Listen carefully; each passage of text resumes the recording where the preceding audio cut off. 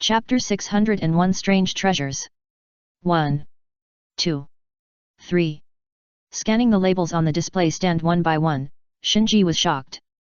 The label on this display stand alone clearly indicated the destruction of 3 worlds and the decline of more than a dozen civilizations.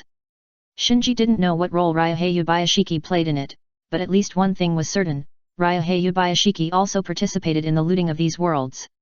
No wonder Yubayashiki Ryuhei is so much better than me in the use of the light. It turns out that he has plundered so many worlds. Shinji sighed secretly, and at the same time had a general understanding in his heart. That is, Yubayashiki Ryuhei, who stands at the top of the Demon Slayer world, actually has the ability to plunder many worlds. In other words, the power level of many worlds is not as good as that of the Demon Slayer world. Otherwise, Yubayashiki Ryuhei would not be so arrogant, plundering so many worlds and civilizations, and collecting so many spoils. If the Demon Slayer world is a strong world, then the ninja world is not. Shinji's shadow clone suddenly ignited a glimmer of hope to fight against the Overlord. Yubayashiki Ryuhei is indeed very strong, but if he is really placed in the ninja world, he is just a super shadow level. If his information is leaked and he is targeted, perhaps only a shadow level strongman can lead the team and use the sealing technique to easily solve him. Although the ninja world does not have a clear level division, there is at least the 6 paths level above the super shadow, and the bloodline network, which is obviously 1 level stronger than the 6 paths level. The thoughts of Shinji's shadow clone gradually diverged: if I can achieve a bloodline network like Kagaya Otsutsuki, maybe I can fight against the Overlord of Terror. After a while, he gathered his thoughts and shook his head. The biggest problem now is that he has no idea how strong the Overlord of Terror is, or in other words, what form the Overlord of Terror is in. He doesn't know the existence of the state at present, so he can't compare the strength between the bloodline net and the fear Overlord. And to achieve the bloodline net is not just a casual talk. In the 1000-year history of the ninja world, only Kagaya Otsutsuki has clearly reached that level. As for the 6-path sage, he may have reached the level of bloodline net at a certain time point, but because of his later actions of weakening himself, such as founding the ninja clan and splitting the 10 tails, he eventually fell back to the level of 6 paths and died of old age. So even if the bloodline net can fight against the fear Overlord, it is difficult for Shinji to reach the level of bloodline net. After calming down, Shinji's shadow clone bypassed the display stand and came to the inside of the secret room. There is a desk inside the secret room, and there are 3 exquisite wooden boxes like safes next to the desk. 2 of the wooden boxes are open and empty, and only the 3rd wooden box is closed. I don't know if there are any items stored in it. After observing the wooden box, Shinji's shadow clone did not act rashly, but came to the desk and checked the desk. After searching for a while, Shinji's shadow clone found a notebook on the desk, and this notebook was the record left by Yubayashiki Ryuhei when he traveled through various worlds. Finally found it. Shinji's shadow clone was overjoyed and quickly opened the notebook. Yubayashiki Ryuhei traveled through 7 worlds in total, 3 of which were being swallowed by the Overlord and the space barrier was weakened, so he easily crossed the space barrier and traveled through them like Shinji did at the beginning. But unlike Shinji, after he entered the 3 worlds that were about to be destroyed, he immediately plundered them wantonly, taking advantage of the opportunity when those worlds were on the verge of destruction and the lantern bearers in those worlds had no time to take care of them, and made a lot of money. It was precisely because of such plundering that he gained too much that he became more and more greedy. Finally, when he plundered the 3rd world, he evacuated too late and was spotted by the Overlord. He followed the breath and found the Demon Slayer world. As for the other 4 worlds, because their power levels were not as good as the Demon Slayer world, after Yubayashiki Ryuhei traveled there, they were also half trading and half plundering. According to the notes, Yubayashiki Ryuhei had launched more than a dozen demon disasters and destroyed many weak civilizations. The reason why he was able to fight against Nagato in the Battle of Grass Country and forcibly kill the old man of the Otsutsuki branch family under the siege of a group of masters was because he harvested the flesh and blood of the creatures in these civilizations and was in the best state. Fortunately, I didn't act blindly at that time. Looking at the notes, Shinji's shadow clone was secretly afraid. If he hadn't tried every means to attract various forces to gather in Grass Country at that time, greatly consuming Yubayashiki Ryuhei's state, if he had fought alone, he would not have been the opponent of Yubayashiki Ryuhei in his peak state at that time. After reading the entire notebook, Shinji's shadow clone began to think. The number of worlds that Yubayashiki Ryuhei has traveled through is actually much less than he expected. From this, it can be seen that if you want to travel to other worlds, even if you are a lantern bearer, you need a certain opportunity, and you can't travel arbitrarily and go wherever you want. Because the worlds that Yubayashiki Ryuhei traveled through are mostly weaker in power than the Demon Slayer world, there is only one world that is barely on par with the Demon Slayer world, and that is the technological world where he obtained the eye-level restrainer. Because he was afraid of the other party's technology, Yubayashiki Ryuhei kept a low profile in that world and chose to trade by barter. Closing the notebook, Shinji looked at the wooden box next to him. The 3 wooden boxes should contain the 3 items that Yubayashiki Ryuhei collected, which are also quite useful for his level. One of them should contain the eye restrainer, which was consumed in the Battle of the Grass Country. According to the notes, there is another one, which should be a rare treasure called hemolytic particles, which can allow Yubayashiki Ryuhei to maintain his will and form in the form of blood, and will not be unable to recover due to genetic collapse. The wooden box was empty, indicating that this treasure was also destroyed in the Battle of Grass Country. As for the 3rd wooden box, it should contain a spiritual object called Quetzalcoatl Rudder, which was taken from the lantern bearer of a certain world by Yubayashiki Ryuhei after he assassinated him. Shinji's shadow clone carefully opened the 3rd wooden box and found that there was indeed a beautiful compass inside. After taking it out, he fiddled with it for a while, and then combined with his notes, he quickly figured out the purpose of this Quetzalcoatl Rudder. Its function is very simple, that is, after marking a world, no matter how far away that world becomes from your world, you can easily shuttle back there again. It's just a small favor, please help. Chapter 602 Test. Shinji checked and found that the world marked in the Quetzalcoatl Rudder at this time was the ninja world where he was. Tisk. Shinji spat lightly. In other words, in order to ensure the capture of the ninja realm, Yubayashiki Ryuhei had already marked the ninja realm with the Quetzalcoatl Rudder. When he read the notes before, Shinji was secretly surprised. You know, in each world, the movement in the chaos is disordered, and there are solid space barriers between each other. It is reasonable for Yubayashiki Ryuhei to encounter the ninja realm once, but it is unreasonable for the other party to accurately locate the ninja realm again and again. After all, the hand demon that invaded the ninja realm for the first time in Demon Slayer world was made by Shinji through the power of the lamp. Quickly teleported over and killed it. Ordinarily, when Shinji killed the demon in time, the connection between the 2 worlds had been cut off. So until he found this Quetzalcoatl and confirmed that the world marked in it was the ninja world, Shinji's doubts were solved. Then, he felt a sense of fear again. If he had not found this place in time and taken the Quetzalcoatl first, when the Overlord of Terror devoured the entire Demon Slayer world, the Quetzalcoatl would have fallen into the hands of the Overlord of Terror. At that time, the Overlord of Terror might not even need to look for traces, and could directly descend to the ninja world through the ninja world coordinates marked in the Quetzalcoatl. That was close. After carefully putting away the Quetzalcoatl, Shinji glanced at the secret room again. Perhaps because the power levels of the worlds that Yubayashiki Ryuhei traveled through were not very high, the spoils here were not as rich as Shinji had imagined before, and they were more symbolic and belonged to the category of souvenirs. The only things that were truly valuable were the notebook and the Quetzalcoatl Rudder in the wooden box. After confirming that nothing was left behind, the shadow clone left the secret room, handed the notebook and the Quetzalcoatl Rudder to Shinji himself, who was guarding outside, and then released himself to restore his memory. After recovering the memory of the shadow clone, Shinji secretly said, if most of the worlds were the ones that Ryuhei Yubayashiki encountered when he traveled through time, and if he was really targeted by the Overlord, there would really be no room for resistance. But if it was the ninja world, there might still be a little hope. Time was running out, so Shinji did not continue to sigh, but immediately turned back to Ryuhei Yubayashiki's study. Shinji did not have time to read the information carefully, so after a simple screening, he packed all the information he thought was useful and sealed it in the seal scroll. After doing all this, he did not stop and rushed to another secret base of Ryuhei Yubayashiki. Afterwards, Shinji plundered 4 or 5 bases of Ryuhei Yubayashiki in a row. The things in these bases are obviously much worse than the previous ones, but there are also some information that Shinji thinks is very important, as well as some precious medicinal materials, poisons and other materials unique to the Demon Slayer world. After looting these bases of Yubayashiki Ryuhei, Shinji decided to immediately join Karin and others and leave the Demon Slayer world. Because the essence of the Demon Slayer world had long been looted by Yubayashiki Ryuhei, and Shinji has now looted his base, there is no need for Shinji to waste time collecting materials all over the world. After all, this world is already food in the mouth of the Overlord, and the more you keep, the more danger you will have. In the small valley.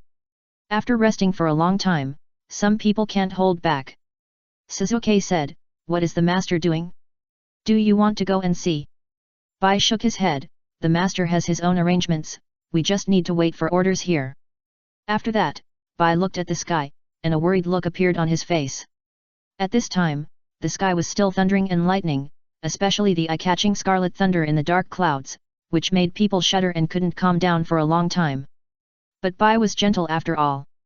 Although he joined the Demon Slayer Corps for a purpose, he had established feelings with his colleagues in the Demon Slayer Corps during the days of training in the Demon Slayer Corps.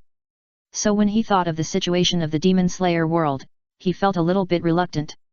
On the other side, Karin and Yakumo chatted casually.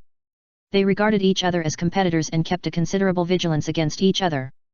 They chatted casually, but guessed each other's true identity in their hearts. At this time, Suzuki, who was bored, looked at Karin and walked over.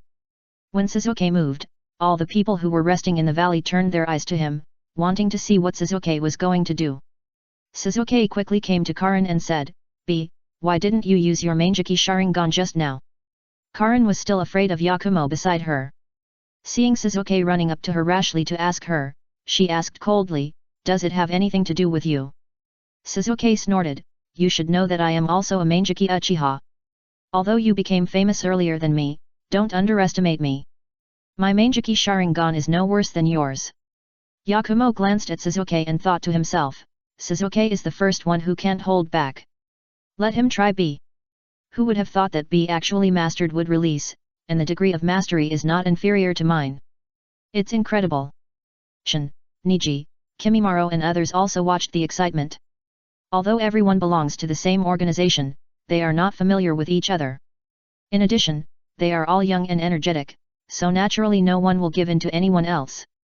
Facing Sasuke's provocation, Karin stood up directly, "You want to challenge me?" If she were facing Suzuki in her own identity, she would definitely choose to avoid him without hesitation, but now she is the B of the Akatsuki organization.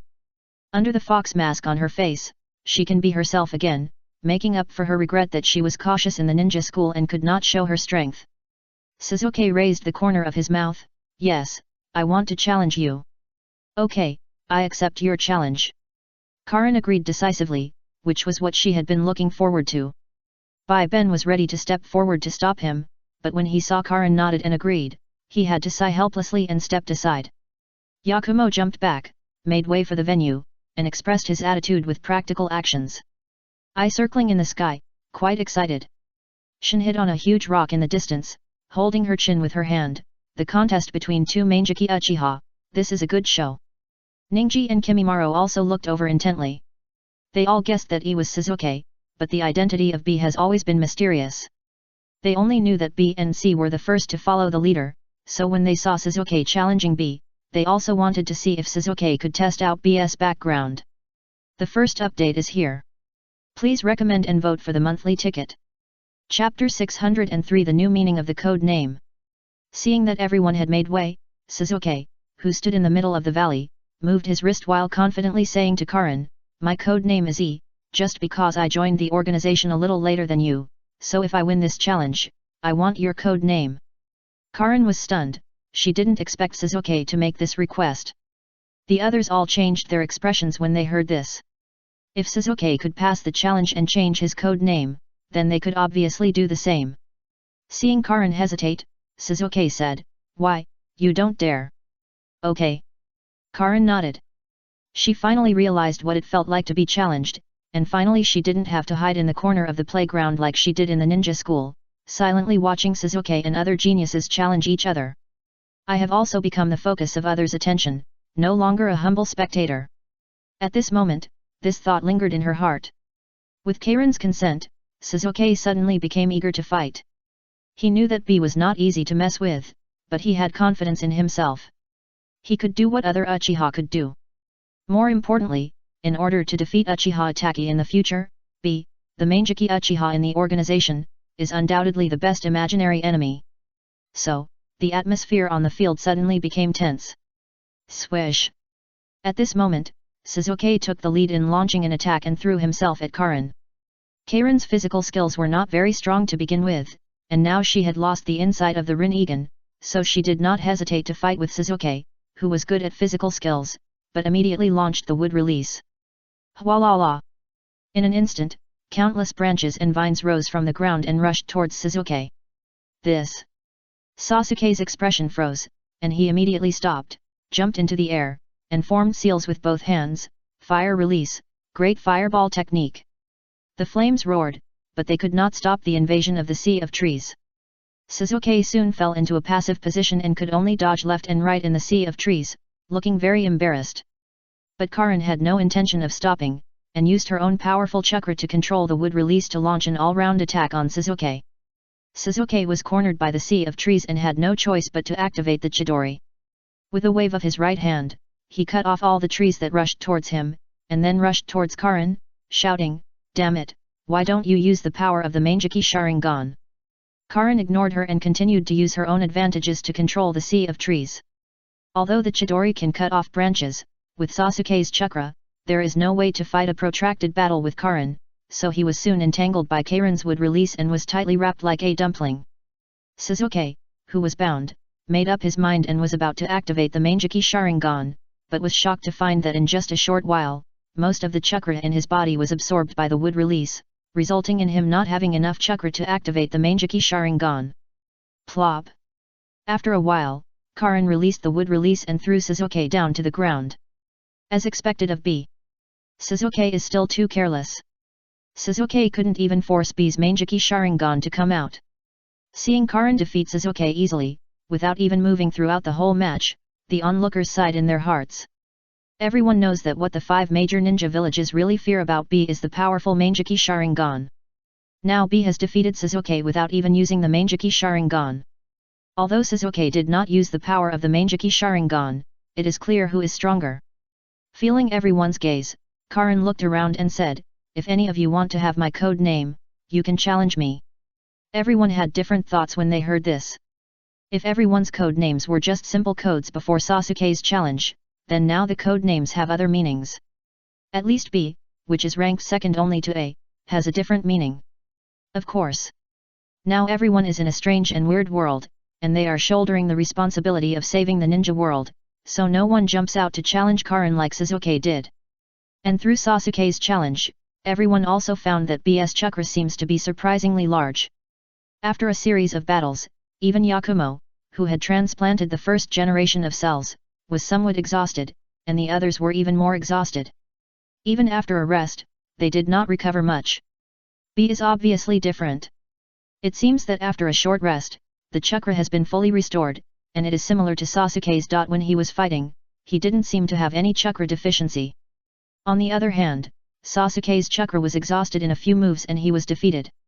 The small valley was calm again, but this time, everyone was more wary of each other and had a stronger sense of competition. After a long time, with the sound of swish, Shinji, who had looted all the important bases of Yabayashiki Ryohei, returned to the small valley. "My lord!" Seeing Shinji coming, everyone stood up and saluted. Seeing the traces of fighting in the small valley, Shinji frowned and asked alertly, "What's going on?" Karen quickly told about Sasuke's challenge just now. Hearing that it was only Sasuke's challenge, and not the Tsugakoku Yoshiichi projected by the Overlord of Fear, Shinji secretly breathed a sigh of relief. Immediately, he glanced at the unconscious Suzuki again, a little speechless. After confirming that everyone was not contaminated by the Overlord of Fear, Shinji said, "The mission has been completed, and we will return to the ninja world now." The mission has been completed. The ninja world is finally safe. Great! Everyone's face showed joy. The crisis of the ninja world not only weighed on Shinji's mind, but also on theirs.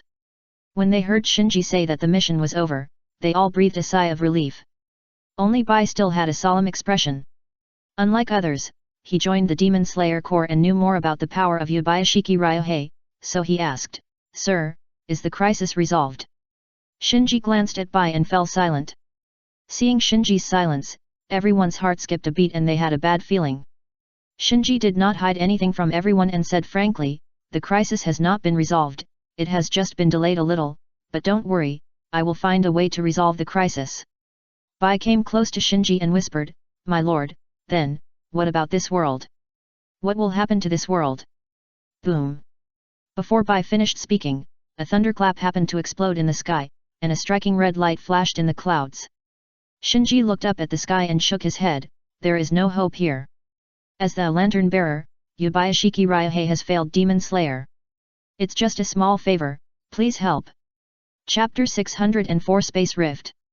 After retracting his gaze, Shinji did not say anything more.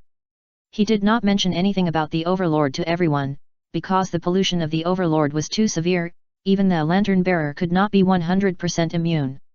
Yubayashiki Ryuhei was targeted by the Overlord because of his greed. So at least before the Overlord devoured the Demon Slayer world and really began to infiltrate the ninja world, Shinji had to keep the secret as much as possible and do his best to delay the time for the Overlord to find the ninja world. Using the power of his lamp, Shinji silently opened a space crack. Seeing this, Karin and the others consciously stepped into the crack one after another and returned to the ninja world. Bai, who stayed at the end, hesitated for a moment, and asked Shinji unwillingly, "Sir, is there really no hope in this world?" Shinji nodded, "Yes." Bai said, "Can you give me some time? I think." Shinji did not refuse, but said lightly, "Even if you tell them the truth, what's the use?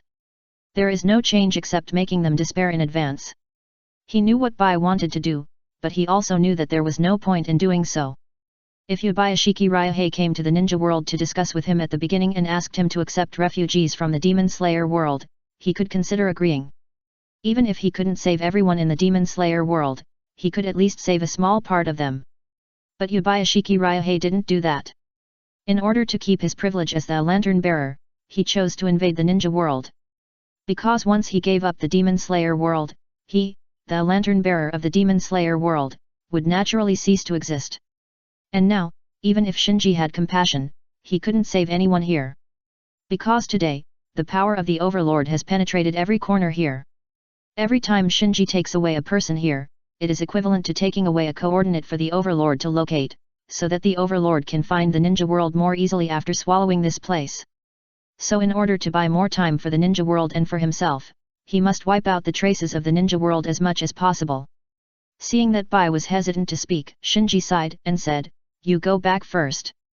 I'll go check on the Demon Slayer core." "Yes." Out of trust in Shinji, Bai said no more and turned around and stepped into the space crack to return to the ninja world. Swish! As soon as Bai left, a new space crack suddenly appeared on a huge rock not far away, and then a man in a black robe walked out of the space crack. After seeing Shinji in the valley, the other party was obviously stunned for a moment and secretly became alert. "Hey!" Shinji, who had just sent away all his subordinates, was also stunned at this moment.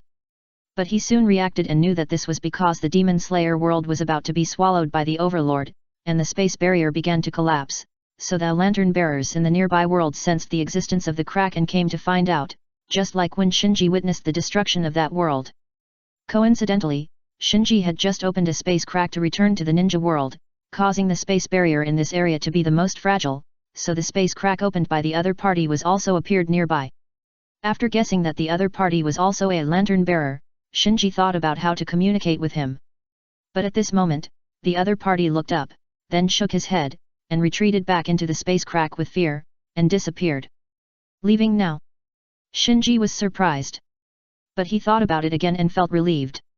Unlike the world that Shinji had witnessed before, which was about to be destroyed, although that world was seriously infiltrated by the Overlord, the lantern bearers were still there, so other lantern bearers could use that world that was about to be destroyed as a temporary trading place and take the opportunity to trade with other lantern bearers. But the Demon Slayer world is different. The lantern bearers here have already died.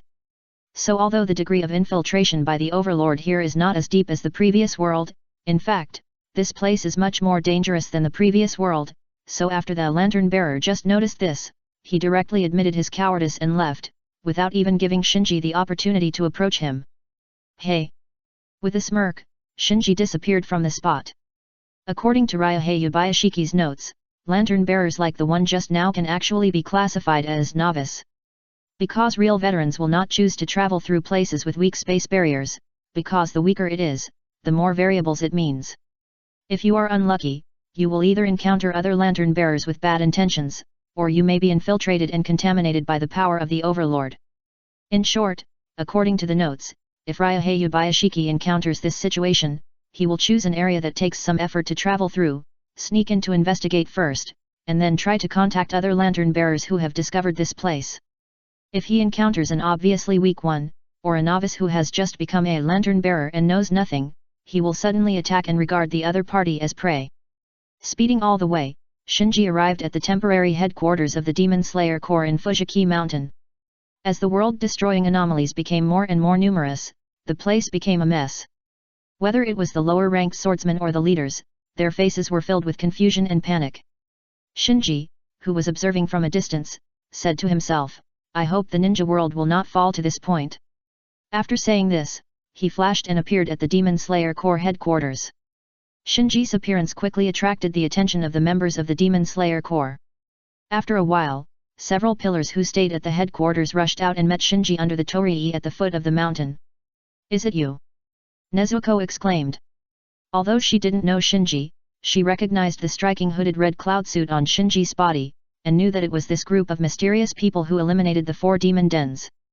Buzugawa Swanya asked, "Who are you? Is Bing in the same group as you?" Shinji said lightly, "Do you want to know the news of the missing pillars?" The members of the Demon Slayer Corps were all stunned, and then, even their breathing became heavier. Swanya was even more anxious, "Do you know where they are?" Shinji nodded and said, "They did not betray the Demon Slayer Corps, they are just using their methods to save the world, what a pity." Kaneo asked, "What a pity?" "It's a pity that their methods are wrong." After a pause, Shinji said, "Don't hate them, don't look for them, cherish the remaining time." After that, Shinji disappeared with a whoosh. After Shinji left, the members of the Demon Slayer Corps looked at each other. After a long time, Swanya said in a hoarse voice, "So, did my brother fail? The first update is here. Please recommend and vote for the monthly ticket." Chapter 605 Hot Potato. Rumors about the end of the world have long been rampant. Even the most determined people are affected by all kinds of strange visions and feel that something is wrong.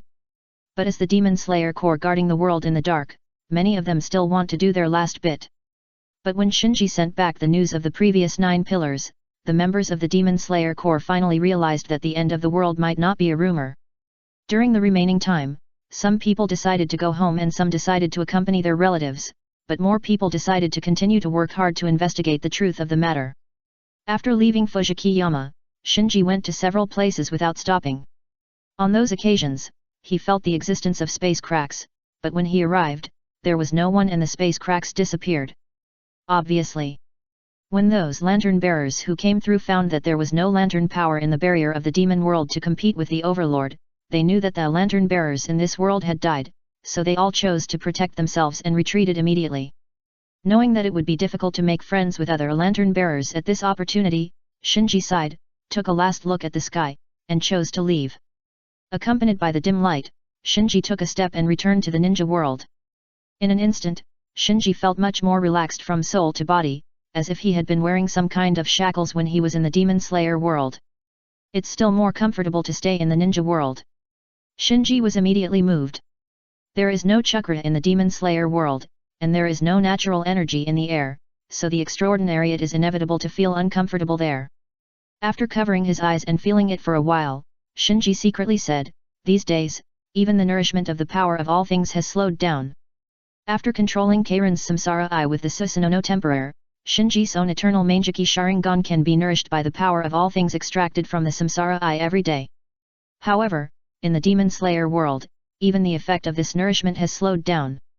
This made Shinji more deeply realize the impact of the worlds of different power levels on the upper limit of the strength of the lantern bearer. Just like Yubayashiki Ryuhei, he has basically reached the ultimate height that the Demon Slayer world can reach, so it will be very difficult for him to improve later. Relatively speaking, Shinji does not have this kind of distress. Because the theoretical upper limit of the ninja world is frighteningly high, even Kagaya Otsutsuki, who has achieved the bloodline net, still has enemies to fear. Therefore, in the ninja world, Shinji doesn't have to worry about being restricted by the upper limit of the power in the world in the short term. He just needs to focus on improving his strength. After adapting a little, Shinji simply identified the direction and then rushed towards Konoha at full speed. When he sent his subordinates back before, he had told them to disperse after returning to the ninja world, so he didn't have to worry about Karin and the others at this time. Soon, Shinji returned to Konoha and replaced his shadow clone that stayed in the village. No big things happened in the village these days. The biggest thing was that the annual final exam of the ninja school had come again. Perhaps because of the recent emergence of geniuses in the ninja school, the final exam has not only become a big event in the ninja school, but also a topic of conversation in the village. Whether it is the streets and alleys or the mansions of the rich, everyone is talking about this final exam.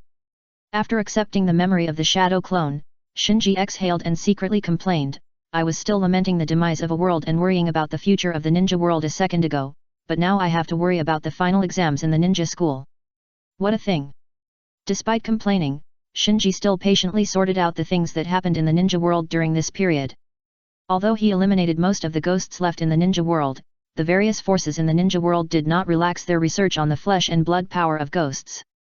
Even Konoha is doing related research in private. The data accumulated by Tsunade's team in the development of aging drugs has now become the focus of reverse research, and has made considerable progress. In addition, according to the information obtained by the Kusagakure village, other villages are secretly collecting drugs that can stimulate cell growth or enhance cell activity, and even the Hidden Rain village is no exception. After reading the information provided by Kusagakure village, Shinji thought to himself, that's right. The demons have tapped into the power of flesh and blood to such an extent. How could the ninjas turn a blind eye to it? Ninjas don't have any sectarianism. For ninjas, as long as it is to enhance themselves, whether it is physical skills, illusions, ninjutsu, or secret skills, or even forbidden skills that violate taboos, there will be people to study and practice. During several ninja wars, each village would collect the corpses of ninjas from other ninja villages on the battlefield for research. As for sending spies to steal ninjutsu and secret skills from other villages, or kidnapping blood ninjas from other villages, it was commonplace. After shaking his head and smiling bitterly, Shinji took out the research materials he had looted from Yubayashiki Ryohei. When it comes to the study of demons, no one is more in-depth than Yubayashiki Ryohei, the Demon King, so with these materials in hand, Shinji doesn't have to worry about being left behind by the research teams of other villages. While sorting out the materials, he was thinking about his next plan. The Overlord of Fear is currently devouring the Demon Slayer world. Although the Demon Slayer world has lost the Lantern Bearer, it is still a whole world after all. It will take some time for the Overlord of Fear to completely devour it, so Shinji still has time to strengthen himself. The problem facing him now is how to strengthen himself. I have to put my own impact on the Samsara Eye on the agenda. Soon, he had his first goal. After the Samsara Eye plan was successful on Karin, he could actually copy the successful experience of Karin and open his own Samsara Eye. Once he has his own Samsara Eye, his strength will be able to reach a higher level. But the Samsara Eye alone is obviously not enough. He also needs to impact the stronger Six Paths level, or even the Immortal Bloodline net. It's just that there is no obvious promotion channel among these levels. Uchiha Madara has only reached the step of awakening the Samsara Eye throughout his life, and is still a long way from the real Six Paths level. Finally, with the help of Nagato, Obito, Black Zetsu, and various coincidences, he became the Ten Tails Jinchuriki and crossed the threshold of the Six Paths level with difficulty. Therefore, there is almost no clear promotion channel from Super Shadow to Six Paths level. The only chance seems to be the Ten Tails, which is coveted by all forces. It's just a small favor, please. Chapter 606 Target Upgrade. Before going to the Demon Slayer world, Shinji's goal has always been his own Samsara Eye plan and Reincarnation Eye plan, because in the ninja world, as long as you have a pair of Samsara Eye or Reincarnation Eye that belongs to you, you are basically at the top of the ninja world. Others are just experience and skill training. The Fourth Ninja World War in the original time and space and after the war, Naruto and Sasuke were actually no more than that. But after going to the Demon Slayer world and learning the power of the Overlord of Terror, he knew that this level was far from enough to fight against the Overlord of Terror. So he had to raise his goal to the Six Paths level, or even the Bloodline net. Are you going to take the Ten Tails? Shinji frowned slightly. The Six Paths level is actually just Shinji's own understanding, and this level does not exist in the ninja world. Because the only people who have truly reached the Six Paths level are Otsutsuki Kagaya and the Six Paths Sage, who are characters in mythological stories, except for Obito and Uchiha Madara, who used the 10 tails in the 4th Ninja World War. Even the first generation, who is called the God of the Ninja World, is obviously different from this level. Shinji thought for a long time and found that apart from becoming the 10 tails Jinchuriki, he really couldn't find any other way to steadily advance to the 6 paths level. If we plan to take the 10 tails, it means we will be hostile to the 5 major ninja villages and Nagato's Akatsuki organization at the same time. After a pause, Shinji shook his head.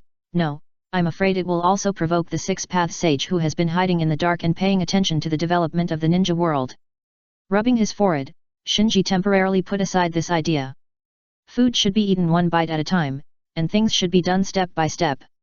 He can't be confused because of the threat of the Overlord. His top priority now is to copy Karen's successful experience and open his own samsara eye. In the next few days, Shinji returned to the peaceful life of the ninja school. Because the invasion of Yabayashiki Ryuhei came to an end, he had a very relaxed life these days, and the fatigue accumulated in his body and mind was also relieved. However, other people were not as leisurely as him. Suzuki, who was knocked unconscious by Karen during the sparring, was carried back to the ninja world by everyone. After waking up, he regarded this incident as a great shame. So he practiced like crazy these days, as if he was holding back his energy to challenge B again. Suzuki was not the only one who was stimulated. After Karen defeated Suzuki, she looked around and said something that stimulated others to some extent. So Yakumo, Niji, Kimimaro, and even Shin, after returning to the ninja world, consciously stepped up their practice. Ring, ring, ring. It was another early morning, and with the ringing of the class bell, Irika came to the classroom holding a document. Looking at the energetic students below, Irika smiled. It seems that you have heard about the final exam. Inyazuka Kaiba raised his hand and asked, Teacher Irika, I heard that this exam is more difficult than the previous ones. Is this true? Everyone else below looked at Irika on the podium. Irika nodded gently. Well, the final exam of the ninja school this time was formulated by the elders of the advisory elders group, and it is indeed more difficult than before. As he said, Irika looked at Yakumo, Suzuki, and Kimimaro below. Then, he glanced at Naruto and Shin. When the rules of this final exam were just formulated, he protested to the 3rd generation, because this final exam was not just difficult, but completely beyond the scope. Anyone with a discerning eye can see that this so-called final exam is completely aimed at the geniuses who have become famous in the ninja school.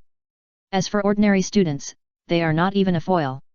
So as a teacher of the ninja school, Irika clearly raised his opposition, but his opposition was too weak in front of the advisory elders group and could not change anything at all. In front of the advisory elders group, ordinary ninja school students are not worth caring about. What they really care about are geniuses like Yakumo and Suzuki who can change the power structure of the village in the future. Irika thought that as long as he convinced the 3rd generation, he could cancel this excessive final exam, but he didn't know that the 3rd generation and the advisory elders were actually in agreement on this issue. Ah! Thinking of this, Irika sighed helplessly. Teacher, what is the final exam this time? We won't go to that scary death forest again, will we? Will it still be conducted in the form of a 3-person group? The students below couldn't help but ask questions. As the atmosphere became more heated, Yakumo, Suzuki, and Kimimaro, who didn't care much about the final exam before, began to have some interest. Yakumo glanced at Suzuki, his expression showing confidence. Humph. Suzuki responded with a light hum. Everyone, be quiet. After letting everyone quiet down, Irika said, this final exam involves actual combat. You are still students, and it is not time for you to be exposed to actual combat.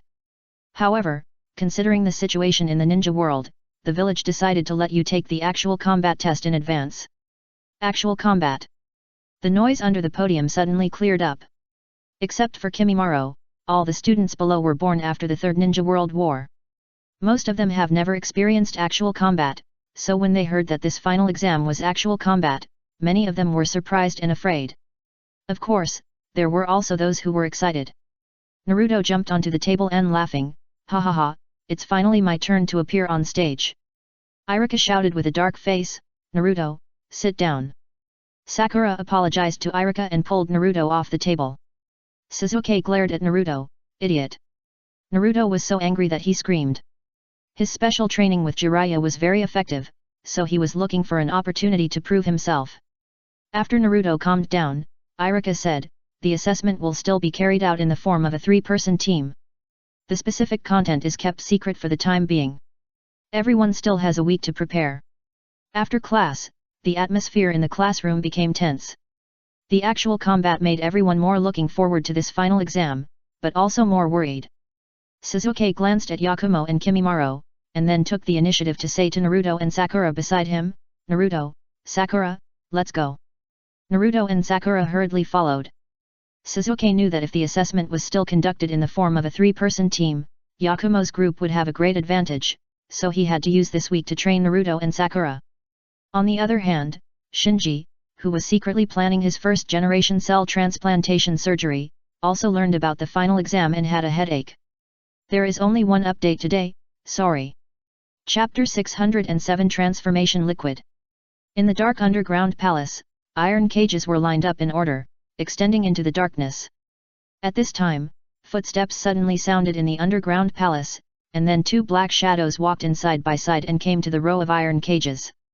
One of the figures asked in a low voice, Orochimaru, are these yet?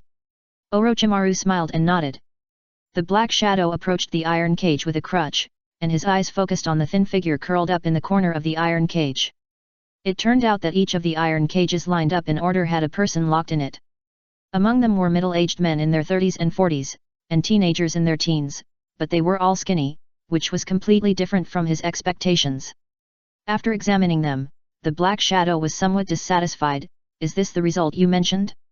Orochimaru, you should know the price of fooling me. Bang! After saying that, the black shadow slammed his cane heavily on the ground, and the sound of a heavy blow echoed in the underground palace. There is no doubt.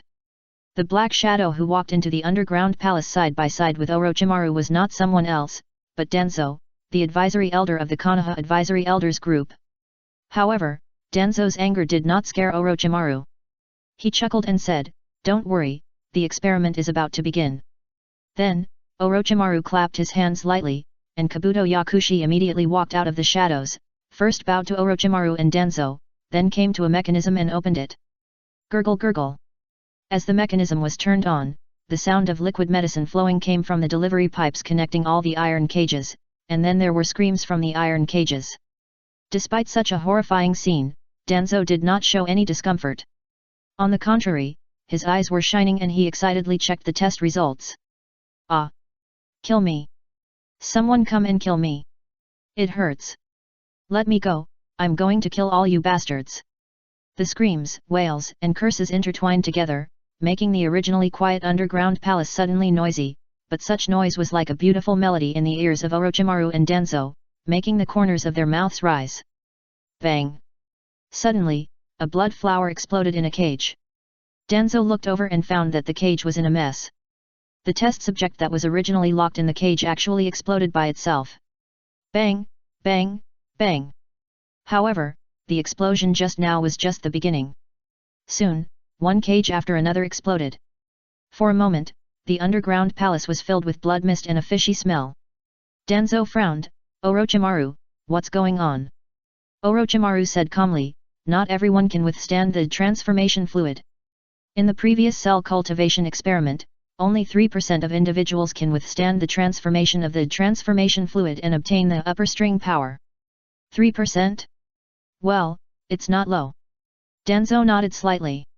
It seemed that the 97% who exploded and died in front of him were not living lives, but dry numbers on paper. Soon, the explosions gradually subsided. The underground palace, which was extremely noisy before, has returned to silence. Listening carefully, there are only some faint groans left. Kabuto Yakushi came to Orochimaru and pushed his glasses. Lord Orochimaru, there are a total of 7 test subjects alive. Danzo said, bring one here for me to see. Kabuto Yakushi glanced at Orochimaru. Orochimaru smiled and nodded. Kabuto Yakushi quickly brought a middle-aged man. The man was sweating profusely, his face was red, his chest was heaving up and down, and he was panting. Danzo looked him up and down, then suddenly swung the crutch in his hand and cut the man's throat with the sharp end of the crutch. You! The man who had survived the transformation fluid originally thought he could survive, but he never expected that the sinister old man in front of him would suddenly kill him. He had no defense at all, so he could only cover his neck and spit out mouthfuls of blood from his mouth. Danzo continued to look. It was found that although the wound on the man's throat was healing, the healing speed was far slower than the bleeding speed. After struggling for a while, he finally collapsed. On the ground, a thick despair remained on the terrified face. Danzo snorted lightly and said dissatisfiedly, "Is this what you call the power of the upper string?" Danzo had seen the recovery ability of the upper string demon with his own eyes. For the wound just now, the upper string demon can recover in 1 or 2 breaths, but the man lying on the ground in front of him obviously cannot reach the level of the upper string demon. Orochimaru seemed to be prepared for this, and explained with a smile, "The effect of the transformation fluid is like this. Although it can greatly enhance the strength of flesh and blood, it is still a big gap compared to those real upper strings." Danzo frowned, "This is different from what you promised me before." Orochimaru continued, "Similarly, the body transformed by it will not become a monster that cannot appear in the daytime like the upper string." Oh! Danzo's frown eased a little when he heard it. The advantages and disadvantages of the upper string demons have long been thoroughly studied by the major ninja villages. The strong vitality and various strange blood demon arts are all coveted by ninjas. But at the same time, the upper string demons also have many shortcomings that ninjas cannot tolerate, such as the inability to irradiate sunlight and the uncontrollable bloodthirstiness. So if the transformation fluid developed by Orochimaru can really eliminate these shortcomings of the upper string demons, then the effect of the flesh and blood power is acceptable even if it is a little worse. With a change of mind, Danzo said to Orochimaru, "Give the original fluid to me." At Orochimaru's signal, Kabuto Yakushi quickly took out a box and handed it to Danzo. After taking the box, Danzo said to Orochimaru, "Haven't you always coveted Uchiha Sasuke? This final exam of the ninja school may be an opportunity for you." Orochimaru put away the smile on his face, "The final exam of the ninja school. Uchiha Sasuke is very likely to be a member of the Akatsuki organization. I don't want him to grow up alive. If you are really interested in him, you'd better seize this opportunity. That kid is growing up very fast. In a few years, he may be the second Uchiha Itachi." As if Danzo's words evoked some bad memories, Orochimaru's face sank, and he smiled sinisterly, "I'll go and see." Danzo nodded, then glanced at the few survivors in the iron cage. In addition to the one he just killed, there are 6 survivors, many of whom look like children of 11 or 12 years old. It's just that he has no interest in these children, because no matter how good the seedlings are, they are not his own direct line, so he wants to take the original liquid of the transformation fluid back and cultivate his confidence himself. As for how many innocent people will be sacrificed in this process, that is not within his consideration. Here is the first update. Please recommend and vote for me. Chapter 608, Transformation and Curse. After Danzo left, Kabuto Yakushi approached Orochimaru and whispered, "Lord Orochimaru, Danzo should want to borrow your hand to help him get rid of Uchiha Sasuke." "Of course I know." Orochimaru snorted. "Danzo is the culprit who led the Uchiha clan to exterminate the Uchiha clan. All the Uchiha remnants like Uchiha Sasuke are a huge threat to him. Sasuke is still young now, and he can barely block the information with the identity of an advisory elder. Once Sasuke grows up and investigates the truth of the Uchiha clan extermination, his situation will be dangerous. After all, the Uchiha are notoriously unruly, not to mention that Sasuke is an Uchiha who has awakened the Mangeki Sharingan." So Danzo seemed to be showing goodwill to Orochimaru, but in fact, Danzo was completely afraid of the growing Uchiha Sasuke. Orochimaru knew this, of course, but he didn't care, because Danzo was right about one thing, that is, he really coveted Uchiha Sasuke. Seeing that Orochimaru was moved, Kabuto Yakushi guessed his thoughts and said immediately, "I will find out the specific content of the final exam of the ninja school this time." Yet, Orochimaru nodded with satisfaction. Then, he looked at the row of iron cages in front of him and asked, "Who survived?" Kabuto Yakushi, who had been prepared, took out a file and handed it to Orochimaru. Taking the file handed over by Kabuto Yakushi, Orochimaru glanced at it. Sakanyu-kan, Kidomaru, Teiwa, Jirobo, Fumimaru, Guren. Looking at it, the corners of Orochimaru's mouth curled up. In this live experiment, many of the subjects were children he valued more. He was surprised that 6 of them survived the transformation of the transformation fluid. Kabuto Yakushi bowed and asked, "Lord Orochimaru, what should we do with these people?" Since they have survived the transformation of the transformation fluid, it would be a pity to throw them away. After a pause, Orochimaru said, the development of the curse seal has reached the experimental stage. They are undoubtedly the best subjects. Let them recuperate for a while, and then prepare to inject them with the curse seal. Although he claimed that his transformation fluid could obtain the power of the upper string, he knew that even if he survived the transformation of the transformation fluid, he could only get less than 1/10 of the vitality of the upper string demon at most. General injuries can indeed recover quickly, but fatal injuries depend on luck, just like the man whose throat was cut by Danzo just now, he didn't survive. Although such recovery ability is already very significant, this is not the whole purpose of Orochimaru's development of the transformation fluid. Because even if it is a real upper string demon, the ninja world now has a lot of there are many ways to kill them, so the recovery ability of the upper rank demon is less than 1/10, which is not a very amazing development result. What Orochimaru really values is the strong physique obtained after the transformation of the transformation fluid, because such a physique can greatly increase the success rate of accepting the curse seal and exert the full power of the curse seal. And the curse seal containing natural energy, which is a low-end version of the immortal art, is the trump card that Orochimaru has been hiding. Even Danzo, who has been secretly cooperating with him, knows nothing about this trump card. In the office of the advisor elder, Uchiha Koharu said to Shinji, the top management attaches great importance to the final exam of the ninja school this time. I hope you know this. Shinji nodded and said, I will try my best. I don't care what means you use, anyway, you must win this exam. After a pause, Uchiha Koharu continued, this will be of great help to your future development in the village. I know. Shinji said perfunctorily. Now, the eternal Manjiki Sharingan in his eye sockets is nourished by the power of all things extracted from the Samsara eye every day, and his pupil power is getting stronger day by day. The matter of transplanting the first generation of cells is about to be put on the agenda, so he doesn't have much thought about the final exam of the ninja school. However, Uchiha Koharu, he still has to deal with it now. If he still has to reach the step of seizing the 10 tails in the end, then he must now grasp the movements of the 5 major ninja villages as much as possible. And getting into the middle and upper levels of the 5 major ninja villages is undoubtedly the easiest way to grasp the movements of the 5 major ninja villages. At that time, whether it is to fish in troubled waters, follow Nagato and Obito to pick up leaks, or directly attack the tailed beasts, they can take the lead in intelligence. Koharu Uchiha seemed to remember something and frowned slightly, are you sure you don't need to change teammates? Change teammates? Shinji was stunned. Koharu Uchiha said, this assessment is still conducted in 3-person teams. Your 2 teammates will definitely hold you back. As an absolute senior in the village, Koharu Uchiha obviously has a certain understanding of each student in the ninja school.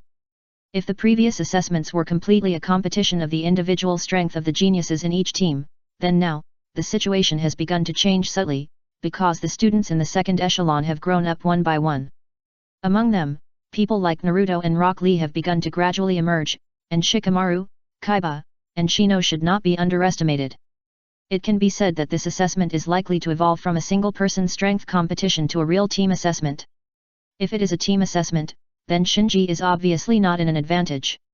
You should know that among the teams competing with Shinji, Sasuke has teammates like Naruto, Yakumo, and Kimimaro are in the same team, and Niji now has Lee to assist. Only Shinji's teammates Shiro and Karin are notoriously obscure in the ninja school, and only Shiro is slightly better at making hand seals and performing ninjutsu. Shinji smiled after reacting, no need. Uchiha Koharu advised, don't act on impulse. We ninjas who can't keep up with our companions will only be a burden. Shinji endured for a long time before he couldn't help but complain about the will of fire that the village has been promoting. Seeing that Shinji had no intention of letting go, Uchiha Koharu continued, okay, you have never let me down before, and I hope you won't let me down this time. In addition, if possible, give priority to defeating Kurama Yakumo. On the practice field, Kakashi said to Sasuke, I can help you cancel the final exam this time. No need. Sasuke simply refused. Kakashi was silent for a while, and suddenly asked, can your Manjiki Sharingan still see clearly now? Sasuke was stunned, and his face suddenly darkened, but he quickly hid the strange color on his face and said, what nonsense are you talking about? Of course my Manjiki Sharingan can see clearly. And I will win this exam. The second update is here. Please recommend and vote. It's a new week soon, and I beg for support from the recommendation votes. Thank you everyone. Chapter 609 Investigation, Order, and Request. Kakashi saw the unnatural look on Sasuke's face for a moment, and sighed in his heart, is it true? It can be said that now, except for Shinji, no one else in the ninja world knows that the pair of Sharingan in Kakashi's eye sockets is actually a Mangeki Sharingan containing the rare space-time eye technique. Because no one could have imagined that a transplanted Sharingan could awaken and open the Mangeki in Kakashi, who was not of Uchiha descent. After realizing that the Sharingan in his left eye was a Mangeki Sharingan, Kakashi secretly explored and applied to the village to check the top-secret information about the Sharingan. As Sasuke's guiding Jonin, Kakashi's application was naturally approved quickly. So, he saw a lot of top-secret information about the research on the Sharingan and even the Mangeki Sharingan since the second generation. With the help of these materials with the confirmation, he not only quickly mastered the method of performing his Mangeki pupil technique, but also explored many characteristics of the Mangeki Sharingan. The most critical point is that the Mangeki Sharingan will gradually lose its light as it is used. Kakashi, who discovered this, was horrified and realized a way to identify whether Sasuke was the E of the Akatsuki organization, which was to test Sasuke's vision. If Sasuke was not the E of the Akatsuki organization, then Sasuke, who had been in the village, should not have used the Mangeki Sharingan several times, and there would be no problem of weakened vision. But if Sasuke was really the E of the Akatsuki organization as the fourth Raikage accused, then Sasuke must have used his Mangeki Sharingan many times, which means that Sasuke's vision would have more or less problems now. Kakashi, who got the answer, was very entangled. Sasuke and Shinji are the last two Uchiha clan members in the village. Once Sasuke's identity as Akatsuki is revealed, they will be suppressed by the village. They will be imprisoned at the least and killed at the worst. In his opinion, this is too cruel for the two children. Even for the sake of his dead friend, he does not want the Uchiha clan to be completely wiped out in the village. Maybe there is still a chance to save it. Looking at Sasuke's leaving back, Kakashi secretly made up his mind. He was ready to suppress this matter temporarily and try his best to guide Sasuke back to the right path. At the same time, he also wanted to secretly investigate and find out the Akatsuki member who often moved around in the village through Sasuke's clue. On the other side, after fleeing from the training ground, Sasuke subconsciously covered his eyes, his face lost its calmness, and thought to himself, damn it, why does Kakashi know that my eyesight is declining? As Kakashi said, after these days of fierce battles, even as the reincarnation of Otsutsuki Indra, Sasuke's Mangeki Sharingan still inevitably suffered from pupil power loss and vision decline. In severe cases, there will even be double vision in the vision. But Sasuke is not confused, because he has learned these secrets of the Mangeki Sharingan from the leader, and also knows that the eternal Mangeki Sharingan can solve this problem. And the key to the eternal Mangeki Sharingan lies in Uchiha Itachi. As long as we kill that guy, everything will be fine. Sasuke knew that Itachi must have the same idea as him, so he worked hard for the leader and the organization. The purpose is to ensure that the organization can help him clear other obstacles in the final battle with Uchiha Itachi. After all, the Dark Dawn that Itachi joined was a group of S-class wanted criminals who were no less vicious than their dawn-breaking. Without the help of the organization, he felt that he didn't even have a chance to fight Itachi fairly. Then, he thought of this final exam. If I can't even beat these classmates in the ninja school, how can I take revenge? I must get first place in this exam. The decline in vision made Sasuke feel a sense of urgency. He must hone his strength to the point where he can defeat Uchiha Itachi before his vision completely collapses, so he has no way out. In the basement laboratory of Konoha Hospital, Tsunade specifically called Yakumo to her side and asked, "What do you think of this final exam of the ninja school?" Opinion. Yakumo was stunned. Tsunade said, "Students of the ninja school can usually become genin only after graduation and get the forehead protector representing the identity of Konoha ninja, so don't you think it's a bit strange to include actual combat in this final exam? Now that you mention it, it's a bit strange." Yakumo seemed to be thinking about something. Tsunade began to explain, "The village leaders want to screen out elites worthy of intensive training through this exam." "What does this mean? I don't need to say more, right?" Yakumo became shy. "Tsunade teacher, I haven't graduated from the ninja school yet, there's no need to be so anxious." Of course she knew what this meant. In fact, the Kurama clan had been seeking a position in the village for her after her rise, but she felt that she was still young and was not anxious about these things. Tsunade shook her head helplessly. She really didn't know what to say to these children who grew up in peacetime. You know, in the wartime, 7 or 8 years old can go to the battlefield. As long as there is a need, students in the ninja school can be granted genin qualifications at any time and sent to the battlefield in batches. Geniuses like Kakashi were promoted to jonin at the age of 11 or 12, and had the power to command a team. Seniority is not the norm in the ninja world. As long as one is strong enough and has great achievements, even a young man who has just started out can defeat the 3 famous ninjas and win the position of Hokage. That is, in the past 10 years after the end of the Third Ninja World War, due to the long-term peace, the old generation has long monopolized power, and the phenomenon of seniority has begun to appear. The rise of the Akatsuki organization has made the current peace in the ninja world extremely fragile. Anyone with a little knowledge knows that it won't be long before the ninja world will fall into a new round of turmoil, and that time will be the time for the new generation to emerge. So as Yakumo's teacher, Tsunade not only has to teach Yakumo ninjutsu, but also how to become a commander and a leader. With this expectation, Tsunade rarely said in a commanding tone, "This time, you must win the test no matter what." The main house of the Hyuga clan. Hayashi asked Niji, "How is your training recently?" Ningji nodded respectfully, "Everything is fine." Yet, after nodding slightly, Hayashi pondered for a moment and said, "This time the ninja school assessment is of great significance, both to you and the family, so please do your best." Ningji hurriedly said, "I will definitely work hard," and Miss Hinata. Hayashi interrupted Niji and sighed, "She can't be counted on. The first update is here. Please recommend and vote for the monthly ticket." Chapter 610 Growth. The village's senior officials and wealthy families know the importance of this ninja school assessment better than the students, so whether it is Danzo, Uchiha Koharu and other advisory elders, or Tsunade's 3 ninjas, or wealthy families like Hyuga, they all have to participate. Because the current situation is like this. In the Grass Country War, Akatsuki has shown its terrifying strength to sweep across a large ninja village.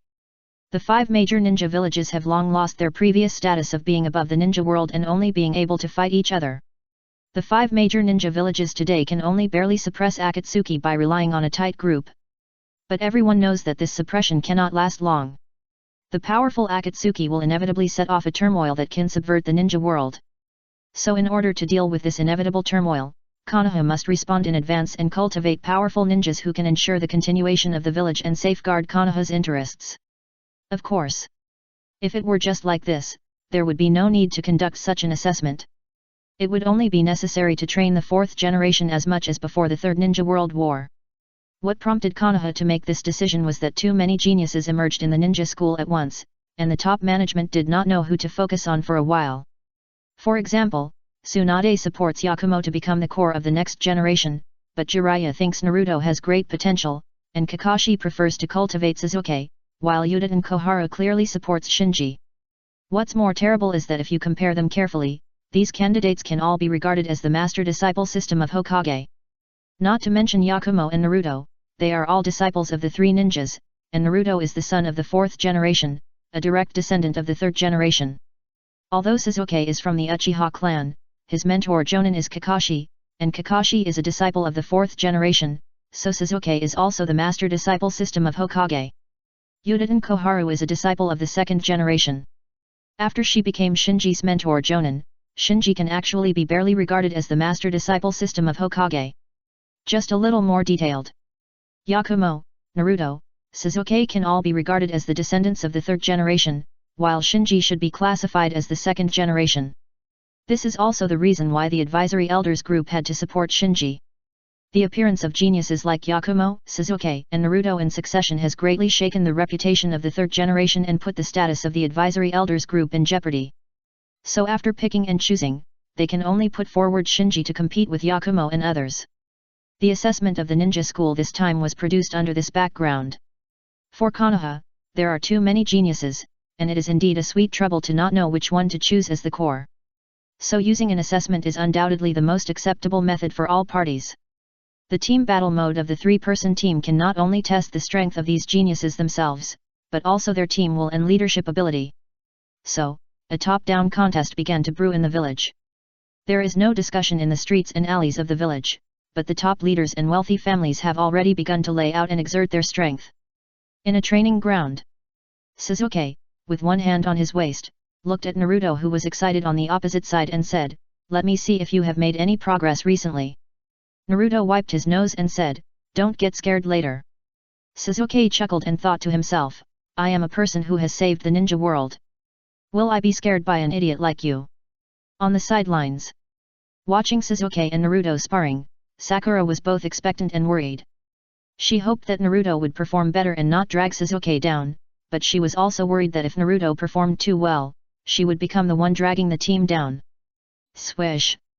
Swish! Amid the sound of breaking wind, the two attacked at the same time. Bang! In an instant, the two arms swung forward, collided with each other, making a low muffled sound, and then immediately started a fierce physical combat. Sasuke grinned, "Nice power." Naruto's face sank. "Sasuke, you have to be careful." Sasuke's face suddenly sank. "What qualifications do you have to tell me to be careful?" Naruto didn't waste any words, and took advantage of the gap between the jumps to quickly transform into a tailed beast. In an instant, an orange-red tailed beast chakra coat was draped over his body. "Hey!" Sasuke was startled and instinctively felt that something was wrong. Naruto did not hold back at all and immediately launched an offensive. After Naruto was draped with the tailed beast chakra coat, both his speed and strength were terribly improved, and he quickly suppressed Sasuke in his normal state on the scene. Sasuke was shocked and thought to himself, "Is this the power of the Nine Tails?" Naruto still went all out. Because in his eyes, Sasuke was a genius in the ninja school, and he, as the last one, could not the existence that he could reach, so he could only try his best. On the sidelines, Sakura opened her mouth in shock. Is this still Naruto? In another practice field, under Tsunade's order and the pressure from the family, Yakumo had to seriously prepare for the final exam. She didn't need to worry about Kimimaro and the team, so she asked Shin out, wanting to take advantage of this time to give Shin special training and enhance Shin's strength. Yakumo talked non-stop, "Shin, this time the test is a real actual combat. Even if there is an invigilator, there are still dangers, so you must improve your strength as soon as possible. Ninjutsu, illusion, etc. are difficult to improve in a short time. Today we will train in physical skills." Shin on the opposite side was absent. She looked at Yakumo, compared the figures of B and D with him, and thought, the body shapes don't match. B and D must have used transformation at that time, or maybe more than transformation, even the aura of chakra is a little different, and they should have performed some kind of sealing secret technique. Thinking of this, Shin pondered again, it should still be D. B is a Manjiki Uchiha, Yakumo only has Red Dragon Eye, not Manjiki Sharingan. As for the spirit who also wears the Pruchna mask, it may be the special ability of Red Dragon Eye. Tisk tisk, I didn't expect Yakumo to hide so deeply. After talking for a long time, Yakumo asked, "Shin, are you listening?" Shin nodded repeatedly, "Of course I'm listening, can we start now?" "Well, try to attack." Yakumo made a starting move. Shin smiled mischievously, then took a deep breath, and her water breathing was used to the extreme by her. With her strong physique as a Miko, she rushed out with a swoosh, as fast as a phantom. "Hey!" Yakumo was stunned for a moment, and she almost didn't react with her red dragon eyes. Bang bang bang! Soon, the two figures intertwined and launched a fierce physical battle in the training ground. The second update is here. Please recommend and vote for me. It's just a small favor, please help me.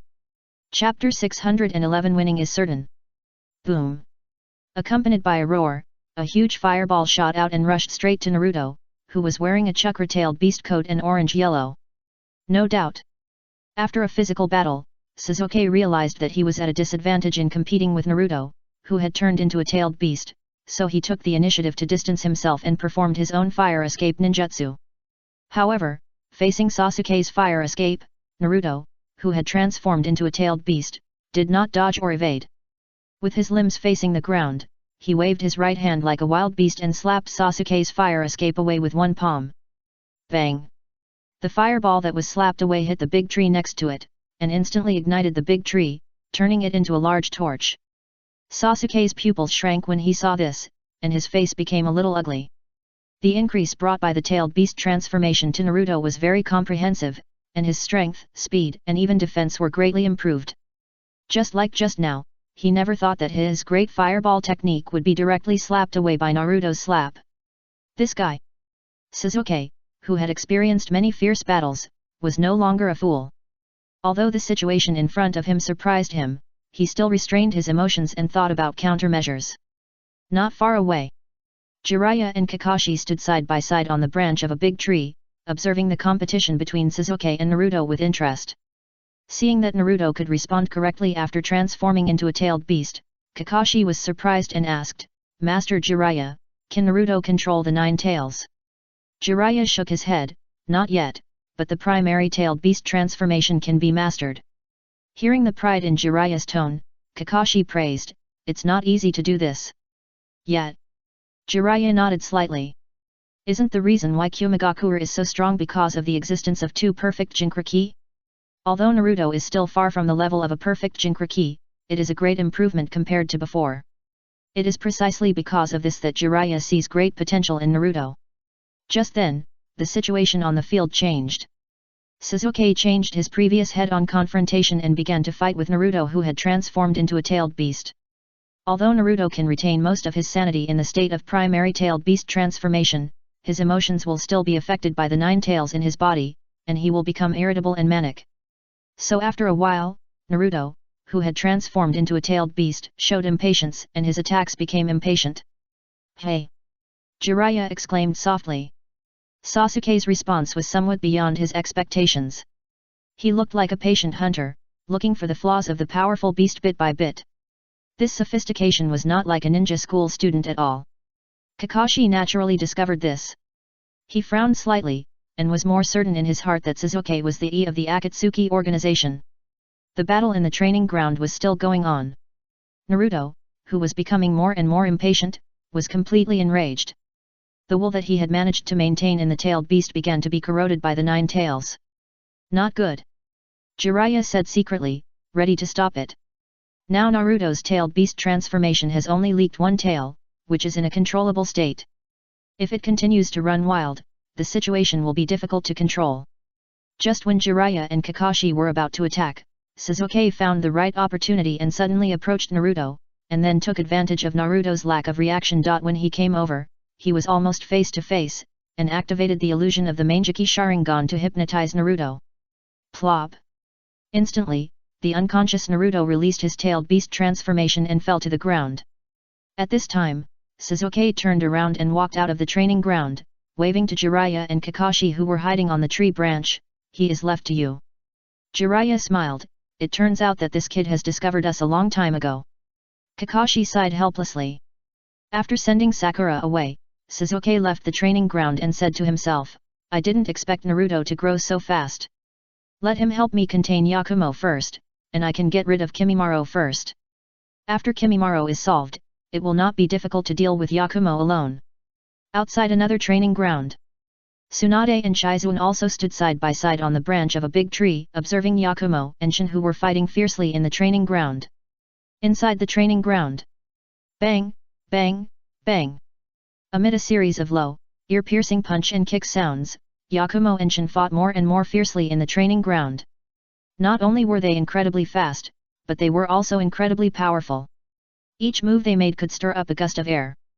If it hit a tree, it would directly break the tree, and if it hit the ground, it would easily create a big hole.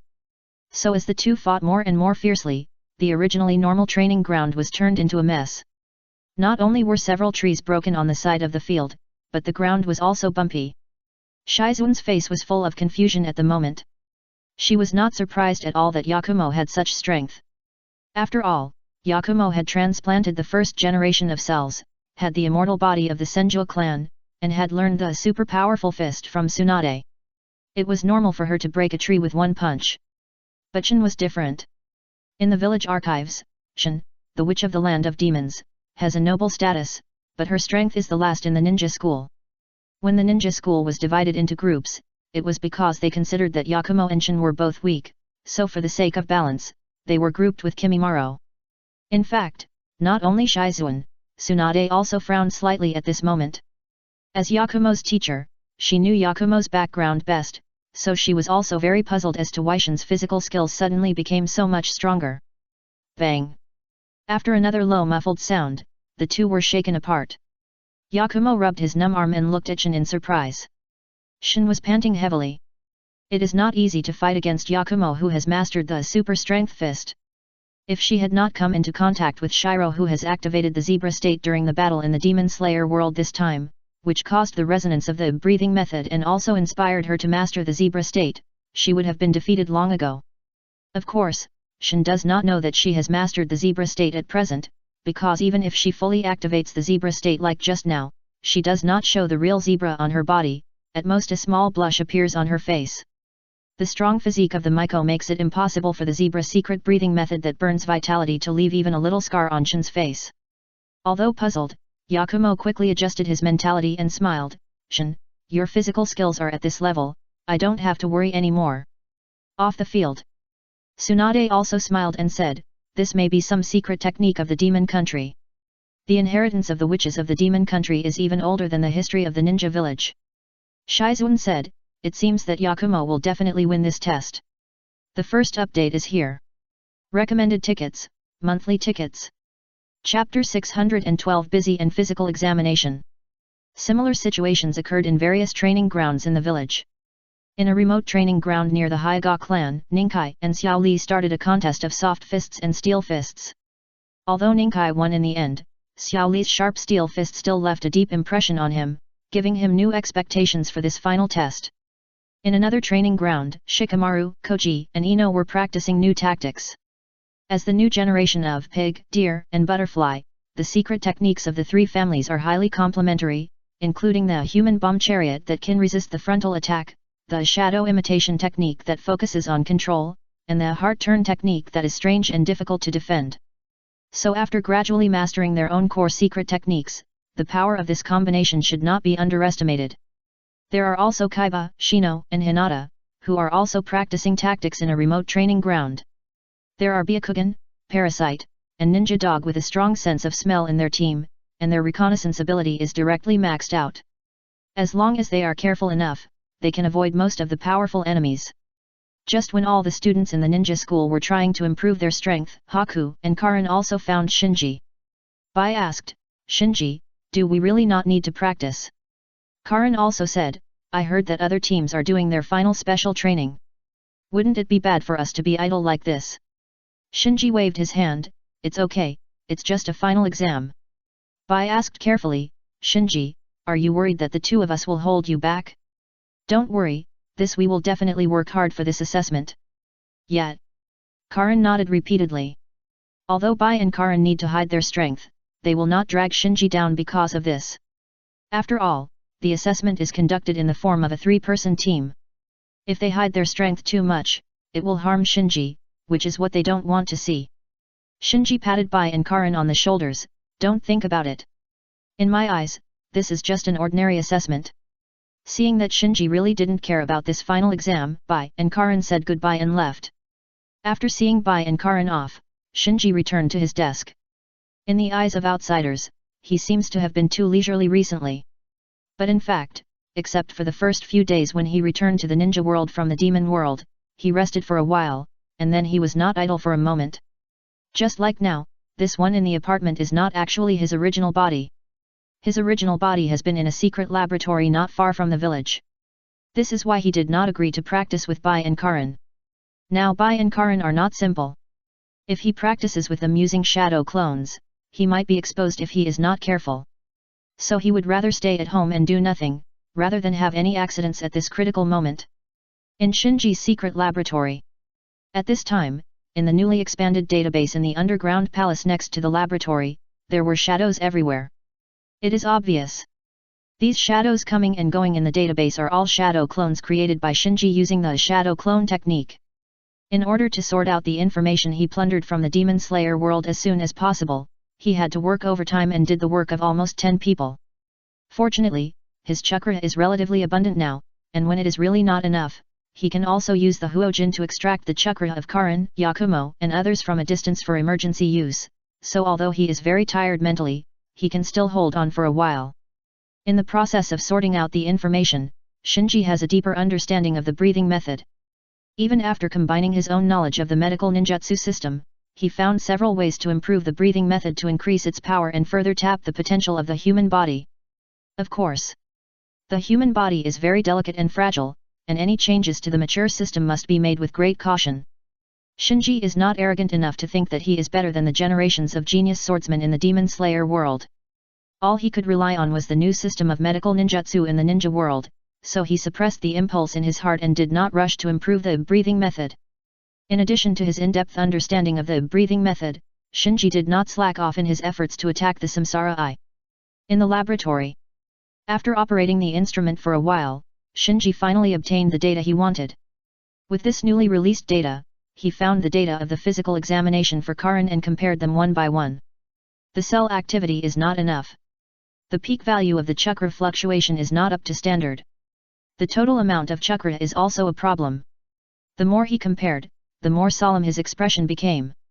Undoubtedly, this newly released physical examination data was his own, and after comparing his data with the data before Karin transplanted the first-generation cells, he found that his data was obviously weaker than Karin in all aspects.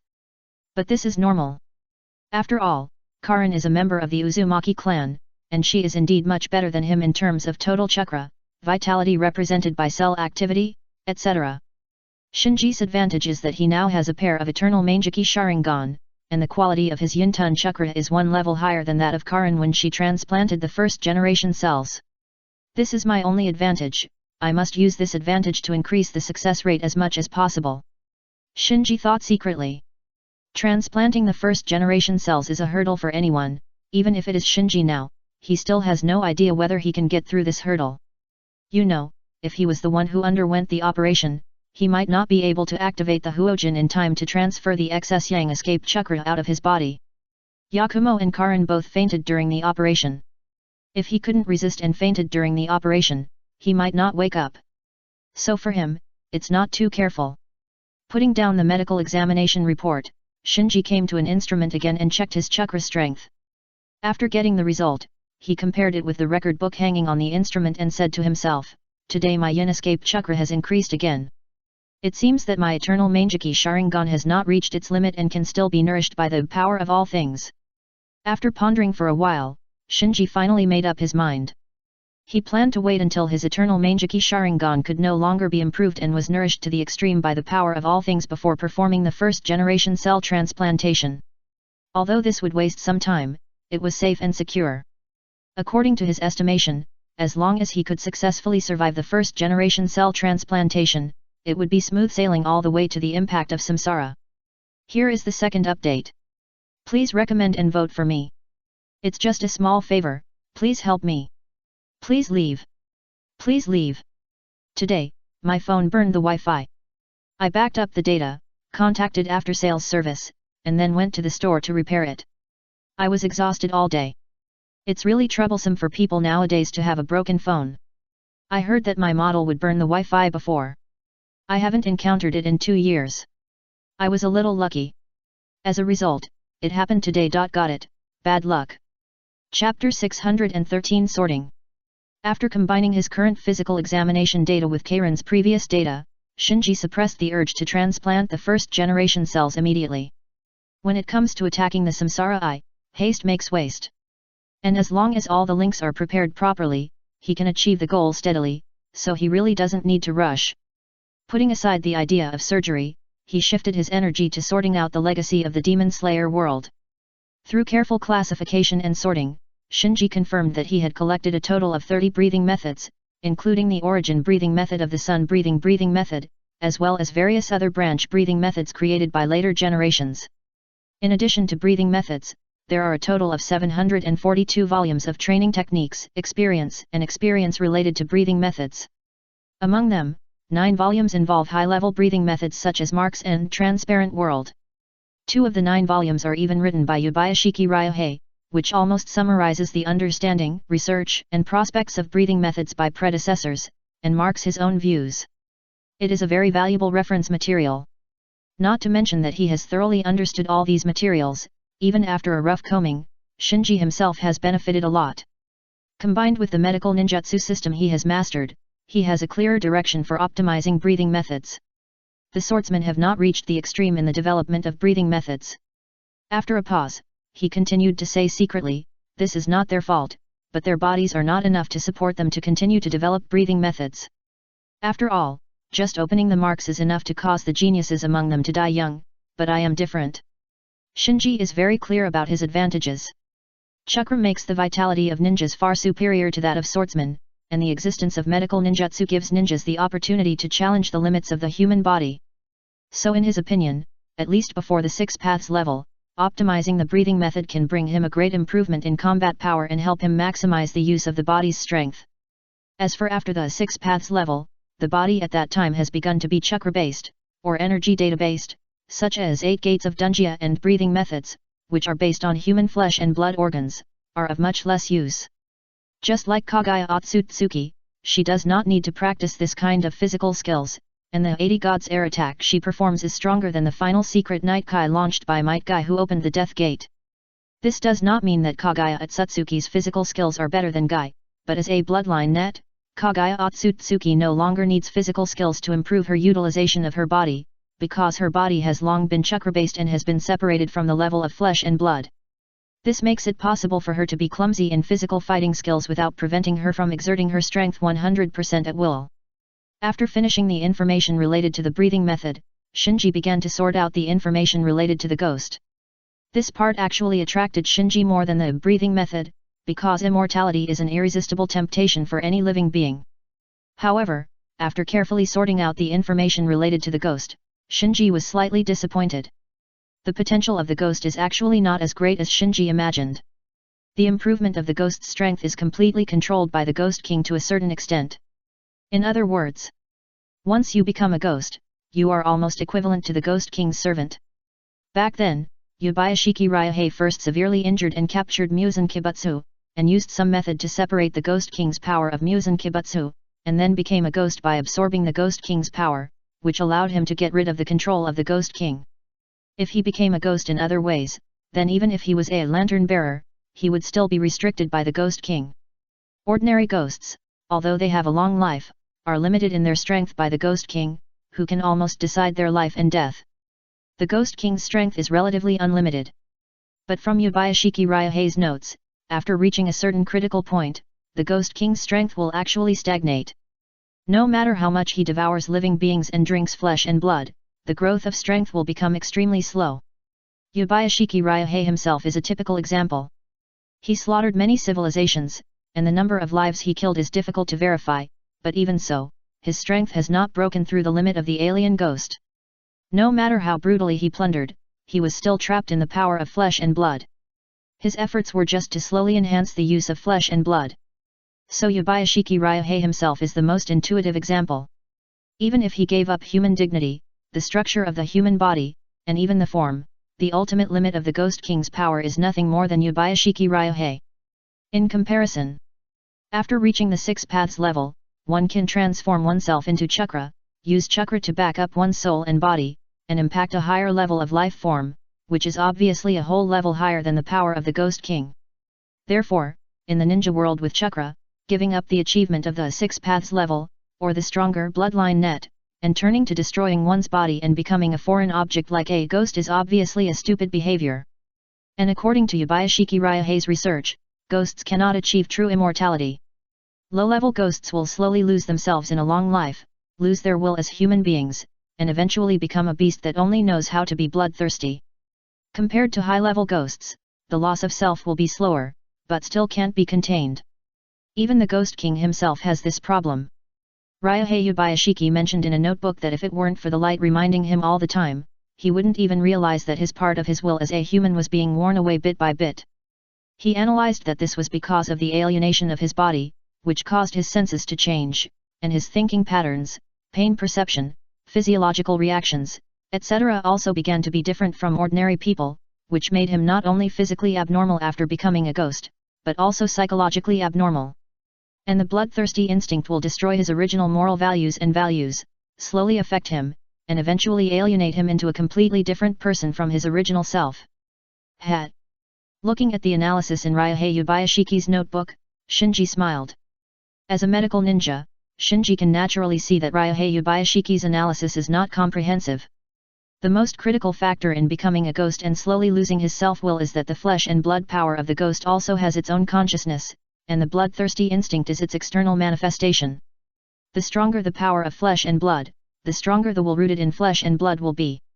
As one grows and the other declines, the will of a human being will naturally be slowly suppressed, and even completely worn out in the end, and the whole person will become a monster driven by flesh and blood instincts. The first update is here. Please recommend and vote for the monthly ticket. Chapter 614 Optimization and Transformation. So in the final analysis, the power level of the Demon Slayer world is too low. The appearance of a foreign object like Ghost is already the embodiment of the strongest power in the Demon Slayer world. Therefore, no matter how hard Yubayashiki Ryuhei tries, he cannot break through the power level of the Demon Slayer world. Or, Yubayashiki Ryuhei is already struggling to break through. It just takes great effort and opportunity to completely break through the constraints of the world's power level, and Yubayashiki Ryuhei has done so many bad things, suffered retribution, and was targeted by the overlord of fear, so naturally there is no chance to continue trying to break through. Da-da-da. Shinji's fingertips tapped lightly on the desk, and his thoughts gradually dispersed. After sorting out the information related to breathing method and ghosts, Shinji discovered that the two systems representing good and evil in the demon world are essentially a kind of development of the body. The difference is that breathing method respects the structure of the body itself more, and it is to tap the power hidden in the human body within the original framework of the human body. And ghosts completely abandon the original structure of the human body, abandon the balance of various organs, take flesh and blood as the foundation, and strengthen themselves by plundering the flesh and blood of other lives. The former is conservative and more skillful. The latter is radical and has no taboos. In terms of the degree of development, the development of breathing method by generations of demon slayer swordsmen is obviously far better than that of ghosts who need to fight against bloodthirsty instincts every day. But the overall strength of the latter is undoubtedly better than the former. From Shinji's point of view, this is because breathing method can only mobilize the power at the level of human organs, while ghosts can mobilize the power at the level of human cells. The various kinds of blood ghost arts are actually the qualitative changes produced by the combination of the power at the cell level and the spiritual power after reaching a certain resonance. Ghost also has its merits. In terms of the application at the human cell level, it is obviously stronger than the breathing method. Shinji's eyes gradually deepened. In his opinion, the development of the body by the ghost is too radical and rough. This makes the ghost a non-human existence. Although it has gained powerful power, it is also rooted in heavy constraints and embarks on a bloodthirsty road of no return. If the negative effects of the ghost such as bloodthirsty instincts and inability to irradiate sunlight can be eliminated, and only its skills in extracting cell power are taken, then the power of the ghost is not useless. Shinji even thought of combining the breathing method and the ghost into one. One can tap the power at the level of human organs, and the other can mobilize the power at the level of human cells. When the two are combined, it will definitely produce an effect of 1 + 1 greater than 2. This is not a sudden whim of Shinji. In fact, people like Tanjiro who became a demon in the upper string 1, Kokushibo in the upper string 2, etc., all possessed the breathing method and the flesh and blood power of demon, and they all became upper string demon easily. Even a swordsman like Jino, who was not very outstanding in the demon slayer corps, successfully joined the ranks of upper string after becoming a demon. In Shinji's view, once a person becomes a demon, the human body structure is severely damaged, and the power of the breathing method has actually been weakened. Even so, merging the two systems together can greatly enhance the strength. It can be seen that if the two systems can be perfectly integrated, the final effect must be worth looking forward to. Da-da-da. The tapping sound of the fingertips became faster and faster, implying Shinji's jumping thoughts. There is a lot to be done, he said secretly. When it comes to the promotion to the 6 paths level, the strength of a ninja is still reflected in the body and chakra. The transplantation of primary cells is to improve one's own physique by obtaining the ultimate yang release chakra of Otsutsuki Ashura contained in the primary cells. This is the improvement of chakra. The fusion of the two systems of breathing method and ghost is the development of the body, is to improve the utilization rate of organs and cells. The two are not contradictory.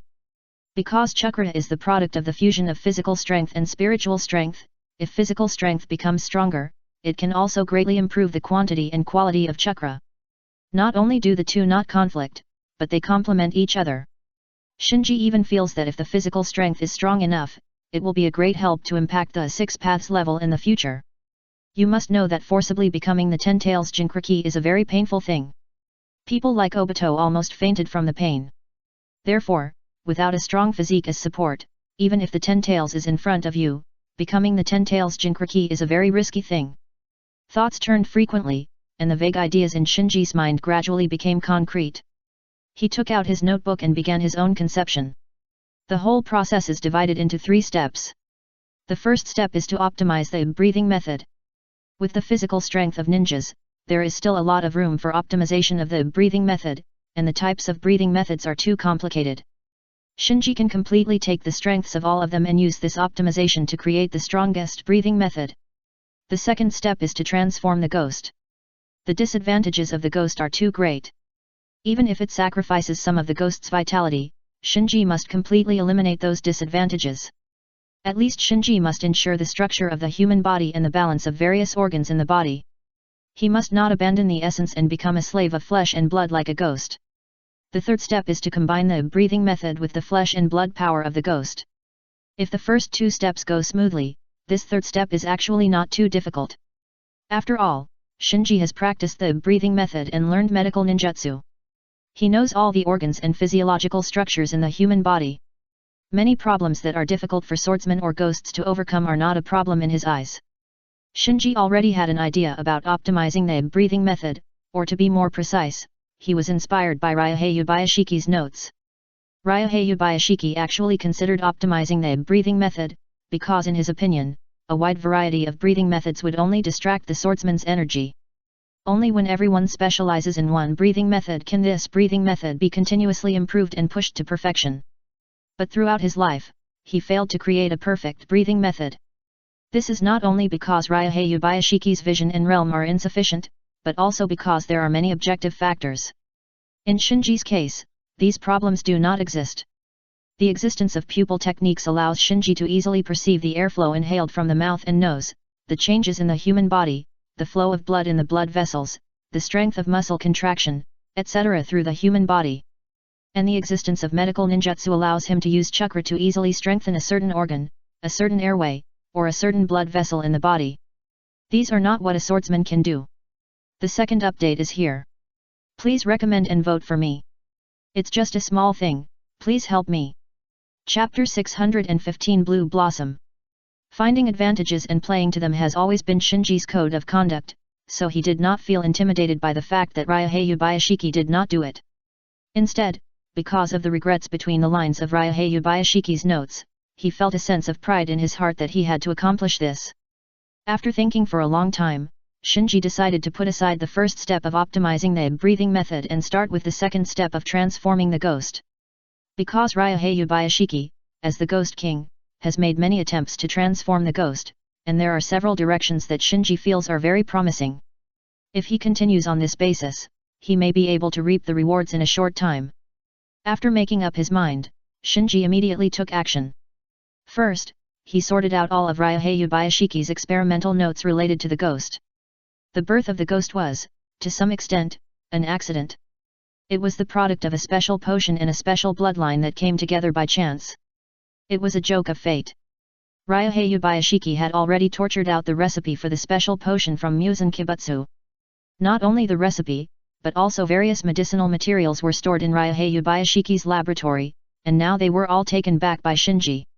As for the special bloodline, it was the bloodline of the Ubayashiki clan.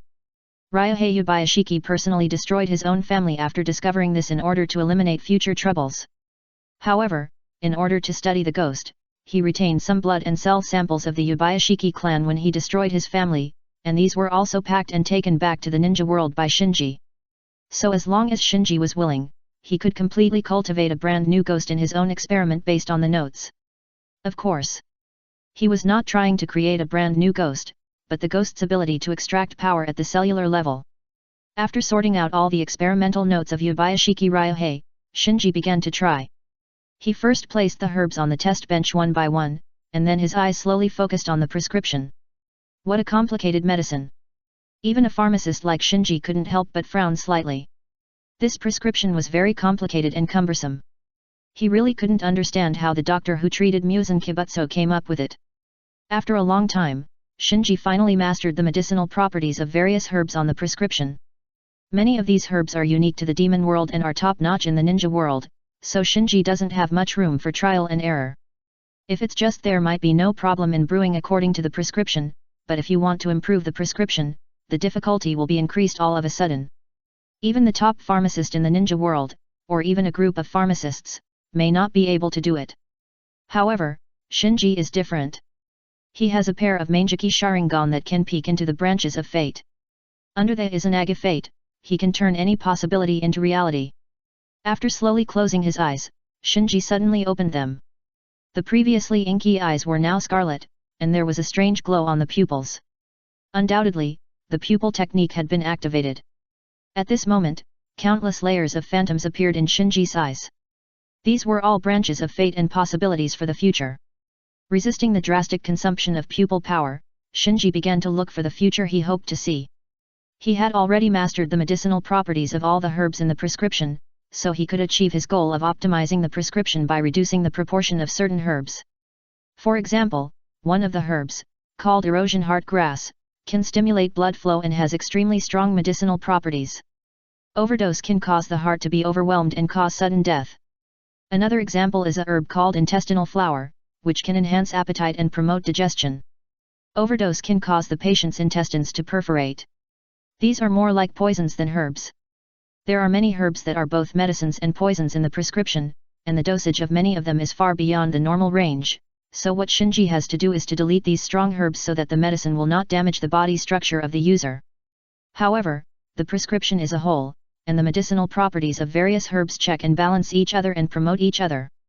It can be said that a single hair moves the whole body, and it is definitely not something that can be deleted casually, so Shinji can only choose to activate Izanagi and use the pupil technique to find the 1 in a million possibility that can still achieve a perfect balance of the medicinal properties of various herbs in the prescription after deleting some strong herbs. Countless phantoms passed by Shinji's eyes, making his expression changeable, sometimes frowning, sometimes thinking, sometimes grinning. After a long time, Shinji stumbled and released the pupil technique. He held the test bench and closed his eyes for a long time before he recovered from the severe dizziness. He shook his head gently and exhaled a turbid breath. How could it be possible that nothing succeeded at once? Because of controlling a pair of samsara eyes, Shinji's pupil power was much stronger than when he developed the 4-type aging potion before, so this time he peeked into tens of thousands of destiny branches in one breath. However, improving the prescription was more difficult than he imagined, and tens of thousands of attempts all failed. While recovering his pupil power, Shinji evaluated his improvement plan and looked for the reason for the failure. In fact, Shinji didn't know that the major forces in the ninja world, including the 5 major ninja villages, were now secretly doing the same thing as him. It's all because the vitality and recovery of the ghost are too tempting. However, the major forces in the ninja world do not have the original prescription, so they can only conduct reverse research on the ghosts, and the results obtained are very limited. Even the scientific research genius of Orochimaru has only developed a transformation liquid with poor effect and unknown side effects. Shinji has the original prescription in hand, and can improve it from the source. As long as it can be completed, the final effect will definitely be far better than the various forces in the ninja world. Similarly, the difficulty of Shinji's improved prescription will be much greater than that of the various forces in the ninja world. Looking through Yubiashiki Ryuhei's notes again, Shinji thought to himself, is there something wrong with my plan, or is it impossible to improve the prescription itself? Suddenly, his expression changed and he thought of something. Then he got up and walked quickly to the warehouse and took out a potted plant. A blue flower was blooming in the pot. Blue Bianhua. Shinji finally knew where he was wrong. There was no blue Bianhua in the original prescription, because blue Bianhua was the main ingredient in the antidote to turn ghosts back into humans. Although Ryuhei Yubiashiki collected the flower, he was obsessed with immortality and had no intention of returning to human form, so he put the bouquet aside. In Shinji's view, the blue Bianhua is the key to stabilizing the human body and preventing the drug from destroying the human body structure. Here is the first update. Please recommend and vote for the monthly ticket. Chapter 616, Success. After placing the blue Bianhua on the test bench, Shinji activated the Izanagi no Mikoto again and started a new round of attempts. Because the original prescription in Ryuhei Yubiashiki's notes did not mention the blue Bianhua, Shinji ignored the flower. Now that he discovered this, he quickly gained something when he was spying on the branch of fate. Success. After a while, Shinji panted and showed a happy expression. The blue Bianhua is the main ingredient of the antidote for ghosts to turn back into humans, which means that the medicinal properties of this flower have the ability to reshape and stabilize the human body. This is exactly what Shinji needs. So this time, after opening the Izanagi no Mikoto, he only peeked at the forks of fate thousands of times before finding a successful fork. After a short rest, Shinji immediately prepared the potion according to the successful fork of fate he had peeked at.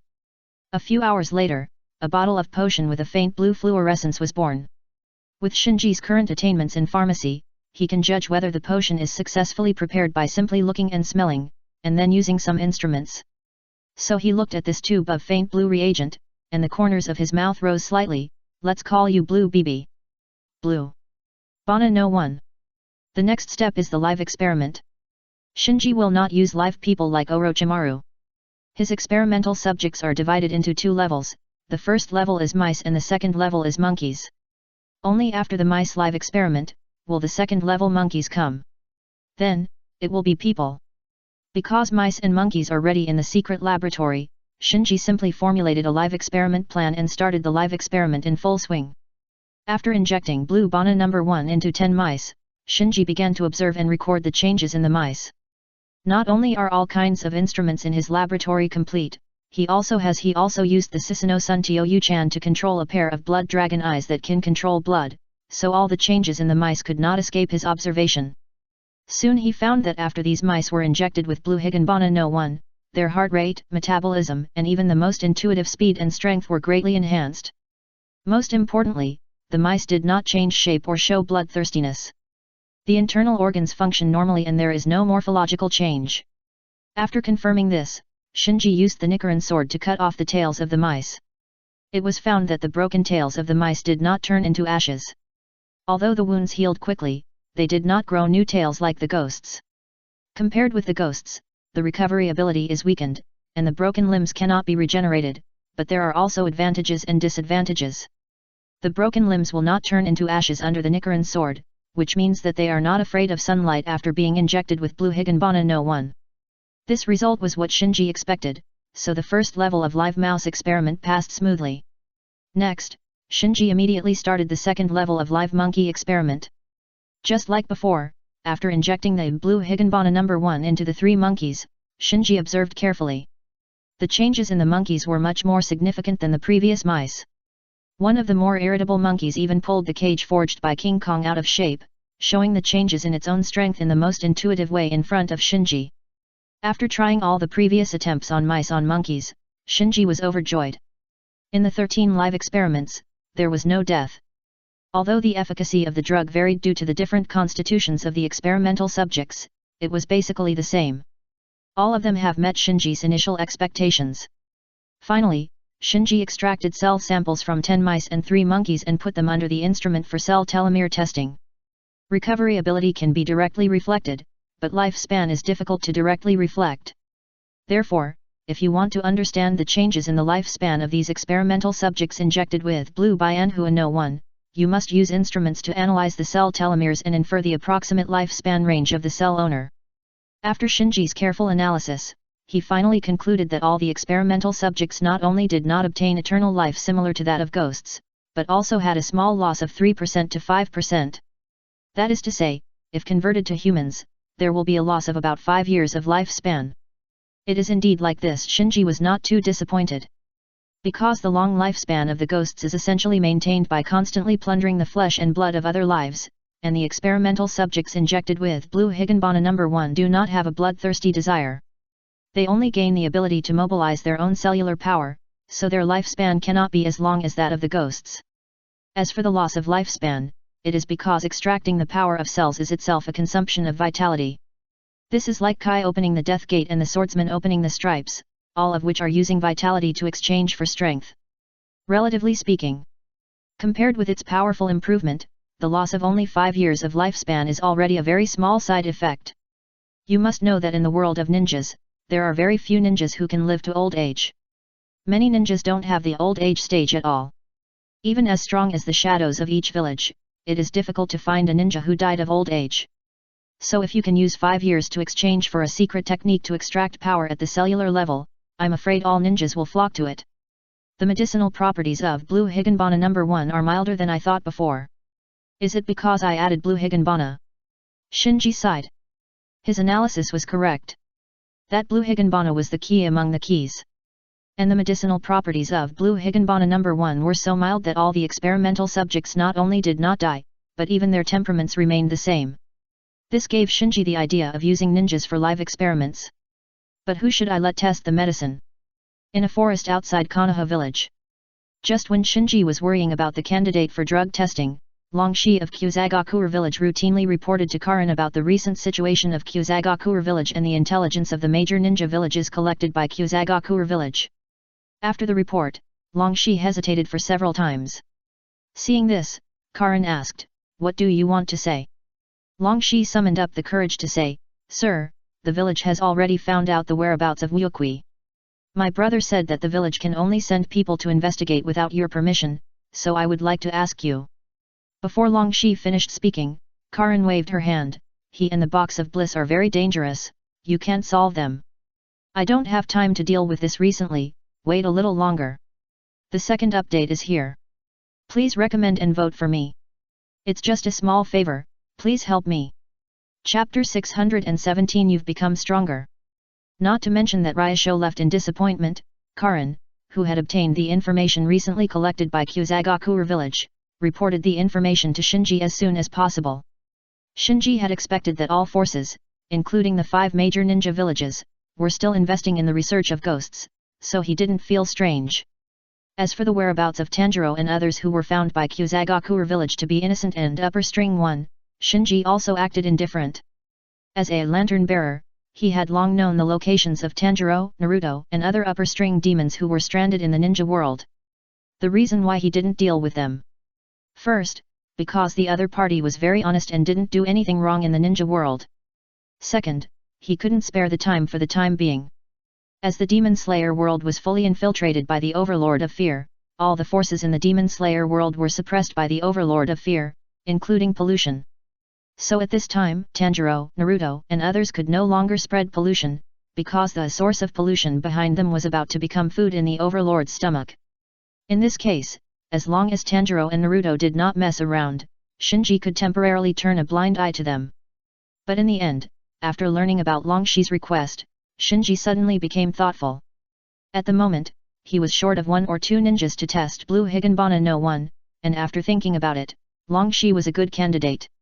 You should know that the effects of injecting Blue Higanbana No. 1 are different for ninjas with different physiques, just like there are small fish and 12 demon moons among demons. Compared with Naruto as a Jinchuriki, Sasuke with a blood limit, and Karin with a sage body, Longshi seems a little inconspicuous. But in fact, Longshi is also a bloodline ninja with good qualifications, and is also good at Yang Escape Chakra, and masters the secret resurrection technique Dragon Life Reincarnation Technique. Being good at Yang Escape often means that the ninja has a strong physique, which can better exert the efficacy of Blue Higanbana No. 1. With a thought, Shinji handed a meter of Blue Higanbana No. 1 to Karin, and told Karin, "This is a tube of strengthening potion, which can greatly enhance physical strength and vitality, but it is still in the experimental stage. You can give it to Longshi and let her weigh whether to inject it." Strengthening potion. Karin, who took over the Blue Higanbana No. 1, was stunned for a moment. With her understanding of the leader, she knew that this tube of potion must be a good thing. Shinji did not hide the truth and briefly explained the truth. "Well, I just prepared it, and its safety has passed the animal live body test. However, there may be some unknown side effects when used on humans, so if she decides to take the injection, you let her stay in the land of fire for a while so that I can observe the changes in her body after the injection." "Got it." Karin responded and then disappeared from the spot. Not long after, Karin caught up with Longshi who was about to return to Kyuzagakure village. Seeing Karin catch up, Longshi was surprised, and then she thought that Karin had changed her mind, and said happily, "My lord, have you decided to rescue Mug?" Karin shook her head, and then under Longshi's lost eyes, she took out the Blue Higanbana No. 1 and said, "This is a strengthening potion that is being tested, which can comprehensively enhance your physique and vitality." She told Longshi all the effects and hidden dangers of Blue Higanbana No. 1 in a calm manner. Focusing on the dose of blue higanbana number 1 in Karen's hand, Long Shi asked, "What do you mean?" "In the short term, I don't have time to deal with Muzu and the box of bliss, and with your current strength, let alone dealing with this matter, you are not even qualified to investigate." After a pause, Karen continued, "And this tube of potion can make you stronger, and you also know the cost and hidden dangers, so make your own decision." Long Shi never thought that Karen caught up with her for this matter. In addition to the surprise, she fell into deep thought. She was not only worried about the side effects of the potion, but also the effect of the potion. There are a lot of potions that can enhance strength that she has heard of, but in the end, few of them are really effective, so she is worried that the potion in Karen's hand will have limited effect. However, since it was proposed by Karen, even if there is no effect, Long Shi decided to give it a try. After all, saving Muzu still depends on Karen, the new leader of the Kusagakur village. So after weighing the pros and cons, she nodded, "Okay." After taking the blue higanbana number 1 and asking about the injection method, Long Shi did not hesitate and immediately injected the medicine into his body. Seeing this, Karen said, "You stay in the land of fire for the time being. I will arrange for someone to check your body regularly. After confirming that you are fine, you can return to the village." At this point, Long Shi had no choice but to nod. After a while, Long Shi came to a hiding place specially arranged for her by Shinji. After entering the underground hiding place, Long Shi looked around and found that the space here was not small, and the living supplies were also complete, enough for 2 or 3 people to take refuge underground for several months. In fact, Shinji has arranged many hiding places like this in the Land of Fire. This is just one that is closer to his laboratory. Just as Long Shi was checking the hiding place, a footstep aroused her vigilance. "Who?" "Don't be nervous, I'm the doctor responsible for checking your body." Shinji, wearing an ordinary mask on his face and a black robe, walked in slowly from the entrance of the hiding place. Long Shi did not relax his vigilance, holding a kunao in his hand, staring at Shinji. Shinji came to the table on his own, unsealed the physical examination instruments in the sealed scroll, and placed them on the table one by one, and asked casually, "How long has it been since the injection of the medicine?" "About 2 hours." Long Shi answered, and still did not put down the kunao in his hand. Shinji did not care, and instructed Long Shi to connect the instruments that measure heart rate, blood pressure, and other basic human data, and then took out the notebook and recorded it on the book by himself. Seeing that Shinji was recording very seriously, Long Shi gradually let down his guard and asked in a low voice, "Doctor, how is my body?" Shinji glanced at Long Shi, "What do you think?" Long Shi was speechless for a moment. She could feel that her body had changed, but when asked what the specific changes were, she really couldn't answer for a while. Shinji said, "You have become much stronger. And you are still getting stronger. As for what level you can reach in the end, it depends on whether you can control the power of the medicine." The first update is presented. Please recommend and vote for the monthly ticket. Chapter 618 Chinano. I don't know if it's because Long Shi's own physique is very good. In short, the effect after she injected blue bana number 1 was much better than Shinji expected before. This once again confirmed Shinji's idea that the stronger the ninja, the better the effect of blue bana no 1. However, Shinji also found some problems. That is, compared to mice and monkeys with simple brains, Long Shi, a ninja who is excellent in all aspects, showed unusual clumsiness in digesting medicine. After some investigation and analysis, Shinji came to a conclusion. Mice and monkeys may have a small amount of chakra in their bodies, but they don't know how to use it. They are only used to using their bodies instinctively, and this instinct can make them digest the effect of blue higanbana number 1 faster. On the contrary, Long Shi, who is used to combining physical strength with spiritual strength to refine chakra and use chakra, is not as good as mice and monkeys in using physical strength alone. In the final analysis, this is just a matter of habit. So after giving Long Shi a complete physical examination, Shinji began to train Long Shi. Bang bang bang! In the woods, a series of punches and kicks made the surrounding leaves rustle, scaring away many birds and beasts. Shinji blocked the attack from Long Shi and said, "Very good, keep it up, don't use chakra, try to use the power of your body alone." Yet, Long Shi responded heavily. After the initial discomfort, Long Shi slowly got used to using only the power of her body to attack Shinji.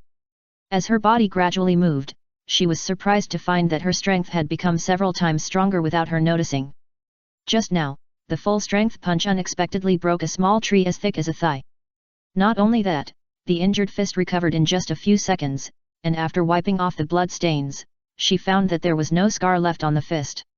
You should know that Longxi herself is a medical ninja in the Kyuzagakuer village, so she knows very well that under normal circumstances, only medical ninjutsu can make the wound heal in such a short time. Bang! Another punch. Shinji was knocked back by Longxi and hit a big tree hard, shaking the trunk. Longxi asked quickly, "Are you okay?" "Sorry, I didn't pay attention just now." Shinji shook his head and chuckled, "Not bad. Ryushi's power now has some of the shadow of Yakumo's super strength fist." If Shinji hadn't used his full strength to launch the breathing method just now, he might have been a bit overwhelmed. Longxi looked at his fist in confusion. "How did I become so much stronger?" Shinji dusted off the dust on his body and said, "This is just the beginning. You haven't completely absorbed the power of the medicine yet. The whole absorption process will continue for a while." Longxi was surprised. "Will I continue to get stronger?" Shinji nodded lightly. "Absorbing the power of the medicine will improve your body in an all-round way. After that, how to use the power in your body and how to convert this power into refining chakra is what you need to practice hard." Longxi's current level is barely reaching the level of an ordinary special jonin. Shinji has put in a lot of effort, and he will definitely not just cultivate a few special jonin, so it is far from all the effects of Blue Higanbana no 1. Longxi was immediately delighted when he heard it. Then she bowed to Shinji, "Thank you very much, you have worked hard." You know Kuni. Headquarters of the Wedge Real Estate Company. Yuya Chenjun was checking the accounts lazily. Below him, there was a row of people with their heads bowed and their foreheads hunched. Members sweating profusely. "Pa." Throwing the account book on the table, Yuya Shiroyan said coldly, "I'll give you 3 days to find the accounts that don't match. If they still don't match, you all know the consequences." "Yes, yes." The members responded tremblingly. Just then, Yuya Shiroyan suddenly looked out the window, his expression changed, and then waved to the members in the room, "Get out." After everyone left, Yuya Shiroyan changed his previous superior momentum, stood up and came to the window, bowed and said, "Yuya Shiroyan welcomes you." Shinji stepped into the room from the window, and then wandered around Yuya Shiroyan's office. Yuya Shiroyan followed carefully behind without saying a word. When he was subdued by Shinji in the Hell Valley before, he was just intimidated by Shinji's powerful strength and did not dare to be an enemy of Shinji. After escaping from the prison of Hell Valley and contacting various countries in the ninja world, he realized what kind of terrifying organization Akatsuki was.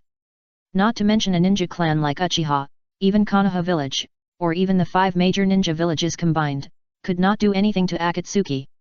So as a remnant of the Blood Pond clan exiled by the Uchiha clan, he quickly changed from being forced to obey Shinji to truly submitting. It was just that after a few years, Shinji's call was still not received, making him think that Akatsuki had forgotten him. Unexpectedly, Shinji actually came in person today. Shinji ignored the psychological activities of Yoshiro-en. After walking around the president's office, he smiled and teased, "It seems that you are living a good life." Yoshiro-en smiled and said, "The country of soup is located at the junction of 3 countries. As long as you are brave, opportunities are everywhere." Shinji nodded lightly and asked, "Where is Chino?" Chino is the daughter of Yoshiro-en, and now she is the only member of the Blood Pond clan besides Yoshiro-en. The Blood Dragon Eye of the Blood Pond clan has an extraordinary affinity for blood, and this ability is also very suitable for Blue Higanbana no 1, so Shinji decided to find a few more experimenters, and immediately thought of Chino who has the Blood Dragon Eye. Yoshiro-en was stunned for a moment, and then smiled and said, "Please follow me." Following Yoshiro-en, Shinji came to a large practice field. On the high stands, he found that there were many teenagers practicing in the practice field, and the small Chino was among them. These children. Shinji frowned slightly. He remembered that in the original time and space, it seemed that Yoshiro-en had collected a lot of children with bloodline limits and let them fight each other to please the audience. But he didn't expect Yoshiro-en to do so now, and just like in the original time and space, he also threw his own daughter into it and became one of these tools. "Bring Chino to see me." After leaving a sentence, Shinji left the practice field. Yoshiro-en bent down and said respectfully, "As you wish." The second update is here. Please recommend and vote. It's just a small favor, please help. Chapter 619 Welcome the Assessment. In the President's Office. Shinji sat in Yuyashiro En's president position and looked at the girl in front of him lightly. Undoubtedly, this little girl is Yuyashiro En's daughter Chino, and the only remaining member of the blood pond besides Yuyashiro En. Chino was obviously a little nervous, and her eyes carefully observed Shinji in front of her. Yuyashiro En stood behind Chinano, still with a smile on her lips, as if she didn't care that her own daughter was being scrutinized by Shinji. After a while, Shinji said to Yuyashiro En, I want to take her away. It's her luck to be chosen by you. To Shinji's surprise, Yuyashiro En didn't even ask the reason, and agreed directly. Shinji looked at Yuyashiro En deeply, and without saying anything more, he led Chinano out of the headquarters of the Keiki Real Estate Company. Chinano followed Shinji silently, without showing any resistance. Shinji asked, Don't you have anything to ask? Chinano whispered, As long as you can take me away, it doesn't matter who you follow. Hat. Shinji chuckled and said nothing more. Shinji, who led Chinano, did not stay in the land of hot springs, but returned directly to the land of fire. Because of the speed of taking care of Chinano, he spent a few more days on the return trip. After returning to the land of fire, Shinji placed Chino in another hideout not far from his secret laboratory. After introducing Chino to the living environment in the hideout, Shinji then said, You will live here in the future. At this point, Chino finally couldn't help asking, What do you want to do by bringing me here? Shinji didn't answer directly, but asked, Do you want to become stronger? Yes. Chino answered without thinking. As a tool person who had to be trained, Chino always fantasized that one day she would become stronger and then uproot the Keiki Real Estate Company that raised these children like beasts. I brought you here to make you stronger.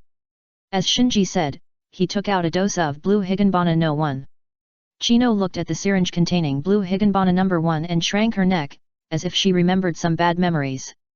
Miyajo-en had collected so many children with bloodline limits, and he had obviously done some related human experiments in private. So drawing blood and injecting medicines are not unfamiliar to Kieno. However, human experiments in the ninja world generally do not have any humanitarian spirit, so casualties are inevitable. Kieno has witnessed many companions die inexplicably after being injected with medicines. This has caused great trauma to her young mind, so now when she sees medicines, her body will tremble inexplicably. Seeing Kieno's intense reaction, Shinji temporarily put down the medicine and introduced the effects and side effects of Blue Bianhua No. 1 in detail. Kieno was half believing and half doubting, Will I die? Die? Shinji smiled and shook his head, saying, No. Blue Bianhua No. 1 has passed 2 rounds of animal live experiments and completed a human experiment on Longxi, so its safety can be guaranteed. The only uncertainty is whether Blue Bianhua No. 1 will have other unknown side effects. Kieno thought for a while, then raised her thin arm and stretched it out to Shinji. She knew that the mysterious masked man in front of her was a big shot that even the devil-like president was afraid of, so she knew that she actually had no choice.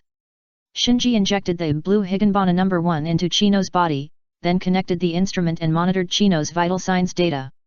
After confirming that Chino's body did not show any abnormalities after the injection of the medicine, he recorded the vital signs data while saying, You are the last member of the Blood Pond clan. Your blood contains a powerful I-technique blood limit, so don't let this advantage down, and don't let my medicine down. Yes. Chino nodded ignorantly. After recording the data, Shinji stood up and prepared to leave. My lord, where are you going? Seeing that Shinji was about to leave, Chino called Shinji in a panic. In such a strange place, she was a little afraid to live alone. I will come to check your body again in a few days. There is an underground practice field next to it. If you want to practice, go there. Shinji gave a few instructions and then left without stopping.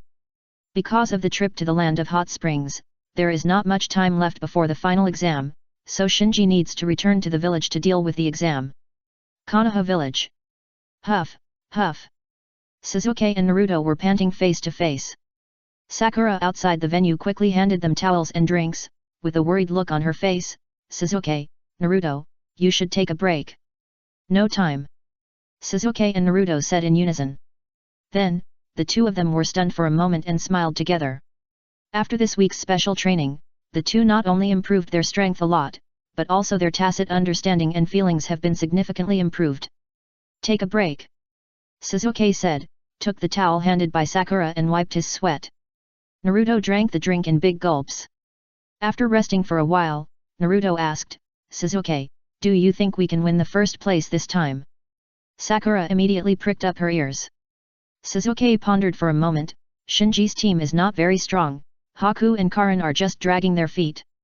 Niji's team is about the same, and the strength of his teammates is only slightly better than Shinji's team. The real trouble is still Yakumo and Kimimoto's team. Naruto said, then I'll deal with Yakumo. Suzuki shook his head, you are not her opponent. That guy only has geniuses of the level of me, Shinji, Kimimaro, and Niji, so he has some chance. Sakura whispered at this time, Suzuki, I heard that Shin seems to have become stronger. Shin. After a pause, Suzuki said, she is just a small fry, don't worry about her. Oh. Sakura nodded slightly. Suzuki continued, you don't understand the power of wood release at all, so you must listen to my command in tomorrow's assessment. Suzuki had just been beaten by B's wood release, so he knew the powerlessness of ordinary ninjas when facing wood release. Yet. Naruto and Sakura nodded together. Another training ground. Yakumo and Shin were also sweating and sitting on the ground to rest. Shin muttered, the test will be tomorrow, and I don't know if Kimimaro is ready. It's strange, why doesn't he train with us? Yakumo shook his head, I don't know, but even without him, the two of us can still win. In the training ground of the Hyuga clan. Ningji said to Xiao Li and Tian Tian in front of him, that's all for today, you have a good rest, and we will welcome the test tomorrow. Yet. Xiao Li and Tian Tian were full of fighting spirit. After this week's training, they obviously felt that they had become stronger. The first update is here. Please recommend and vote for the monthly ticket. Chapter 620 Hesitation and Rules. In the dark underground palace, there was a faint smell of blood. Kimimaro walked in it, and the expression on his face was more entangled than ever before. After a while, he came to a laboratory and shouted respectfully, Master Orochimaru. Come in. Orochimaru's signature hoarse voice came from the laboratory. Kimimaro took a breath and stepped in. After entering the laboratory, Orochimaru looked at Kimimaro and said with a smile, I have read the recent medical examination report, and the condition seems to have been contained. Yes. Kimimaro nodded gently. The Akatsuki organization really has some tricks. After sighing, Orochimaru restrained his emotions and said, this time, for the final exam of the ninja school, I need you to do something. Kimimaro hurriedly said, please tell me. I want you to attack Uchiha Suzuki during the exam, and it would be best if you can seriously injure him. As Orochimaru spoke, a greedy look appeared in his eyes. Kimimaro was startled when he heard this. Orochimaru raised his eyebrows slightly, why, are you hesitating? Kimimaro did hesitate. Because there was one thing he had concealed from Orochimaru, that was the fact that Suzuki was the E of the Akatsuki organization. As for why he did not report this to Orochimaru, he himself could not explain the reason. Perhaps he himself did not realize that he had wavered between the organization and Orochimaru. Kimimoto's feelings for Orochimaru were very pure. Orochimaru gave him the meaning of life. After meeting Orochimaru, he felt needed, which was why he was willing to serve Orochimaru. But after joining the Akatsuki organization, he found that he had more important responsibilities all of a sudden. He was no longer needed by one person, but by the whole world. Such a special feeling made him not want to betray the organization. After a moment of hesitation, Kimimaro recovered. Facing Orochimaru's dangerous eyes, he shook his head, no, I am not hesitating. Please rest assured, I will follow your instructions and attack Uchiha Suzuki in the assessment. Orochimaru said, go and prepare. Yes. Kimimaro turned and left. After Kimimaro left, Kabuto Yakushi walked out from the shadows, Lord Orochimaru, Kimimaro seems to be in a bad state. Orochimaru snorted, Akatsuki is exerting influence on him.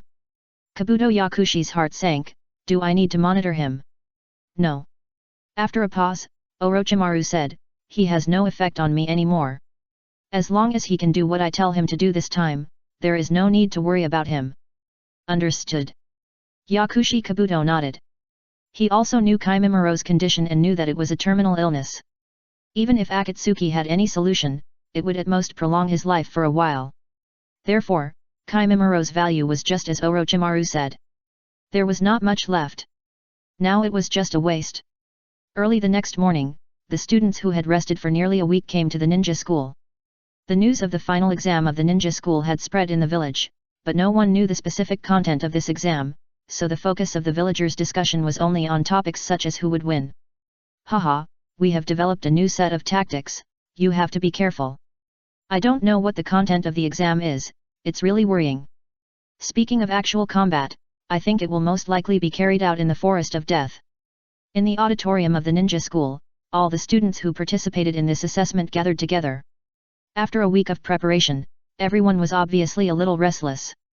Some teams seemed confident, some were nervous, and most were nervous and expectant.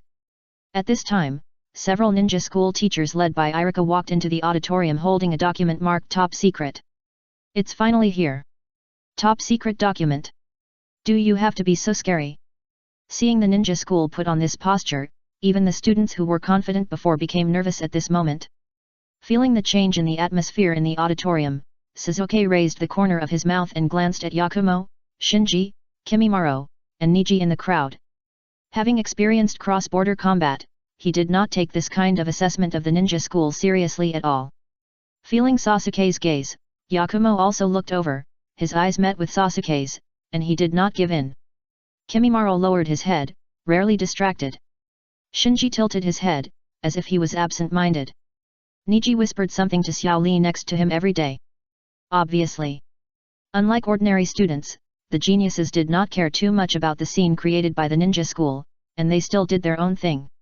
On the podium, Irika first signaled everyone to be quiet, then opened the top secret document bag and distributed the documents in it to each group in the classroom. You should have seen the documents sent out. After a pause, Irika's expression became more serious. This wanted list, the targets on the list are all rebel ninjas from various villages, and there are even dangerous people at the level of Jonin. Someone raised his hand and asked, Teacher Irika, isn't today the final exam? Why did you send us the wanted list? As soon as the voice fell, there was a burst of echoes from the audience. Irika explained, some of you should have guessed that the content of this final exam is this wanted list. What? Let us catch rebel ninjas. Are you serious? Instantly, there were exclamations in the venue. No one thought that the ninja school would be so crazy that a group of ninja school students who were not even genin would catch rebel ninjas who could escape the pursuit of various villages. After the discussion subsided, Irika said, considering the difficulty of this exam, the ninja school allows you to abstain. Groups that want to abstain can stand up now. The students looked at each other in bewilderment. Although shocked by the arrangement of the ninja school, no one was willing to give up the assessment in shame under the watchful eyes of the crowd. Since no group gave up, then listen to me carefully, this is very important for you. Clearing his throat, Irika said, this assessment is held in the land of hot springs. All the rebel ninjas on the list have been confirmed to be active in the land of hot springs, so you will go to the land of hot springs and arrest the targets according to the list. Each target on the list will have different points according to their strength. The stronger the rebel ninja, the higher the points. The weaker the rebel ninja, the lower the points. Successfully arresting the rebel ninja will earn corresponding points. In the end, whichever team gets the highest points will become the winner of this final assessment. The second update is here. It's almost a new week, I beg for recommendation votes and monthly votes. Chapter 621, Alliance and Points. As Irika on the podium introduced the rules of this final assessment, the students below began to digest it. It's actually a real battle. Shinji was a little surprised. He thought that the top leaders would not dare to let Naruto, who had been targeted by the Akatsuki organization, leave the village easily. Unexpectedly, the top leaders made such a big decision this time. Baize on the side analyzed softly, arresting the rebel ninja not only tests our combat effectiveness, but also tests our ability to collect intelligence and track targets. Compared with previous assessments, this assessment is indeed much more difficult. Karin nodded lightly, and the wanted lists distributed to us are the same, which may cause multiple groups to target a target at the same time and compete for the target. Hat. Shinji chuckled. It can be seen that the village top leaders have put a lot of thought into this assessment in order to comprehensively examine each potential seed. Combat effectiveness, the ability to collect and analyze intelligence, the ability to track and counter-track, and even the ability to assess the battle situation and deal with unexpected situations, all of which are involved in this assessment. Obviously, Shinji's group is not the only one who understands this. As a result, the hall soon became noisy again, and everyone was discussing the test rules. Suzuki, who understood the rules, thought to himself while looking around the other students in the hall. After this set of test rules came down, the student groups were actually not completely hostile to each other. To a certain extent, there was a possibility of cooperation between them. Shikamaru whispered to Koji and Ino beside him, "The rules explicitly prohibit cooperation between groups, so we can actually form an alliance with other groups in private." Ino said happily, "Great." Koji also breathed a sigh of relief. If only the three of them were wanted in a foreign country, he would really be a little scared. Then, Ino's eyes shuttled back and forth between Shinji and Suzuki, and finally proposed, "Then let's form an alliance with Shinji and the others." Shinji. Shikamaru waited for a moment, then shook his head, "No." Ino was a little unhappy, "Why?" Shikamaru explained, "Although Yakumo and Suzuki are now rising, the title of the first place in the ninja school assessment has always been Shinji, so Shinji's group is likely to become the target of Suzuki and Yakumo's hunting this time. If we form an alliance with Shinji, isn't that courting death?" "That's right." Ino sighed. Everyone knows that Yakumo, who has mastered the wood escape skill, and Suzuki, who has awakened the Mangeki Sharingan, must be stronger than Shinji. But no matter what, Shinji is the first in the ninja school's previous assessments, so whether it is Yakumo or Suzuki, if they want to win the title of the first place in the ninja school, they must officially defeat Shinji in the assessment. Koji asked, "Who should we ally with?" Shikamaru said, "Those geniuses compete with each other, and it's too risky to ally with them, so we have to choose the right team to ally with." Ino looked at the other students blankly, and whispered, "Who is suitable?" This assessment is a great test of the team's reconnaissance and tracking capabilities, so... Shikamaru smiled and raised the corner of his mouth, "So Hinata, Kaiba, Shino's team is our best alliance target." Yet, thinking of Hinata, Kaiba, and Shino's reconnaissance capabilities, Ino and Koji nodded repeatedly. Shikamaru continued, "As long as we coordinate properly and can successfully avoid those geniuses, we are not without a chance to win the first place." Ino and Koji's eyes suddenly lit up. In the venue, as the most watched student, Yakumo naturally bore the gazes from students and teachers. But she didn't care and didn't show any nervousness. Shin beside her stared at the wanted list in her hand, as if she was selecting a target. Kimimaro lowered his head, a little absent-minded. Ningji's team was relatively low-key, whispering something in the corner. Xiao Li said, "Ningji, there are actually Jonin-level rebels on this list, and the points are so high." Ningji nodded. According to the markings behind the wanted list, Jonin-level rebels almost all have 100 points, while Chunin-level rebels only have 10 to 20 points, and Genin-level rebels only have 1 to 5 points. This is clearly to encourage students to arrest stronger targets. Tenten was a little speechless. "We haven't graduated from the ninja school, we are not even Genin, and we are asked to hunt down Jonin-level rebels. Traitor, this is too much. This rule is obviously an open conspiracy.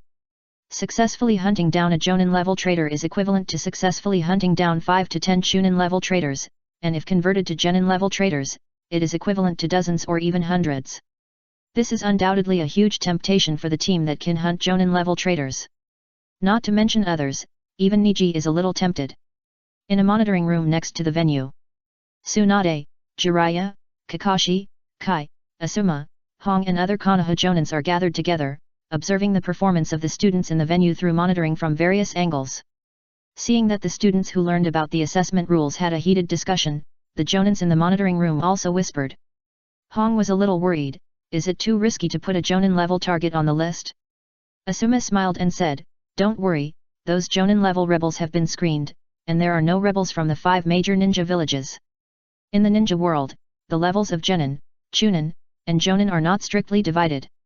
In some small ninja villages, ninjas with a little strength may be recommended as Jonin, so the average strength of the Jonin cultivated by the ninja villages with a sound system and a perfect selection system like the 5 major ninja villages is obviously stronger than the Jonin of the small ninja villages.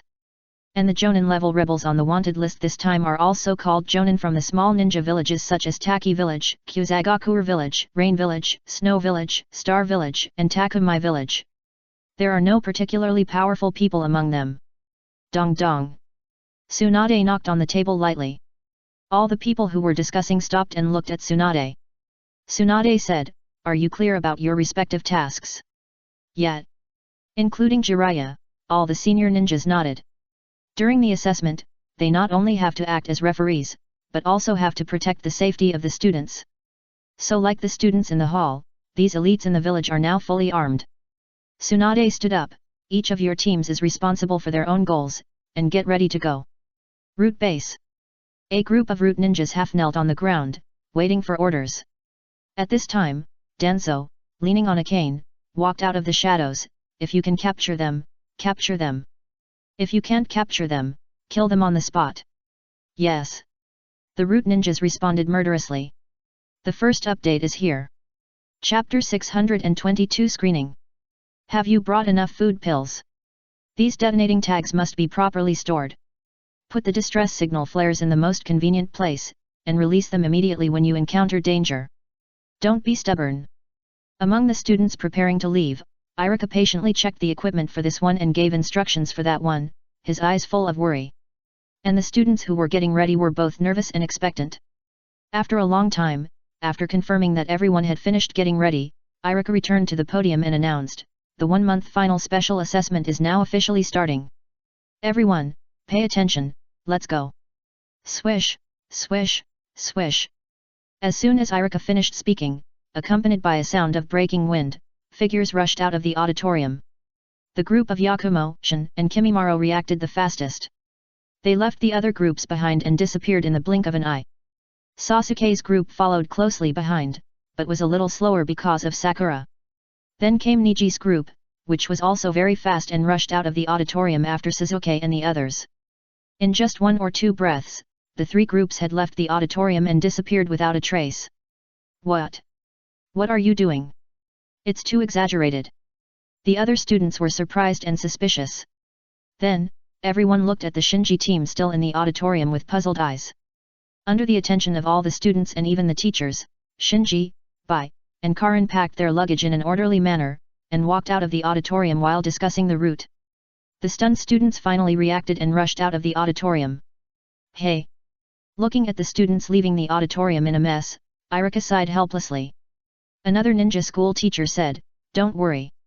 If it were a war, they would have been on the battlefield at this age."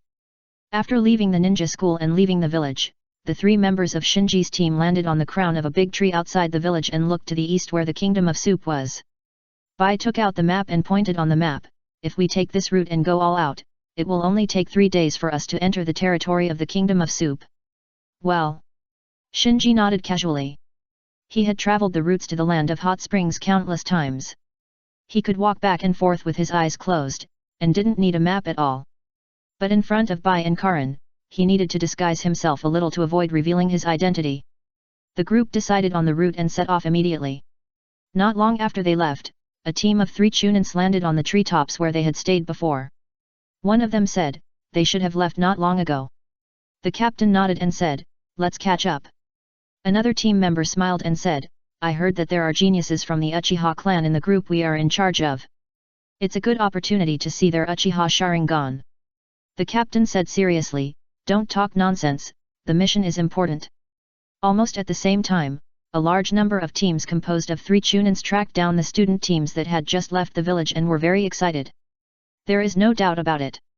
These Chunin teams were specially arranged by the village's top leaders, and their purpose is to screen out the student teams with insufficient strength. After all, the real purpose of this assessment is to select the most core seeds for the village in the future, which is extremely difficult. According to this difficulty, more than half of the student teams are not qualified to participate, so screening them out in advance can avoid meaningless casualties. At the same time, after reducing the number of student teams, the pressure on the village to supervise and protect can be reduced accordingly. The power can be concentrated to protect the seeds to prevent accidents from happening to these seeds. In a forest. Bang! With a low muffled sound, a Chunin who was performing the screening task was knocked out and fell heavily to the ground. At this time, there were 2 other Chunins lying on the ground. Obviously, this Chunin team performing the screening task encountered a tough opponent. At this time, Kimimaro, who had just dealt with 3 Chunins, slowly turned around and said to Yakumo and Shin who were waiting on the side, "Solved." Shin asked curiously, "Who are they?" Kimimaro glanced at the 3 Chunins who had fainted on the ground, they should be ninjas from the village, right? Then why did they attack us? Shin looked puzzled. Yakumo seemed to have guessed something and said, don't worry about them, let's continue. In another forest, Naruto was fighting with the Chunin team that was targeting them. Sasuke stood on the branch of a big tree not far away with his hands folded across his chest, watching the battle below. Sakura asked, Sasuke, why don't we go help Naruto? It's just 3 Chunins, Sasuke replied to Sakura indifferently, and then he lazily shouted, hey, idiot, if you delay any longer, I won't wait for you. Naruto was immediately anxious, and while fighting, he muttered, wait for me. The 3 Chunins who fought with Naruto were angry and furious, and secretly said in their hearts, that Uchiha kid is too arrogant. On a road, the 3 Chunins covered their wounds, calmed down their breath, and said to Niji, congratulations, you passed the screening test and can continue the assessment. It's true, after secretly saying it, Niji saluted the 3 Chunins, and then turned around and continued to rush towards the direction of the land of hot water. Xiao Li and Tian Tian also saluted, and then hurriedly caught up with Niji. Similar battles were almost everywhere in the area dozens of miles east of the village. Some of the student teams defeated the Chunin teams that were performing the screening task, or were recognized by the Chunin teams, while other student teams were easily defeated by the Chunin teams and lost the qualification to continue to participate in the assessment.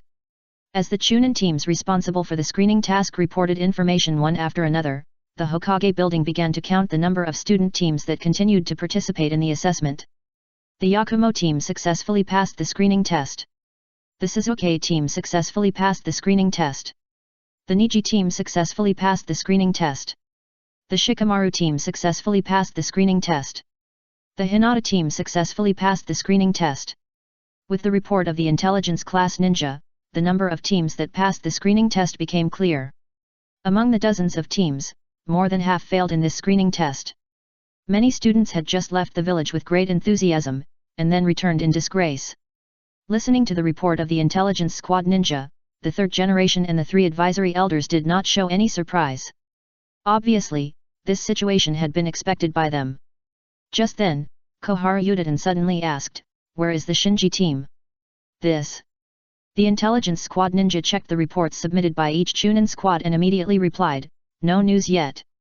The 3rd generation said sharply, go check. Swish, swish, swish.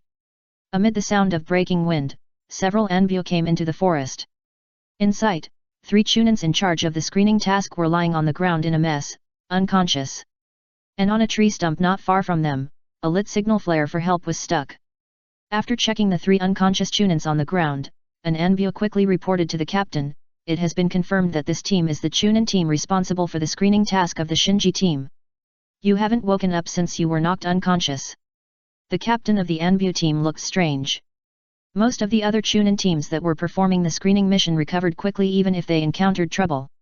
Only this team was lying here unconscious for who knows how long. If it weren't for the distress flare, I'm afraid no one would have noticed it in another hour. After checking the ignited distress flare, according to the number on the flare, the Anbu found that this distress flare belonged to Uchiha Shinji. It's just a small favor, please help. Chapter 623 Entry.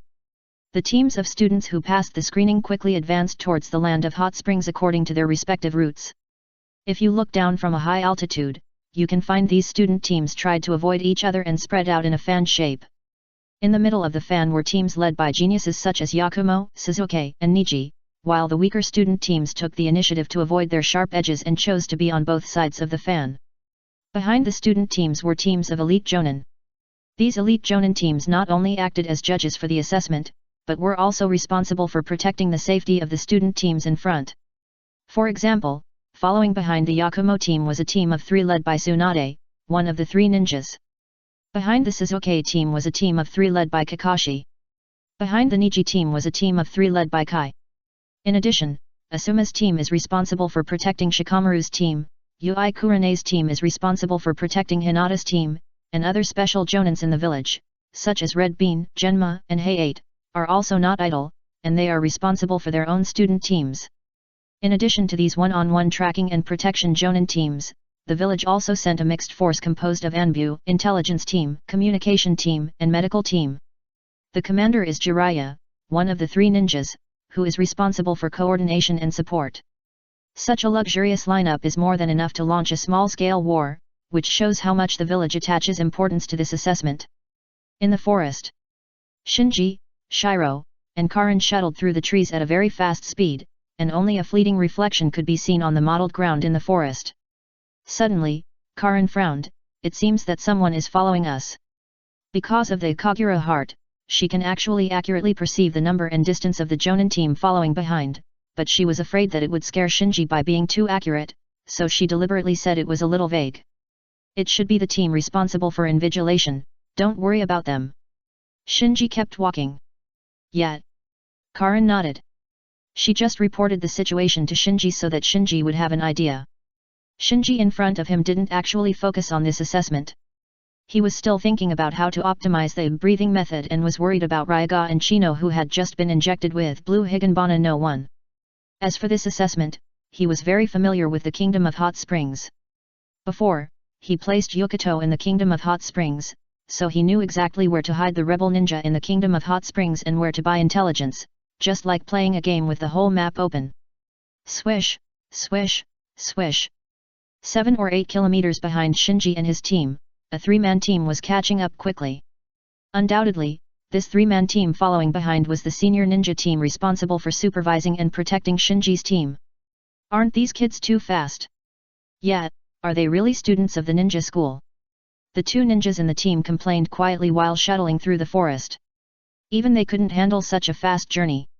As the captain, Yamato was speechless and thought, I thought that only Yakumo, Naruto, and Sasuke were troublesome in the ninja school. Now it seems that Uchiha Shinji has to be added. But according to the information given by the ninja school, aren't Uchiha Shinji's 2 teammates very average? Why is the speed so outrageous? Are they still ninja school students? Complaints aside, this mission is very important, so Yamato had to cheer up and continue to follow. A few days later, each student team entered the territory of the Kingdom of Hot Springs one after another. Because they were going to arrest the wanted rebel ninja hiding in the Kingdom of Hot Springs, each student team was very low-key. Even Sasuke, who was eager to prove himself, disguised himself after entering the country. Sasuke pretended to be a young master on a trip, Sakura pretended to be a maid, and Naruto pretended to be a servant. The 3 of them came to a small town. Sasuke observed the surroundings and said, there must be a black market for intelligence in a small country like Uchiha. Let's go to the black market to get intelligence first. Sakura was a little nervous, Sasuke, but we don't have money. Sasuke grinned, why do we have to pay? Naruto muttered. Sasuke frowned, Naruto, what are you mumbling? Sasuke, why are you pretending to be the young master? Naruto was a little dissatisfied and said angrily, why am I just a little follower? Sasuke snorted. Sakura said, Naruto, you are a big fool, Sasuke is originally the young master of a wealthy family. Okay. Stopping Sakura, Sasuke said, the mission is important. After a lot of exploration, the 3 finally learned the information about the black market from a wandering samurai, and then they immediately rushed to the black market. Perhaps because Sasuke and the other 2 were teenagers, the guards of the black market simply questioned them and let them enter the black market.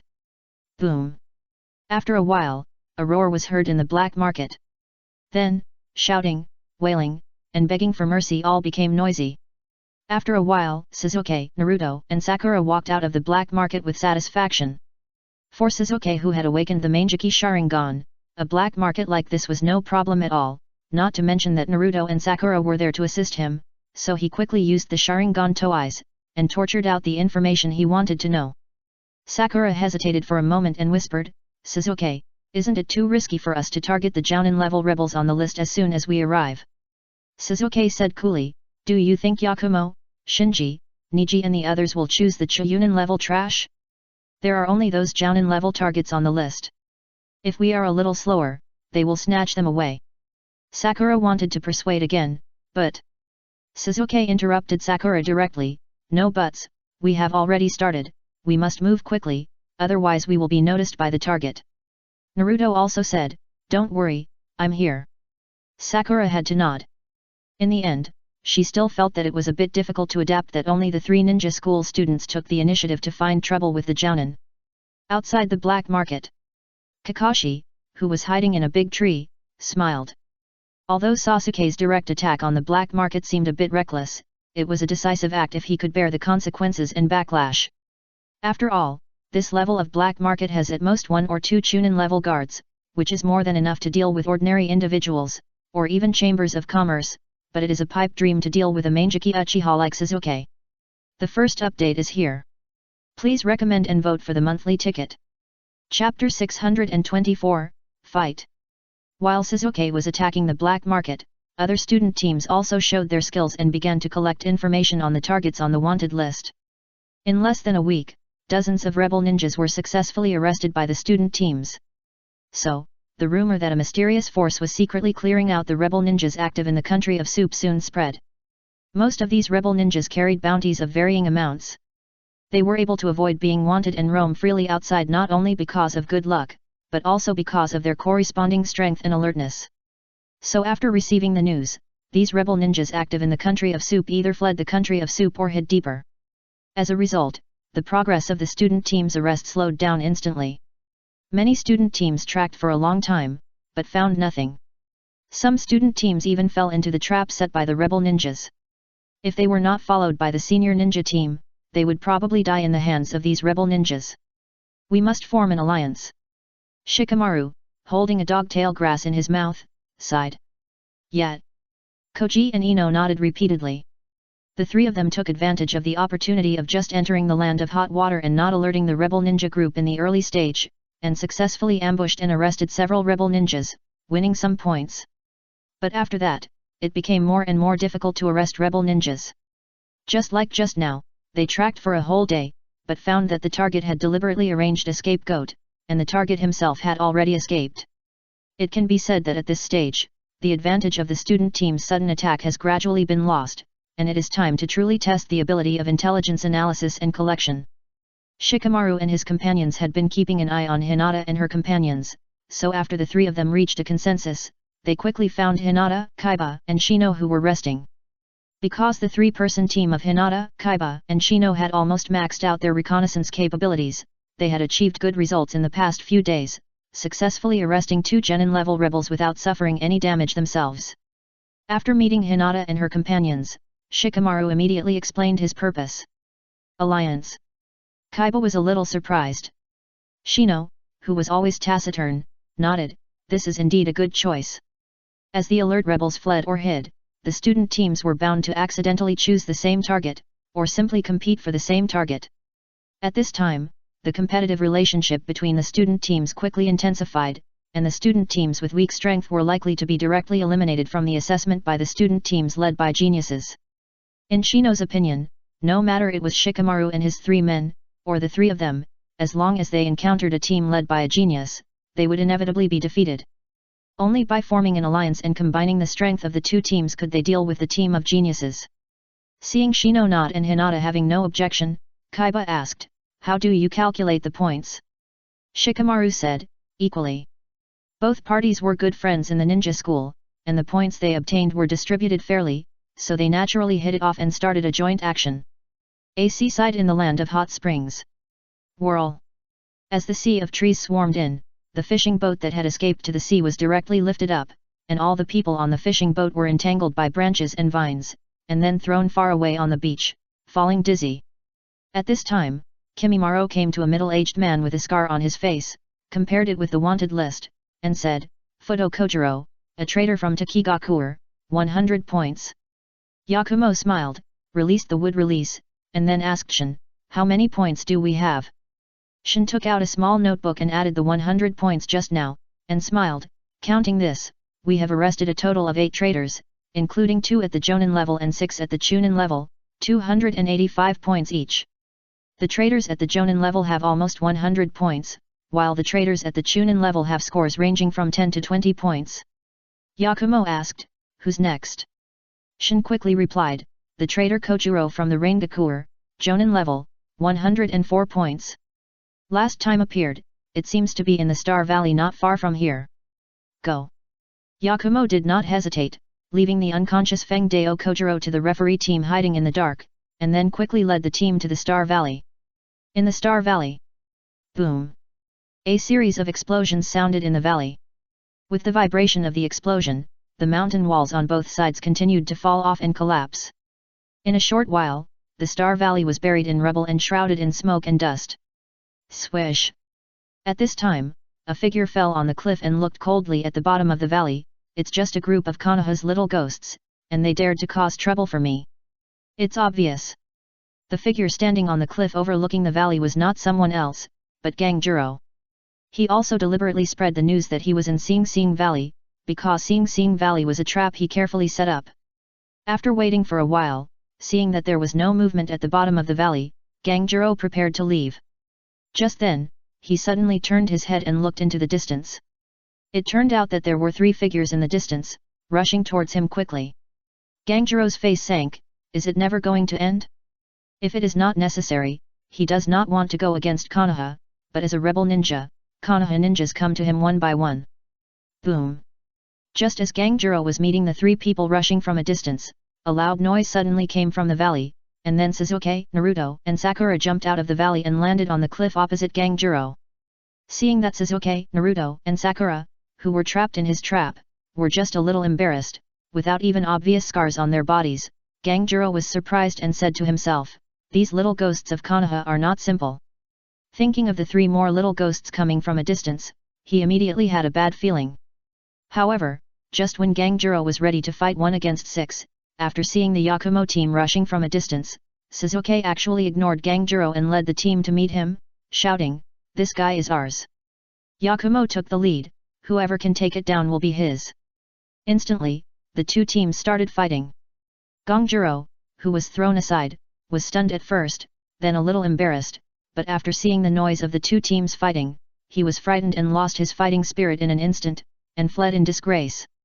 After a long time, Gangjiro came to a hidden underground cave and said to himself, "Fortunately, there is a hiding place prepared for me by Yuya Chenjun, otherwise, I would really be in trouble this time." Really? Suddenly, from the depths of the dark cave, a somewhat lazy voice came from a long distance. The second update is here. Please recommend and vote. Chapter 625, the 10th one. After hearing the sound coming from the depths of the cave, Kojiro was startled, and then he flew back reflexively, his hands moving non-stop, shooting several kunai with detonating talismans wrapped around them into the depths of the cave. Swish! However, at this moment, a figure fell from the entrance of the cave, blocking his way. Almost at the same time, a figure also rushed out from the depths of the cave, and at the moment of avoiding the kunai, he swung out several sword lights wrapped in cold air. In an instant, those who had been tied behind the kunai for a long time, the ignited detonating tag was cut into several pieces, and the igniting sparks were frozen by the cold air, and extinguished dimly after a few puffs. Kojiro, who was trapped in the cave, was shocked and his face was terribly gloomy. Then he found that the person blocking the entrance of the cave was just a red-haired girl who looked only 11 or 12 years old, wearing glasses, and had a childish face. And the one who casually destroyed all the detonating tags wrapped around his kunai was just a slightly older black-haired boy with clear eyes. Damn, it's another kid from Konoha. Gangjiro cursed inwardly and began to think about countermeasures in his mind. After experiencing the failed ambush in Sing Sing Valley, he no longer dared to underestimate the group of little devils in Konoha, and judging from the opponent's skills just now, their strength was obviously not weak. At this time, a gentle sound of footsteps came from the depths of the cave. Attracted by the footsteps, Gangjiro looked over and saw that the boy who came out of the shadows was actually 11 or 12 years old, handsome and with bright eyes. This kid. Almost instinctively, Gangjiro felt that the last boy who came out of the shadows was somewhat extraordinary. No doubt. The people who blocked Gangjiro here were not others, but Shinji, Shiro, and Karin. Damn, what went wrong? With a turn of thought, Gangjiro thought of a possibility. Could it be that bastard Yuyagi-en? He defected to Konoha? After this thought flashed through his mind, Kojiro no longer had any luck, knowing that if he didn't break out, he would probably have to stay here. So, he pretended to fight with Shinji, but his body suddenly turned and rushed towards Karin, who was blocking the entrance of the cave. Humph! Karin snorted and rushed forward. Now she is no longer the timid spy planted in Konoha by the Kusagakure village. After experiencing fierce battles with the Akatsuki organization again and again, her mentality has changed, and the confidence she lacked before has also been filled up, so facing Kojiro, a traitor at the Jonin level, She has no fear. The slightest fear. Bang! The two sides collided with fists. Seeing that a little girl like Karin, who was only 11 or 12 years old, chose to fight him in physical skills, Kojuro raised his lips, and a hint of playfulness appeared on his ferocious face. Physical skills were what he was most proud of. However, before Kojuro's lips could be raised to the highest arc, an incredible force was transmitted from his arm before he felt the pain. This. As the playfulness on his face turned into astonishment, he was repelled by the huge force and smashed into the cave like a cannonball. At this time, the pain was transmitted from his twisted arm, causing him to faint. Shiro went forward to check and confirmed that Kojuro had passed out. He tied Kojuro up and said to Shinji, "Shinji, you win again." Shinji smiled and said, "These guys are all strong on the outside but weak on the inside. They will definitely not choose you first, but Karin." It turned out that it was Shinji's strategy to let Karin block the way. For this reason, the three of them made a private bet on whether the rebel ninja who took the bait would choose to attack Shiro in the cave first, or attack Karin outside the cave. As a result, without exception, all the rebel ninjas who took the bait chose to use the seemingly weak Karin as a breakthrough point, and then there was nothing else. Karin was also playing the pig and eating the tiger this time. As for why Karin's physical skills became so much stronger, Shinji deliberately did not explore it. After all, apart from his identity as the leader of the Akatsuki organization, he was a member of the wealthy Uchiha clan, and he was also the best genius in the ninja school. It was normal for him to have a higher vision. After Bai dragged the unconscious Kojuro to the depths of the cave, Kojuro finally woke up. He was surprised to find that besides him, there were 7 or 8 unlucky guys tied up. What surprised him even more was that many of these unlucky guys were acquaintances, and some of them were even stronger than him. How is this possible? Kojuro's eyes widened, and his gaze swept back and forth among the unlucky guys. And the unlucky guys with their mouths blocked were either glaring at him, or closing their eyes and pretending to sleep in despair, or looking weird, and they didn't seem to expect that Kojuro, who was quite famous in the wandering ninja circle in the land of hot springs, was also trapped here like himself. Outside the cave, the senior ninja team responsible for supervising and protecting Shinji's team hid far behind a rock. Seeing that Kojuro was silent after entering the cave, one of the team members couldn't help but mutter, "Which one is this?" Another person answered, "The 9th one." As the team leader, Yamato stared with a pair of dead fish eyes, his face full of disbelief. He didn't know why there were endless rebellious ninjas who took the initiative to step into the trap, nor did he know what kind of traps Shinji, Shiro, and Karin had set in the cave, which made those rebellious ninjas who were not weak in strength be subdued one by one. 9. The team member who asked the question before counted, and then said in surprise, "Then counting the 6 rebellious ninjas assigned to us before, wouldn't Uchiha Shinji's team have obtained 400 to 500 points so far?" Another person shook his head, "I'm afraid it's more than that. The one called Kojuro just now is also a target of more than 100 points. Counting it, Uchiha Shinji should have scored more than 600 points." Listening to the discussion of his teammates beside him, Yamato's expression became even weirder.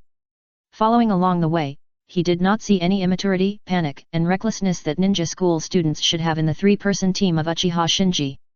On the contrary, he saw only calmness, sophistication, and an inexplicable weirdness in Shinji and the other two. Yamato thought to himself, "Strange, are the 3 of them really taking the test? Why do they feel like they are on a spring outing?" The teammate suddenly thought to himself, "Someone else is coming." Yamato looked in the direction of the sound and found that there was indeed another sneaky figure sneaking into the cave where Shinji and the other 2 were. Yamato was speechless. The 10th one. The first update is here. Please recommend and vote for the monthly ticket. Chapter 626 Bait. In the office of the president of the headquarters of Wedge Real Estate, the president of the company, Yuya Chenjun, was warmly entertaining a guest. Yuya Shiroen smiled, "Those kids are pretty good, right?" The person standing in front of him smiled and said in a very recognizable hoarse voice, "They are indeed some pretty good kids." Obviously. The person Yuya Shiroen was entertaining was none other than Orochimaru. From their conversation, it is not difficult to see that Orochimaru is actually Yuya Shiroen's client. This is actually quite normal. Orochimaru's obsession with human experiments is well known, and Orochimaru has long looked down on ordinary human bodies, so he needs some special ones, such as human bodies with bloodline limits. Yuya Shiroen, who is also searching for bloodline limit children in the ninja world, has undoubtedly become one of Orochimaru's best partners. Yashiro-en asked, Orochimaru, I heard that you once joined the Akatsuki organization. Yes. Orochimaru nodded. Miyashiro-en was amazed, it's not easy to escape from such an organization. Orochimaru didn't seem to want to talk about his past. After a few perfunctory words, he said, I need you to do me a favor this time. Miyashiro-en smiled and asked, what favor? You should also know what Konoha is doing in the land of hot springs. Have you heard of this? After a pause, Orochimaru said with a joking face, I have my eyes on a child and need your help. Yashiro-en smiled slightly, are you planning to attack Konoha? This is not a good business. Orochimaru said, don't worry, it's a trivial matter for you. You just need to arrange a bait for me, and I will handle the rest myself. Bait? Yashiro-en pondered. It's not that he intends to control Orochimaru, but mainly because he remembered that Shinji had assigned him a similar task before, asking him to use his connections in the land of hot water to lead the rebel ninja targeted by Konoha to a cave. For the order personally issued by the leader of the Akatsuki organization, he naturally did not dare to disobey or ask too much, so he buried his head and did it. Now that Orochimaru has also come to the door, he feels vaguely uneasy, as if the storm is about to sweep across the land of hot springs. Outside the Star Valley. Boom! The purple skull-shaped Susanoo rose from the ground, and with a roar, it tore off the attacking branches one by one. The encounter caused by Kojuro is still going on. As the battle between the two sides escalated, Yakumo finally launched Wood Release, and Sasuke was forced to use Susanoo. In the distance, Kakashi's face darkened as he watched Sasuke launch Susanoo. But it is also clear that facing Yakumo's Wood Release, Sasuke actually has few options. If he does not use Susanoo, Sasuke's team will be defeated immediately. Tsunade on the side chuckled. Susanoo is also divided into levels. If it is a complete Susanoo as high as 100 meters like Akatsuki's A or B, Yakumo's Wood Release may be difficult to deal with, but if it is just a Susanoo in the form of a skeleton 2 or 3 stories high, it can only be a small impact on Yakumo's Wood Release. It can only protect itself. Even self-protection is in jeopardy. On the field, the fierce fight is still going on. Under the Susanoo, Sasuke glared at Yakumo standing in the sea of trees in the distance with a gloomy face. Naruto and Sakura, who were also under the protection of Susanoo, looked nervously at the surging sea of trees around them with extremely solemn expressions. If it weren't for Sasuke's Susanoo, under Yakumo's Wood Release, the two of them would not even have a place to stand. Sakura advised, Sasuke, retreat. Naruto opened his mouth, but in the end, he said nothing. He actually wanted to share some of the pressure for Sasuke, rush out of Susanoo to fight Yakumo. But the experience of special training told him that the restraint of Wood Release on the tailed beasts was too strong. He had gone berserk several times in special training before, and was subdued by Yakumo's Wood Release. So at least at this stage, he was no match for Yakumo, even if he turned into a tailed beast. Sasuke weighed the pros and cons. The assessment was only halfway through. There was no point in fighting with the Yakumo team at this time, so he said, you two follow me. After saying that, he turned around and broke out. Seeing that Sasuke's team was about to retreat, Yakumo didn't force them too much. After all, she knew Sasuke's strength. If they really had to fight, she would have to pay some price to win. And now the target, Ganjuro, had disappeared. It was meaningless to fight with Sasuke's team at this time. So she controlled the sea of trees to make way for Sasuke's team. Seeing the surging sea of trees around him retreat, Sasuke simply lifted the Susanoo, looked back at Yakumo, and snorted coldly. Kakashi breathed a sigh of relief, it's a wise choice. Tsunade commented, Sasuke is indeed more mature than before. Naruto was restrained by Yakumo's Wood Release, and Sakura is a medical ninja. If he chooses to continue to fight, it will only waste the team's combat power in vain. Kakashi nodded slightly, well, Sasuke's team has a low chance of winning. Even if it was 3-1, Sasuke's team might not be able to take down Yakumo alone. Besides, Yakumo also had Kimimaro Enshin, especially Kimimaro, whose true strength was hard for even Kakashi to estimate. Just when Kakashi and Tsunade thought that the two teams were about to leave the battle, suddenly, accompanied by a sharp sound of breaking through the air, a figure pounced on Sasuke. Sasuke was stunned for a moment before reacting and immediately rushed forward. Bang bang bang! In an instant, the two of them started a fierce physical battle. Damn it! Naruto on the side immediately transformed into a tailed beast, put on the tailed beast coat, and joined the battle. However, Sakura could only worry on the side, because the one who suddenly launched the attack was Kimimaro, a genius at the same level as Sasuke in the ninja school. Her current strength did not even qualify her to join the battle. On the other side, Yakumo and Shin were also a little surprised, but the two of them did not rush to attack, but fell to the side to help Kimimaro. In the fierce fight, Sasuke raised the corner of his mouth, "Kimimaro, I have long wanted to compete with you. Since you have come to me, let's take advantage of this assessment to settle the grudges of the past." Kimimaro rarely responded to Sasuke, "You talk too much nonsense." Sasuke grinned, "This is not like you usually." Naruto interrupted at this time, "Sasuke, let's join forces to defeat him." Sasuke frowned, "Naruto, don't interfere with us." Before Sasuke finished speaking, another figure rushed into the battle and kicked Naruto, who had transformed into a tailed beast, out. Everyone looked and found that it was Shin who joined the battle. Shin said, "One-on-one is fair, Naruto, your opponent is me. The second update is here. Please recommend and vote for me. It's just a small favor, please help." Chapter 627 Both sides suffer. The changes on the field made Tsunade and Kakashi, who were hiding in the distance, frown. In the case of losing the target, the two teams chose to continue the confrontation, which was obviously contrary to their respective interests. Kakashi guessed, a dispute of arrogance. Tsunade frowned, the assessment is only halfway through, and there are other very competitive teams.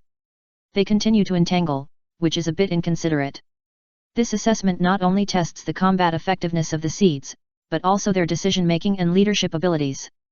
A good commander should learn to avoid acting on impulse during missions.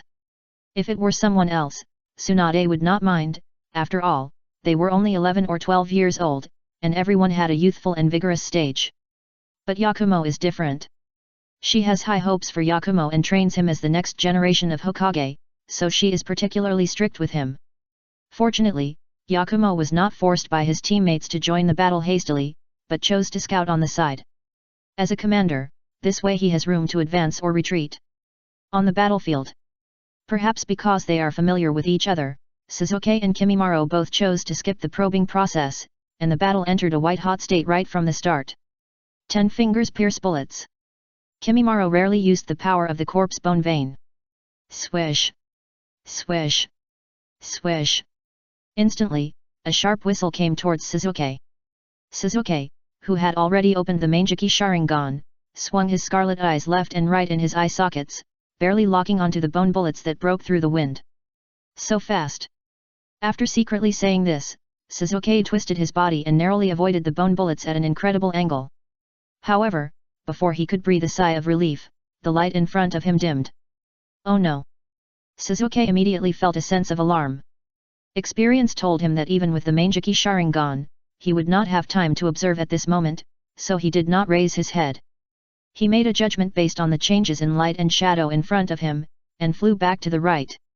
Shua! Almost at the same time as he flew back, a sharp bone blade almost touched his cheek and cut a shallow blood mark on his face. After retreating, Sasuke gasped and reached out to touch the blood mark on his cheek. His frivolous expression suddenly became solemn. Because the Kimimaro on the opposite side was completely different from the one in the ninja school. At this moment, Kimimaro had sharp bone blades extending from his palms, elbows, knees, and even his back. It was this bone blade that just scratched Sasuke's cheek.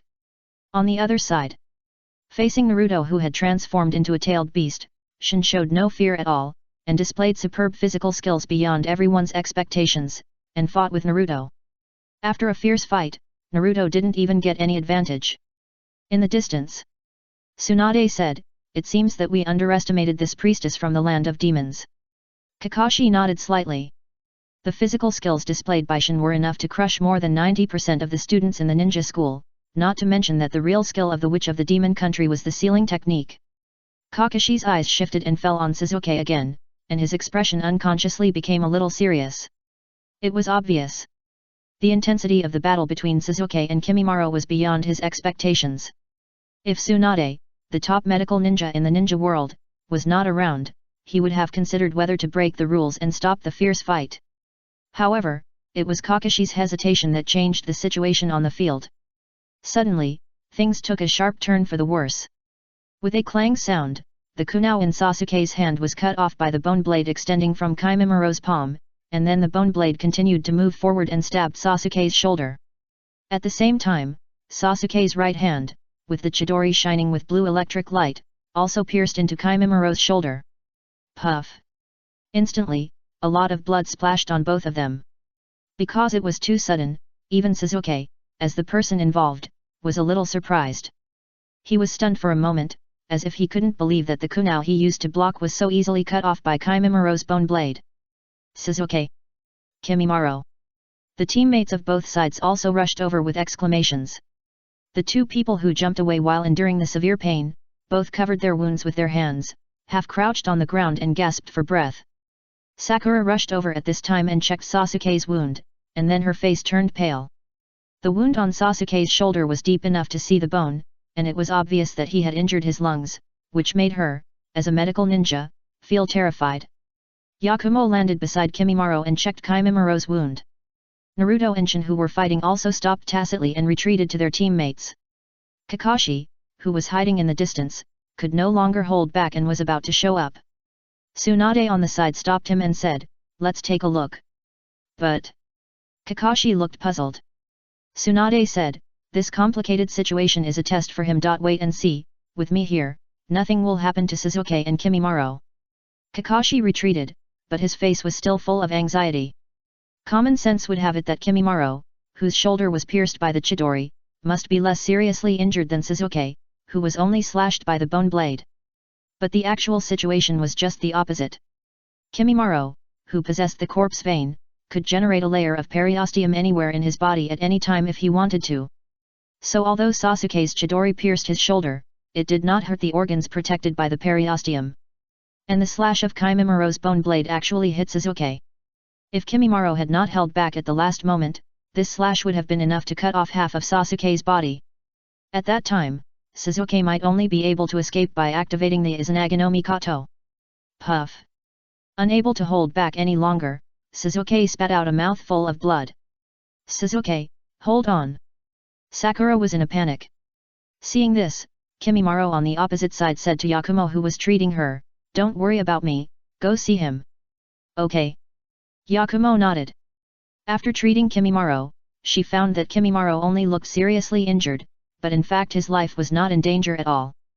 Soon, Yakumo came to Sasuke and took over from Sakura to treat Sasuke. Although Sasuke was a little unwilling, he still accepted Yakumo's treatment honestly. Unlike Sakura, Yakumo has red dragon eyes. The red dragon eyes can not only see through Sasuke's injuries, but also control blood through pupil power to forcibly stop bleeding for the wound, so Sasuke's injuries were immediately curbed after Yakumo took over. Finally, after bandaging Sasuke's wound, Yakumo said, "The wound has not healed completely, you have to rest well these days. Ganjiro is yours." Sasuke did not respond to Yakumo's instructions, but just said a word coldly, and then left with Naruto and Sakura. Here is the first update. Please recommend and vote for the monthly ticket. Chapter 628 Attack. In an abandoned mine. Ga. In the orange-red bonfire, a small sound was heard, which was even more harsh in this empty and quiet mine. Sakura came to Sasuke with a medical bag. "Sasuke, it's time to change the medicine." Sasuke, who was studying the wanted list, nodded, but his eyes never moved away from the wanted list in his hand. While changing the medicine for Sasuke, Sakura whispered, "I'm sorry, I'm useless." Naruto on the side was also a little unhappy. It's okay to be suppressed by Yakumo, who mastered the wood escape, but today he was dragged by Shin, the last one, so he has been brooding about it. "Don't say these useless things." Sasuke's face darkened, and his tone was unhappy. "We have already dealt with Kojuro. Now there are only a few Jonin-level rebels left on the wanted list, and some of them have been confirmed to have fled the land of hot springs, so we must hurry to find the rest." Sakura was shocked and said, "Sasuke, your injury is very serious. Even if I keep using medical ninjutsu to help you promote wound healing, it will take at least 2 to 3 days to recuperate." Sasuke said coldly, 2 to 3 days? Cut, by that time, the targets on the list may have been divided up by others. This time Sakura did not obey Shizuke, but shook her head repeatedly. No, this is absolutely not possible. Shizuke, you are too reckless. If the wound breaks again, you will die. My own body, I know it myself. There is a target nearby, we will go and see it later. As soon as Shizuke finished speaking, he seemed to have a wound and started coughing. Naruto stood up at this time. Sakura, you stay here to take care of Shizuke, I will go find the target later. Shizuke glanced at Naruto, with some hesitation on his face. If it was just to deal with a rebel ninja from a small ninja village, even if it was a Jonin level, Naruto who mastered the tailed beast transformation, the multiple shadow clone technique, and the raised Nan should not have any problems. And the place where the target appeared was very close to the abandoned mine where they were resting, so after weighing it again and again, he said, you first determine the opponent's location, and then come back to inform us. Well. Naruto nodded heavily, then rushed out of the mine. Looking at Naruto's departing back, Shizuke felt a little uneasy. In his eyes, Naruto was always the last one who needed him to keep an eye on him to avoid problems. It was just that the place where the target appeared was too close to here, and he was a little unwilling to give up the target. Outside the mine. Seeing Naruto leave the mine alone and run towards the north, Kakashi, who was responsible for supervision and protection, changed his face. The two teammates looked at Kakashi together. Senior Kakashi, what should we do? Naruto is the Nine Tails Jinchuriki, and he can't afford to lose. I'll go over and see. You stay here and keep an eye on Shizuke and Sakura. In addition, send a message to the headquarters and ask them to send someone to support immediately. After explaining, Kakashi flashed and chased after Naruto. Although he was worried about Sasuke's safety, Naruto was after all Jinchuriki cannot afford any negligence on this issue. Moreover, he still suspected that Shizuke was the E of Akatsuki. Naruto left the team alone at this moment, and it was not ruled out that it was a conspiracy of Akatsuki, so he had to follow him to see for himself. As soon as Kakashi left, his teammates sent a distress signal to the headquarters. The headquarters led by Jiraiya has been on the move, basically staying in the center of the activity area of each student team, so as long as the distress signal is sent in time, the support will arrive soon. Cheer up, the support will arrive soon. Yet. After sending the distress signal, the two entered a state of combat readiness. Suddenly, a footstep was heard not far behind them. The two immediately became alert and shouted, "Who?" At this time, a figure walked out of the shadow of the woods, pushed the frame on the bridge of his nose, and smiled, "You two have worked hard, you can rest now." Almost at the same time, a figure walked into the mine where Shizuke and Sakura were resting. Shizuke immediately noticed the intrusion, took out his kunao, and protected Sakura behind him. Sakura looked nervous. As soon as Naruto left, someone sneaked into the mine. This was obviously not a good sign. A moment later, the intruder appeared in front of Shizuke. He was wearing a black robe, with a bandage on his face, a cracked mouth, and his tongue licking his lips. "Is it you?" A past memory emerged in Sasuke's mind. That was his first time entering the Death Forest and participating in the assessment of the ninja school. As a result, he was attacked by a mysterious man.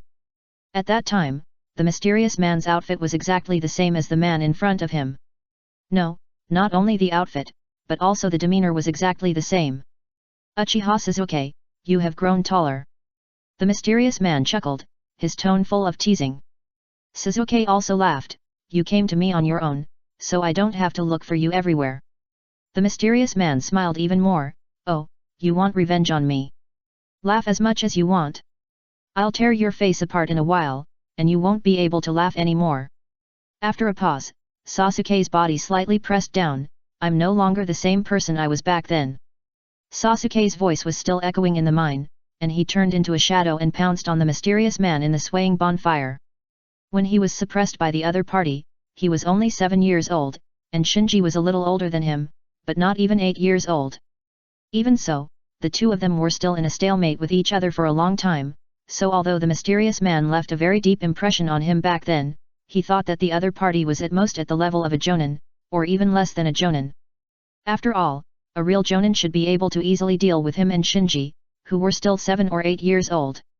So even though he was seriously injured at this moment, he was still full of confidence, thinking that he could easily defeat the opponent and avenge his previous shame. In the blink of an eye, Suzuki rushed in front of the mysterious man. Bang! A muffled sound echoed in the mine, and accompanied by this muffled sound, Suzuki flew backwards. His sure-shot attack was kicked away by the mysterious man's casual kick. Bang! He hit Suzuki hard on the cave wall, his throat felt sweet, and a mouthful of blood rushed up his throat. However, before he could swallow the blood, the mysterious man flashed in front of him and punched him in the face. Puff! Suzuki immediately spit out a mouthful of blood, and the whole person's eyes were full of stars. The mysterious man smiled sinisterly at this time. It seems that you have not made much progress. Is your pair of Mangeki Sharingan just a decoration? It's just a small effort, please help. Chapter 629 The Gap. In a flash, Suzuki, who was full of momentum, was easily suppressed by the mysterious invading man, which shocked Sakura beside him and made her feel at a loss. She also heard what Suzuki said just now. The incident of Suzuki, Shinji, and several ninja school teachers being attacked by a mysterious man in the Death Forest was a hot topic in the ninja school.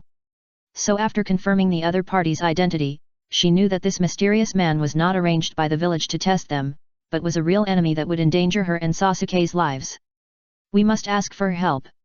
Having made up her mind, Sakura took out a signal flare for help from the ninja bag on her waist and rushed out of the mine. There was a senior ninja invigilating nearby, which every student who took the test knew, so Sakura felt that as long as she could successfully send out the signal flare, reinforcements would come immediately. Seeing Sakura rushing out with the signal flare, the mysterious man glanced slightly sideways, and then grinned. Seeing that the mysterious man was indifferent to this, and seemed not to care about Sakura's distress signal flare, Sasuke's heart slammed, and realized that something was wrong. The other party was obviously prepared, and the senior ninja in charge of the exam outside was probably tripped by something. However, Suzuki did not despair because of this. He endured the severe pain, spit out a mouthful of blood, and then said to the mysterious man, "You bastard, you messed with the wrong person." Boom! In an instant, his angry eyes turned scarlet, and then a purple shadow was projected from his body. The purple shadow quickly turned into a rib, protecting him inside, and then a skeleton arm extended from one end of the rib, grabbing the mysterious man fiercely. "Is this Susanoo?" The mysterious man held in the hand of the skeleton arm. He was not too panicked. On the contrary, he looked at Sasuke's Susanoo with interest. Humph! Sasuke's face turned cold, and he immediately activated Susanoo. Puff! Susanoo squeezed hard, and the mysterious man in his hand was immediately crushed by the skeleton hand of Susanoo, and blood splattered all over the mine. Suzuki staggered to the twisted corpse of the mysterious man, stared coldly for a while, and then he released Susanoo and whispered, "Repent in hell." Who?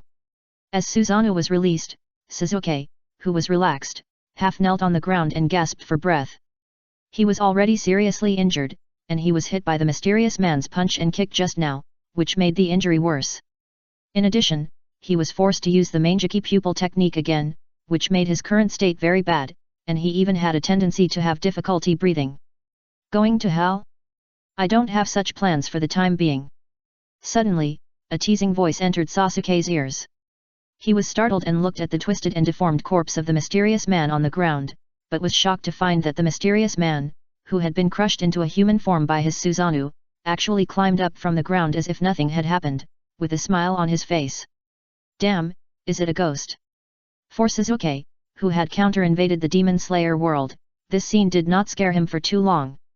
He quickly reacted and prepared to stand up and fight again. However, just as he was about to get up, he felt a dizziness coming from all directions, making his body unable to use any strength. The mysterious man came to Suzuki at this time, looking at Suzuki with his eyes, as if he was making a decision. Suzuki tried to cheer himself up. "Am I poisoned?" The mysterious man nodded, not too stupid, but still far behind Itaki. Suzuki, who was already weak and about to faint, suddenly became more awake after hearing the mysterious man's words. The Mangeki Sharingan in his eye sockets instantly opened, and he said sternly, "What did you say?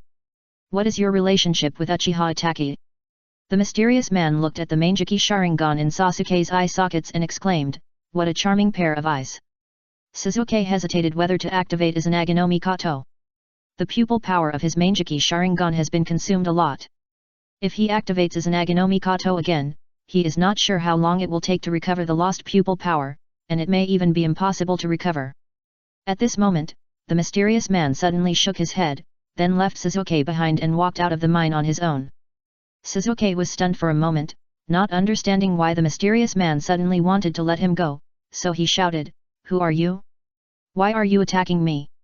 The mysterious man stopped, seemed to have thought of something, suddenly turned around, stretched out his neck like a snake, and flew in front of Sasuke with his head, then opened his mouth and bit Sasuke's neck. "You!"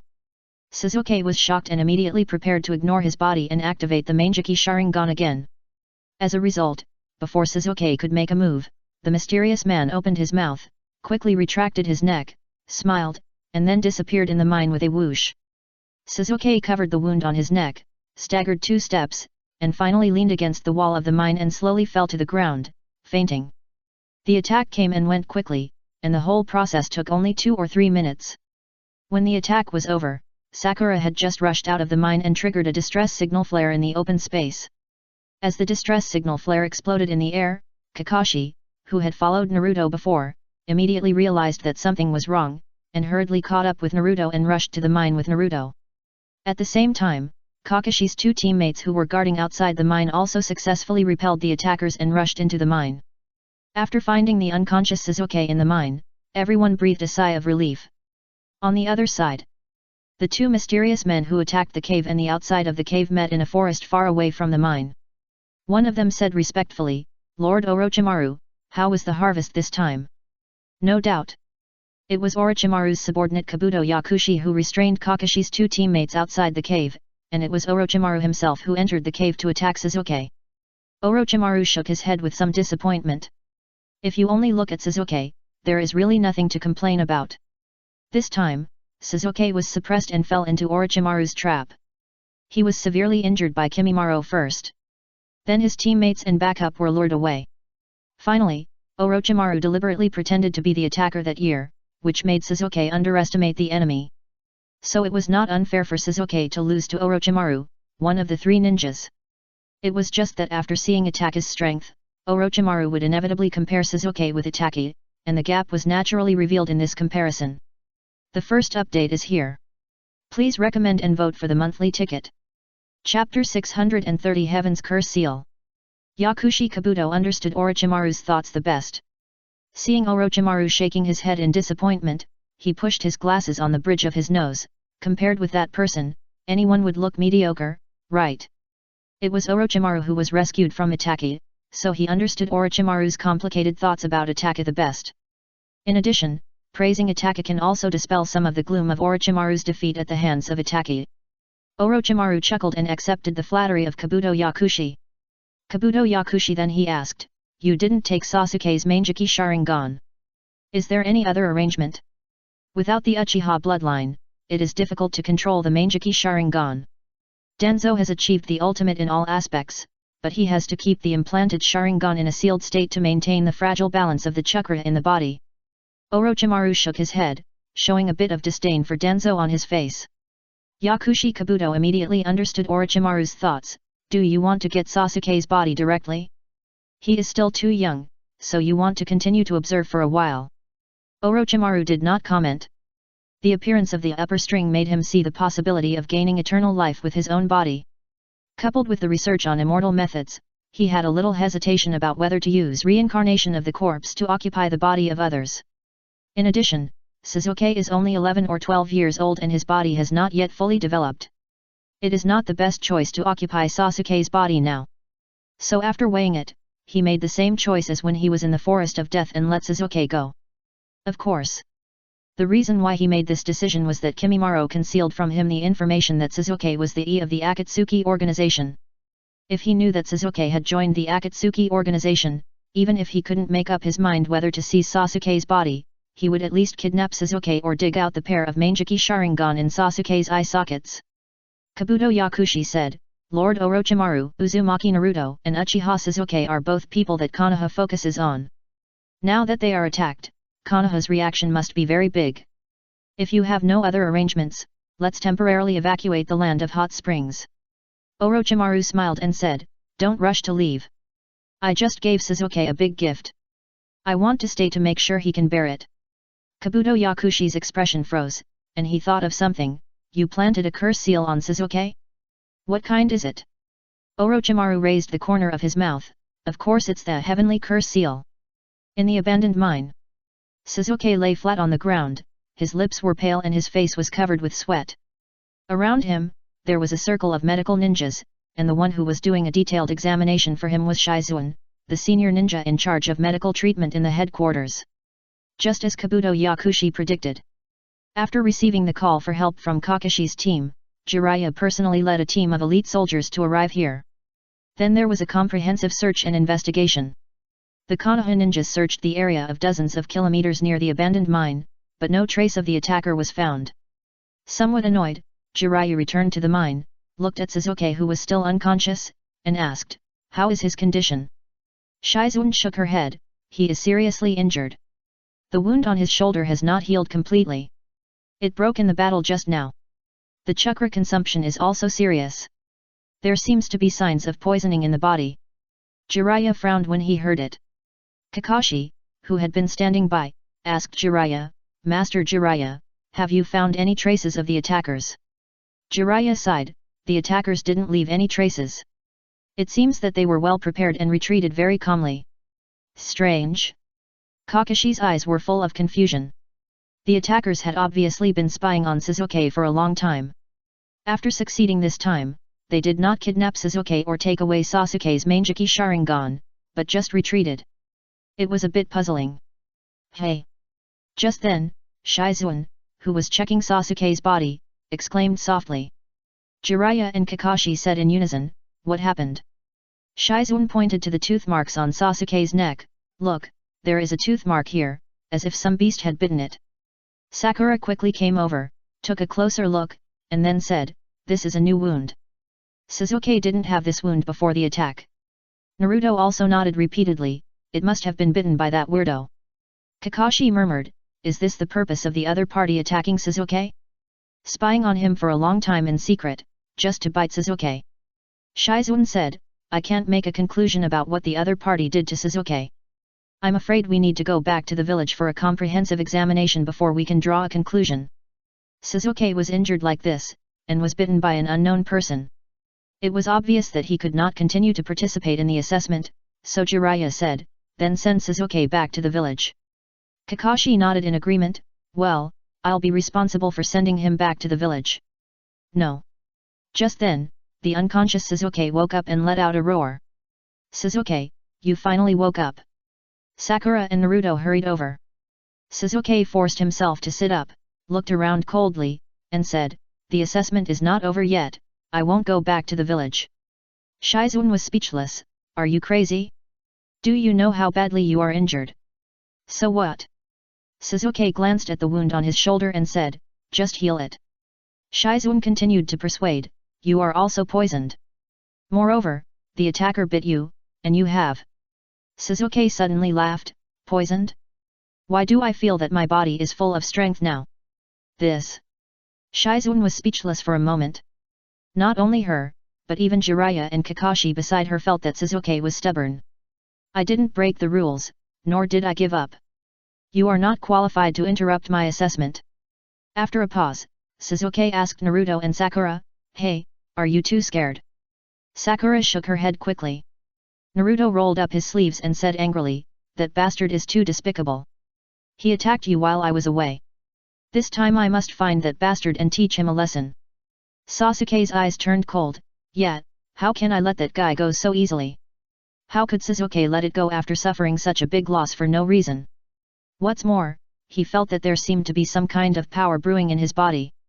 Looking at Shizuke and Naruto who were full of fighting spirit, and Sakura who looked worried but determined, Jiraiya and Kakashi looked at each other and sighed helplessly. The second update is here. Please recommend and vote for me. It's just a small favor, please help me. Chapter 631, Fighting Again. After 2 days of recuperation, Sasuke's team participated in the assessment again, but the delay of these days made their progress fall behind a lot. Beside a small river, Shizuke and Naruto, who had collected intelligence for a day, were resting. After a while, Sakura returned with the updated wanted list from Kakashi, who was in charge of the exam. The wanted list is updated every day, and the targets successfully arrested on the list will be crossed out to prevent the student team from wasting unnecessary energy. Suzuki, this is the latest list. Sakura handed the updated wanted list to Suzuki with a hint of worry in her eyes. After taking the list and looking at the crosses all over it, Sasuke's face suddenly became so gloomy that water was about to drip out. The assessment has entered the second half, and there are fewer and fewer targets on the wanted list. The cross on each name means that the target has been successfully arrested by other student teams, and the delay in the past few days has made his team slower than a beat. Suzuki asked coldly, "How many points do we have now?" Sakura said, 327 points. Suzuki looked at Sakura, "Have you found out the points of other teams?" Sakura nodded with some embarrassment, "I just asked Kakashi teacher, as of this morning, Yakumo's team got 473 points, Niji's team got 440 points, and Shikamaru's team got 319 points. So much difference." Naruto scratched his head. They were nearly 150 points behind the Yakumo team. It seemed that they only needed to successfully capture 2 Jonin-level rebels to catch up, but at this time, there were only a few Jonin-level targets on the wanted list, and many of them had already escaped from the land of hot springs, so it was very difficult to capture a Jonin-level target. And a Chunin-level target only had 10 to 20 points. They had to successfully capture 8 to 10 Chunin-level targets to catch up with the Yakumo team. In addition, the Niji team was also ahead of them by more than 100 points, and the Shikamaru team was following closely behind them and could surpass them at any time. Suzuki, staring at the wanted list, suddenly frowned, "There's something wrong with the points. The total points on the list are several thousand, and our teams only have more than 1,000 points. Could it be that more than half of the targets on the list have already escaped from the land of hot springs?" After a pause, he asked again, "By the way, what about the points of Shinji's team? Why didn't you tell me?" Sakura hurriedly explained, "I asked Kakashi, but Kakashi said that there seems to be a problem with the points of Shinji's team, and they are being re-verified." Suzuki said, "Even if Shinji's points are similar to ours, and we count the other active teams, the number of points still doesn't match." Sakura said, "It's possible that many of the targets on the list really escaped from the land of hot springs." Ming people jumped up, "Then we have to hurry up." Suzuki also stood up, "Well, among the remaining Jonin-level targets on the list, there is only the traitorous ninja Shuin from Takaguni village. Our target this time is him, let's go." "No, there is a problem with the points." Yakumo shook his head and said, "There are only a few targets left on the list, but the points of each team don't match at all." Shin seemed to have guessed something and asked, "Have you inquired about the points of Shinji's team?" Yakumo nodded slightly, "Shinji's team should not be underestimated, how could I ignore them? But Tsunade teacher said that there seems to be a problem with the points statistics there, and the amount of points is too huge, so the headquarters has sent people to verify it again. Then it matches." Shin said secretly in her heart. Knowing Shinji's true identity, she knew very well that the high-level assessment of the ninja school this time was not a problem for Shinji at all. Kimimaro suddenly asked, "Is Suzuki okay?" Yakumo replied, "Well, it is said that his injuries have recovered a little and he has returned to the assessment." Kimimaro said no more and returned to his usual silence. Shin suggested, "Let's not be idle, let's quickly solve all the targets on the list." She didn't say the second half of the sentence, which was at least keep the second place. Yakumo nodded and agreed, "Yes, our first place is not safe yet, we really can't be idle. The next target is the rebel ninja of Takigakure." Swish, swish, swish. 3 people from Niji's team were walking through the forest. Tenten said, "Ningji, the target should be ahead. As long as we catch him, the gap in points between us and Yakumo and the others can be further narrowed." Lee clenched his fists, "Great!" Ningji also looked happy. He took steady steps in this assessment, using the advantage of his Byakugan to hold on to the Yakumo team in points. If they can successfully hunt the target, the rebel ninja Hoka, today, their points will surpass Yakumo and become the first. Boom boom boom. Suddenly, there was an explosion in front. Tenten and Lee were startled and looked at Niji together. Ningji immediately opened his Byakugan and observed intently. After a few breaths, he said in a deep voice, "Not good, it's Shikamaru and the others." Soon, the 3 people who rushed out of the woods had a wider vision and saw the battlefield in the distance. On the battlefield, the 3 members of Shikamaru's team cooperated with the 3 members of Hinata's team to besiege a rebel ninja, and that rebel ninja was the target of their trip, the rebel ninja Shuiyin from Takigakure. On the battlefield. Damn it, you little devils of Konoha, don't think I dare not kill you. Besieged by two teams, Shuiyin was a little embarrassed and fought and retreated. Shikamaru commanded the two teams to block the opponent all the way, but because the opponent was not weak, several fierce attacks failed to take down the opponent. Suddenly, Shikamaru seemed to realize something and shouted, "No, he wants to get close to the river, Koji, Kaiba, stop him." Although Koji and Kaiba didn't understand the reason, they still trusted Shikamaru's judgment unconditionally and stood up to block Shuiyin's retreat. Shuiyin's face changed. He had been holding back and pretending to be afraid of Konoha, just to paralyze this group of Konoha's ninja school students, and then wait until they retreated to a place with water, and then start a killing spree to completely get rid of the encirclement. Unexpectedly, his thoughts were exposed by a little devil on the other side, and he was immediately a little annoyed. "Humph, since you have seen through it, then I will get rid of you here in one go." Shuiyin no longer retreated, standing in place and taking a stance. Seeing the other side's full momentum, Shikamaru muttered in his heart, "Oh no, it turns out that this guy has been pretending before, we won't fall over this time." The first update is presented. Chapter 632 It Doesn't Matter.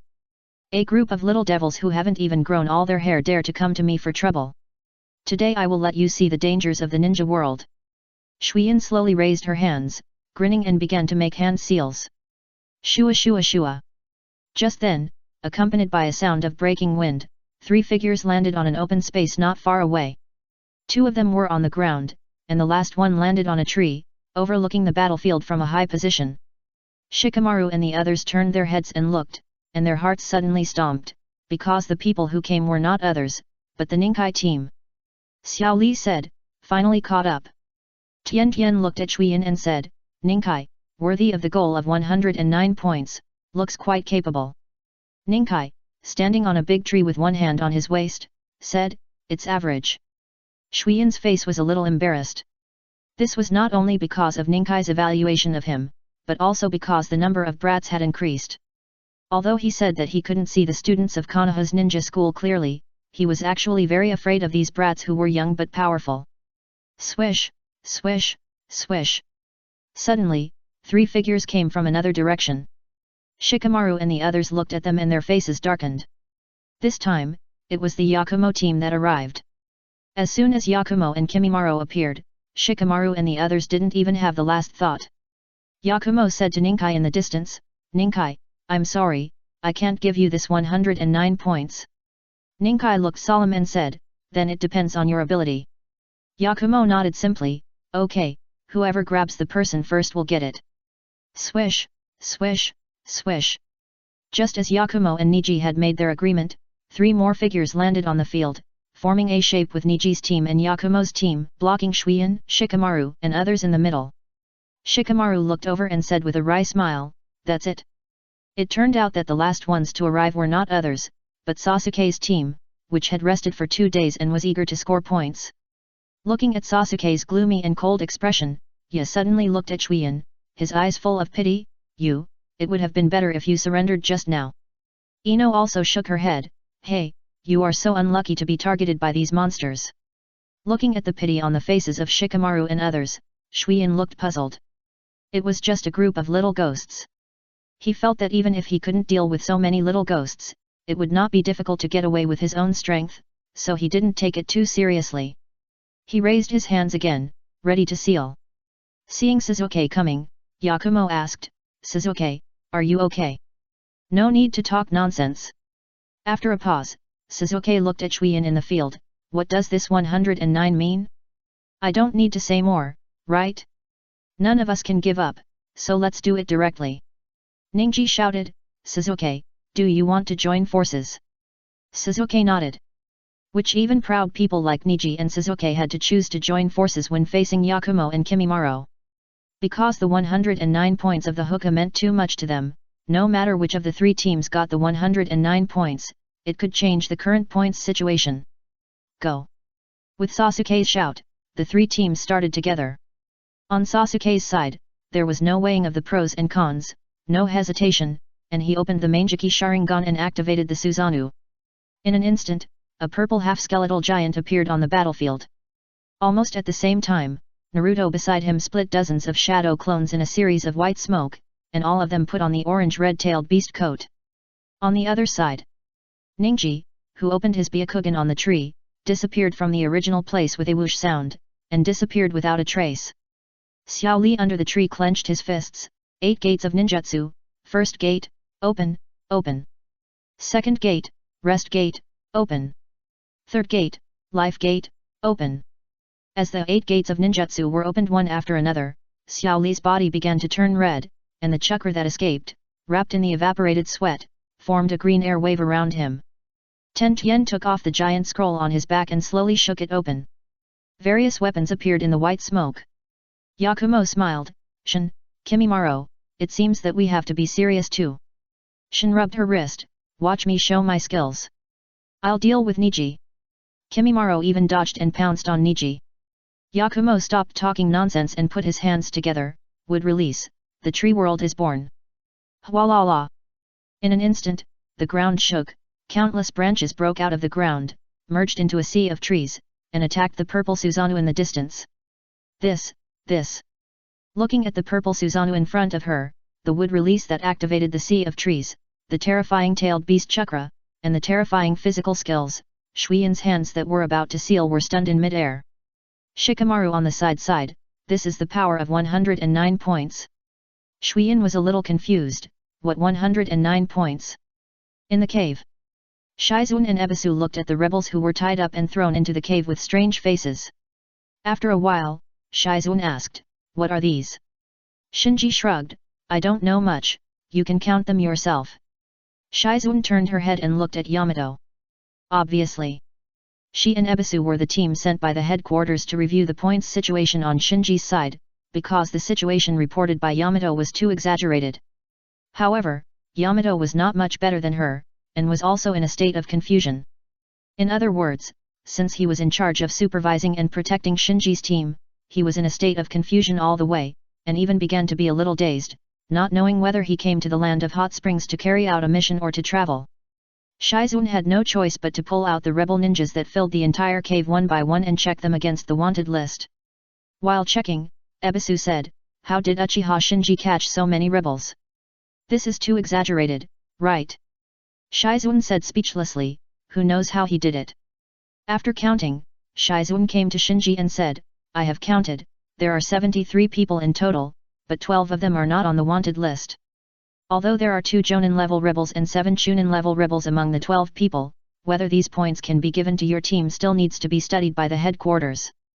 Shizun really didn't expect that Shinji not only caught a lot of rebels on the list, but also caught a lot of rebels who were not on the list, almost wiping out all the rebels active in the land of hot springs.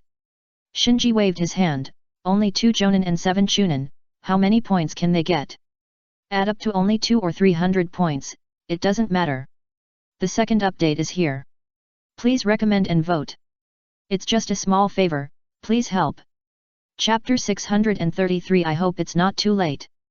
Seeing Shinji waving his hands and not caring, Shizun and Ebisu looked even weirder. They had just come from the headquarters, so they knew the current points of each student team. Excluding Shinji's team, the best team of Yakumo among the other student teams only scored 470 points, and the worst student teams even scored only 20 or 30 points. Under such circumstances, Shinji's team actually scored more than 1000 points, more than double the second place Yakumo. How could they not be shocked? But shock is shock, the facts are in front of them. Those living rebels who were killed by Goka Osaka could not be faked, so Shizun had to suppress the doubts in her heart and said to Shinji, we will take these rebels back to the headquarters first. The assessment is not over yet, you have to keep working hard. The last 2 words work hard were swallowed by Shizun. With such an advantage over the second place, and with only a few targets left on the wanted list, even if Shinji and his team did nothing in the remaining time, they would probably have won. Shizun had a headache when she thought of this. The purpose of this assessment was to select the seeds of the next generation, so Tsunade had high hopes for Yakumo in this assessment, hoping that Yakumo could become the core of the next generation of the village, and then successfully enter the upper echelons, surpassing her to become the first female Hokage in the village. Originally everything was going well, Yakumo's performance was impeccable, and she was good in all aspects. Convinced by the people, just like the fourth generation who appeared out of nowhere in the Third Ninja World War. But suddenly Shinji showed up, which really caught Shizuan off guard. "We must inform Lady Tsunade as soon as possible," Shizuan said secretly, and then rushed to the headquarters with the rebel ninjas arrested by Shinji's team. In the distance, a figure was hidden in the shadow of the trees, looking at Shizuan and others who were leaving with a team of rebel ninjas from a distance, and then left with a whoosh. After a while, the figure fell into a valley. This valley was the temporary camp of the root troops, and the figure who had just been spying in the distance was a root ninja. After returning to the camp, the root ninja found the captain and reported, "The people at the headquarters have taken the rebel ninja away." It is roughly estimated that Uchiha Shinji's team has successfully arrested more than 70 rebel ninjas, and the points may exceed the current number 1 Kurama Yakumo team. The captain's face was stern. 70? So many? The spy nodded, yes, no less. The captain immediately made up his mind after hearing this. Other advisory elders may be able to win over the Uchiha, but Danzo, who single-handedly promoted the Uchiha clan extermination incident, cannot. He has no room for maneuver. After all, the Manjiki Sharingan in his eye sockets and the 3 Magadama Sharingan on his arms represent the lives of Uchiha clan members. So he must take advantage of Uchiha Shinji and Uchiha Sasuke before they really squeeze into the village's upper echelons to get rid of these 2 Uchiha remnants. In comparison, Uchiha Shinji, who was favored by Uchiha Koharu, was more dangerous than Uchiha Sasuke, who had awakened the Manjiki Sharingan.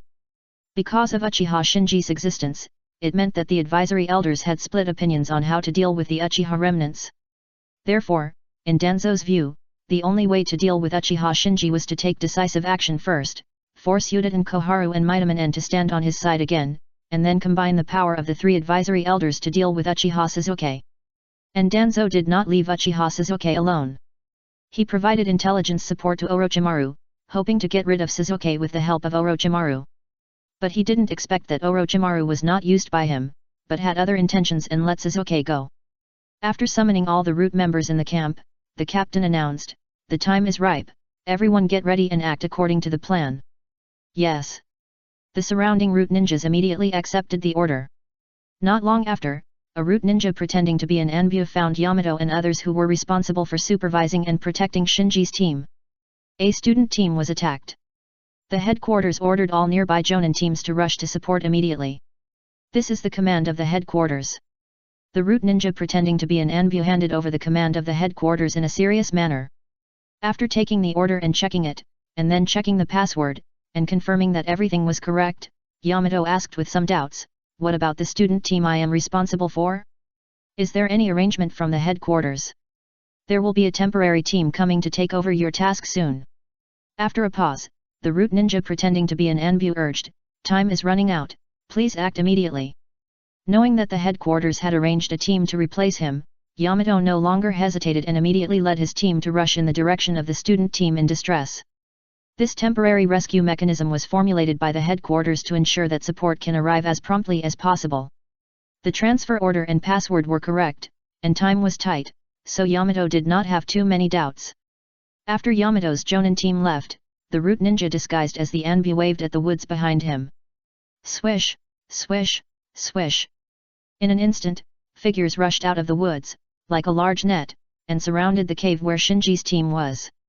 In the command center, Jiraiya was waiting for Shizuan and others to return, because only after confirming the accurate score of Shinji's team could the wanted list be updated. What the hell is Yamato doing? According to the data he reported, Uchiha Shinji's team has successfully captured 60 or 70 targets. How is this possible? Jiraiya shook his head and muttered. At this moment, a ninja from the communications squad hurried to Jiraiya and said, "Master Jiraiya, the village has just sent us top-secret intelligence." Top secret?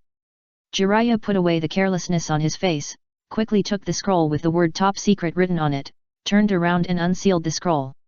After seeing the contents on the scroll, his pupil shrank, and he said angrily, "How dare he?" The ninja from the communications squad was startled. "Master Jiraiya, what happened?" Jiraiya changed his unreliable style, and the momentum of the 3 ninjas suddenly unfolded, and he shouted sternly, "Notify everyone to stop the assessment." Activate the emergency support mechanism and order all the Jonin squads near Uchiha Shinji's squad to immediately support Uchiha Shinji's squad. Yes, yes. The startled ninja from the communications squad quickly turned around to convey the order. I hope it's not too late. After sighing faintly, Jiraiya packed his luggage, ready to lead the team to rescue. The first update is here. Please recommend and vote for the monthly ticket. Chapter 634, Rush to the Rescue.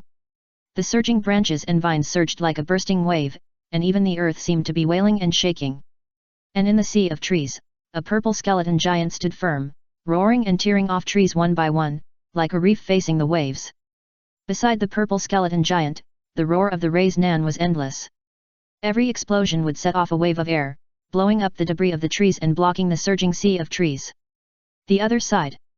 The circular cyclone of Kaden, the whistling of the 8 gates, and all kinds of dazzling, named and unnamed ninja tools made the whole battlefield like hell. And in the center of the battlefield, the water smoke, who was calm and composed before, with the senior ninja style, was now trembling like a quail. What kind of monsters are these? He wailed in his heart. If he was given another chance, he would never fight with these little devils of Konoha. He would definitely flee from the land of hot springs like other rebellious ninjas. Shikamaru and others had the same idea as Shiko. Before, in the ninja school, those geniuses were restrained in their competition with each other. Now in a foreign country, the geniuses' desire to win seemed to be aroused all of a sudden, and the scale of the fight became larger and larger, making them shrink together and have no place to stand. Ino asked, Shikamaru, what should we do now? Shikamaru looked helpless. Wait. In such a big battle, they could do nothing but wait quietly for the end of this big melee. Fortunately, Yakumo and others avoided them, so that they were not affected by the battle. Not only Shikamaru and others in the center of the battlefield, but also several senior ninja teams hiding in the distance, gathered together to discuss in a low voice. Kai said with emotion, these children are the future of the village. Yet. Hong nodded. At first, she didn't understand why the village spent so much energy to organize this so-called final exam of the ninja school. But after seeing the big battle in front of her, she realized that the back waves pushed the front waves. This group of students who were still in the ninja school had grown up to the point where even a senior ninja like her couldn't help but be amazed. Asuma on the side looked at the battlefield silently with a complicated expression. Kakashi's face was no longer lazy as usual. He frowned and was worried about Sasuke's Mangeki Sharingan. He doubted whether Sasuke's pupil power could bear such a continuous consumption. Tsunade's expression was much more relaxed. Yakumo's performance in this exam was impeccable. Even if he was now sandwiched by Sasuke's team and Niji's team, he was not at a disadvantage on the scene. It can be said that as long as there is no big accident, the first place in this exam must belong to Yakumo's team. Swish! Just then, a ninja from the communications squad landed beside everyone and said in a hurry, the headquarters ordered that the assessment be suspended. All Jonin squads should immediately support Uchiha Shinji squad. After that, the ninja from the communications squad handed the order signed by Jiraiya to Tsunade, and also informed all the Jonin of the current location of Shinji squad. Suspended assessment. Tsunade frowned slightly and took Jiraiya's order. When she saw the contents of the order, her expression froze, and then she became angry. Kakashi whispered, Tsunade-sama, what happened? Seeing that there were many people around, Tsunade suppressed her anger and said ambiguously, the village has just intercepted a piece of intelligence. There is a large group of ninjas who want to take advantage of this assessment to assassinate Uchiha Shinji. What? Everyone was shocked. The fact that Jiraiya was able to issue an order to suspend the assessment undoubtedly showed that the size and strength of the assassins should not be underestimated, so everyone subconsciously began to wonder which force hated Uchiha Shinji so much that they were willing to pay such a high price to assassinate him. Although reluctant, the command center had already issued an order, and Tsunade did not hesitate to immediately stop the battle in the distance. Suspended the assessment. Why should it be suspended? What happened? After learning that the assessment was suspended, Yakumo and others who were in the midst of the battle were all puzzled. In order to win this assessment, they have made nearly a month of efforts, and some of them, such as Suzuki and Kimimaro, have even been seriously injured. No one can accept the sudden call to stop. Kakashi, who had already guessed something, explained to the students, the village received reliable intelligence that a group of ninjas wanted to assassinate Shinji, so the headquarters stopped the test and asked us, the senior ninjas, to rush to support Shinji's team and ensure their safety. Yakumo was shocked and said, "What, someone wants to assassinate Shinji?" Sasuke took a step forward, "Who is it?" Ningji looked gloomy, "Where are Shinji and the others?" After learning that Shinji might be attacked, almost at the same time, the captains of the 3 student teams who had just expressed strong dissatisfaction, all stopped paying attention to the test. Other students, such as Kimimaro, Naruto, Sakura, Lee, and Tenten, also showed worried expressions on their faces. Only Shin had a strange expression. Asuma said, "You students don't need to worry about other things. We, the senior ninjas, will take care of them. You just need to return to the headquarters and rest." Sasuke ignored Asuma and stared at Kakashi. "Who is it?" Kakashi perfunctorily said, "We don't know the identity of the other party yet. We only know that there are many Jonin in the attack team and they are very strong, so let us teachers handle the next thing." Sasuke asked Sakura beside him, "Where are Shinji and the others?"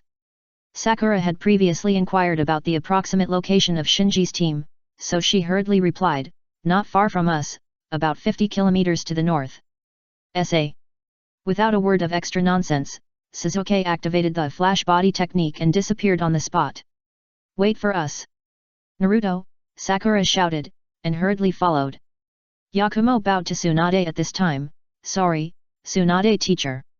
After that, she also flew towards the north with a whoosh sound. Shin and Kimimaro followed without hesitation. Ninkai said to Lee and Tenten beside him, "You guys go back to the headquarters first." "What are you talking about?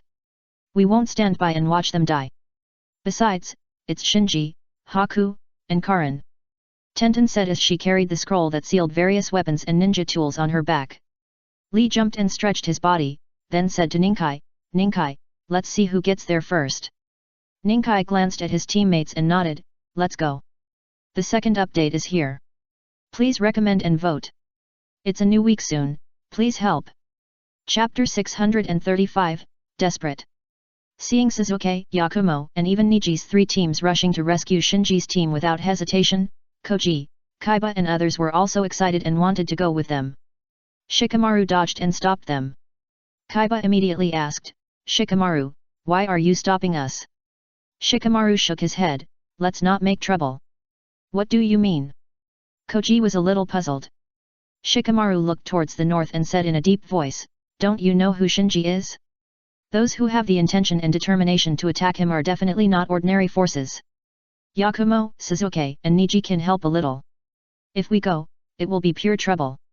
Hong also stopped a few people, "Shikamaru is right, you don't have to make trouble." Although Kaiba and Koji were a little unwilling, they also knew that Shikamaru was right, so they had to stop and look at the backs of Yakumo and the others leaving. At this time, Tsunade stood up and began to arrange, "Asuma, Hong, you 2 teams stay to deal with the aftermath, and the others follow me." Tsunade was a swift and decisive person. After saying that, she did not wait for everyone to respond, and flashed to chase Yakumo. Kakashi's team and Kai's team followed closely behind and hurriedly followed. In just a moment, the battlefield that was full of people just now was empty for more than half. The trembling Shuiyin secretly complained in her heart. At this moment, he understood why those rebel ninjas who had been entrenched in the Kingdom of Hot Springs for many years fled one after another. It turned out that behind the student team, there were still a group of Konoha's senior ninja teams lying in ambush. Shikamaru pointed at Shuiyin who wanted to hide himself underground, "Teacher Asuma, Teacher Hong, what should we do with this guy?" Seeing that everyone's eyes were focused on him, Shuiyin had to bite the bullet and said, "Everyone in Konoha, there were many misunderstandings just now, I am deeply sorry."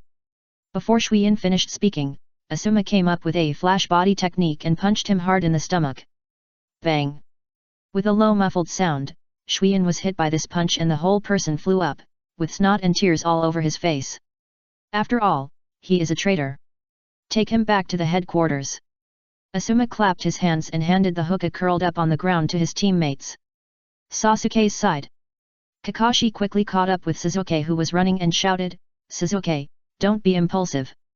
Sasuke said coldly, "I am very calm." Seeing that he couldn't persuade Sasuke, Kakashi had to say, "The situation this time is a bit complicated. No matter what happens later, don't do anything. Let me handle it."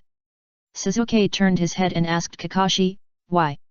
Kakashi shook his head and didn't elaborate.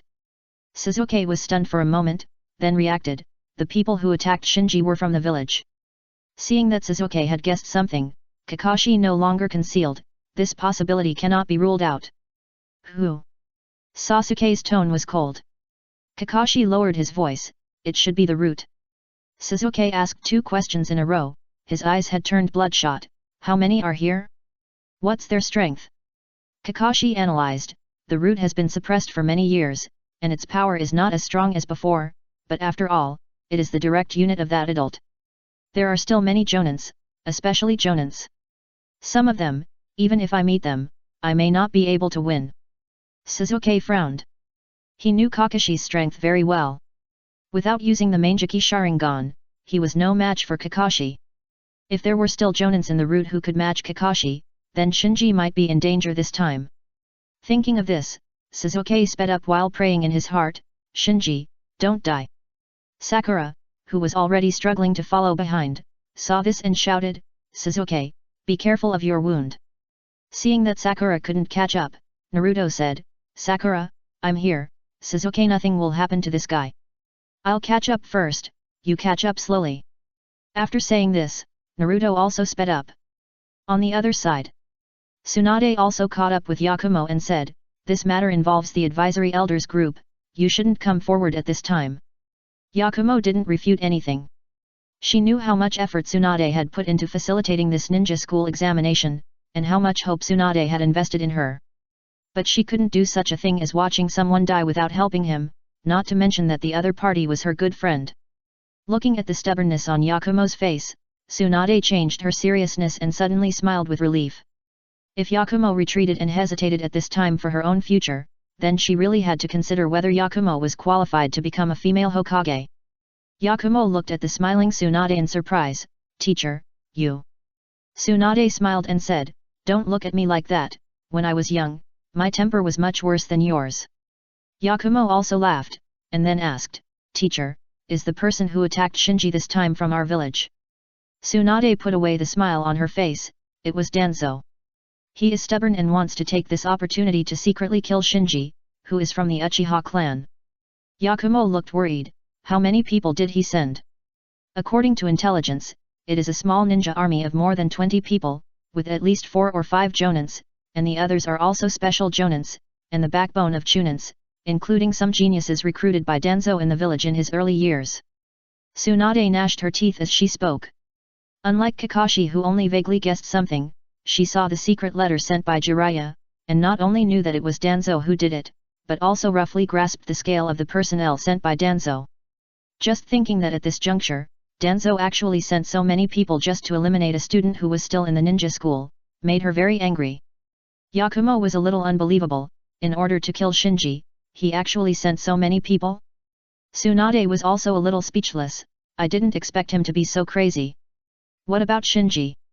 Yakumo didn't dare to think about it, so he could only speed up his pace secretly.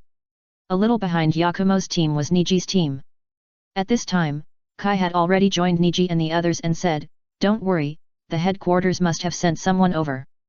Ningji said, Teacher Kai, what kind of attack would make the village stop the assessment? This.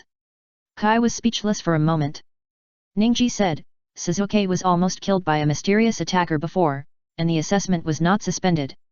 This time it was decisively stopped, which means that Shinji's situation must be very bad. Kai couldn't say anything to comfort him. Because from his point of view, the headquarters decisively stopped the assessment, which implicitly acquiesced that all members of Shinji's team might be killed, and in order to avoid further losses, the assessment had to be stopped. The first update is here. Please recommend and vote. Chapter 636 Crowds of People. After understanding or analyzing the mastermind behind the attack on Shinji, the 3 teams of Sasuke, Yakumo, and Niji all sped up and moved forward in unison. If you raise your sight, you will find that they and the team of Jonin responsible for protecting them are like 3 arrows, pointing directly in the direction of Shinji's team. And a repressed and angry emotion was brewing in everyone's heart. Especially Sasuke, he clearly remembered what Danzo had done to him and Shinji, but he didn't expect that Danzo would dare to kill him today. He even suspected that the mysterious man who attacked him this time was also related to Danzo, because the other party's timing was too good. Kakashi's mood was very complicated. The Uchiha clan was exterminated, and he was powerless to change it, but he had secretly made up his mind determined to protect the 2 surviving children of the Uchiha clan as much as possible. As a result, Sasuke was attacked just before, and then Shinji was targeted, which made him extremely self-blaming. Yakumo and Niji's thoughts were simpler, and they just wanted to rush to rescue Shinji. Tsunade was thinking about the aftermath. According to intelligence analysis, Danzo's route has already attacked. With the strength of Shinji's team, even if there is a team of senior ninjas to protect them, I'm afraid it will be dangerous. This is still considering the existence of Yamato. If Danzo used some means to divert Yamato, then the annihilation of Shinji's team is almost a foregone conclusion. In this case, Tsunade had to consider the end. With so many insiders, no matter how perfectly the route sent by Danzo handled the battlefield, they couldn't stop everyone from talking. After a pause, Tsunade thought, an Uchiha Shinji is Yuditen Koharu's man. Danzo did this, undoubtedly to cut off Yuditen Koharu's retreat and force them to stand in line again. After sorting out the context of the matter, Tsunade found that this might be an opportunity to expel Danzo from the village's upper echelons. Danzo was so overbearing and perverse that Koharu Yuditen must be dissatisfied afterwards. So as long as the evidence of Danzo's killing of Uchiha Shinji can be grasped in hand, and the 2 advisory elders, Koharu Yuditen and Enmito, can be stabilized, it will be a natural thing to expel Danzo from the advisory elders group. Not long after. The people who rushed to help Shinji's team met Jiraiya, who was also rushing to the location of Shinji's team. Because Jiraiya's headquarters was far away from Shinji's team, they who set out first did not get ahead of everyone. After the meeting, the expanded team did not stop there. The team continued to move forward and rushed towards the direction of Shinji's team. Tsunade signaled to Jiraiya, and the 2 fell behind the team. After moving away from the team a little, Tsunade whispered, "Where did the information come from?" "It came from the village. I guess it should be intercepted by the communication team when Danzo was communicating with the root killer." Jiraiya expressed his guess. Because he didn't know the specific source of the information, and time was urgent, he had no time to verify it. Tsunade frowned slightly after hearing this. Jiraiya noticed Tsunade's expression and asked, "What's wrong?" Tsunade shook her head, "Nothing, I just think it's too coincidental. Let's investigate this slowly when we get back." After a pause, Jiraiya continued, "Let's make sure the students are safe first." Tsunade sighed, "From the perspective of time, it should be too late. If Uchiha Shinji's team meets Yamato's team, they should be able to hold on for a while. If we arrive in time, we still have a chance to save them." Jiraiya did not give up. Tsunade nodded gently. This is also one of the reasons why she chose to rush to help. Yamato is not an ordinary jonin, but an elite who masters the wood escape. Although Yamato's wood escape is not as good as Yakumo, as long as he is cautious enough, he still has a chance to delay until the reinforcements arrive. If you raise your sight again at this time and look at the entire area near the sea in the eastern part of the country of Soup, you will find that there are several jonin teams advancing from other directions towards the location of Shinji's team. At this moment, Shinji's team became the focus of everyone. At this moment, 3 figures appeared in front of everyone. When they saw the 3 figures, many people in the team changed their faces. It turned out that the 3 people in front were the Yamato team responsible for supervising and protecting Shinji's team. Jiraiya jumped out of the crowd and came to Yamato. "Why are you here? Where is Uchiha Shinji's team?" "Lord Jiraiya, we are executing the temporary support order you issued." Yamato took out the transfer order with a confused look on his face. Jiraiya checked it and gritted his teeth. "Damn, it's real. Transfer order can be any item, and Jiraiya's transfer order is a special kunao engraved with the words Sword of Ninja Love. This is a relic of the 4th generation. Except for the village leaders, other forces are extremely difficult to imitate." Tsunade came over, looked at the transfer order in Jiraiya's hand, and sighed sadly, "Oh, it's too late. If Shinji's team still had a chance of survival with Yamato's team, then now that Yamato's team has been successfully transferred away by the other party, Shinji's team no longer has any chance of survival.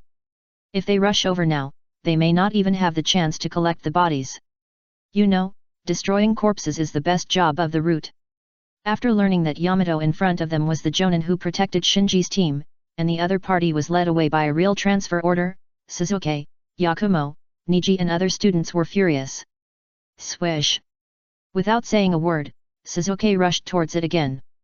Then came Yakumo, Niji, and then their teammates followed one after another. Yamato also reacted, and before he even had time to say hello to Jiraiya and Tsunade, he turned around with a gloomy face and rushed to the location of Shinji's team. "Let's go, we have to go check it out." Jiraiya shook his head and led the team to follow.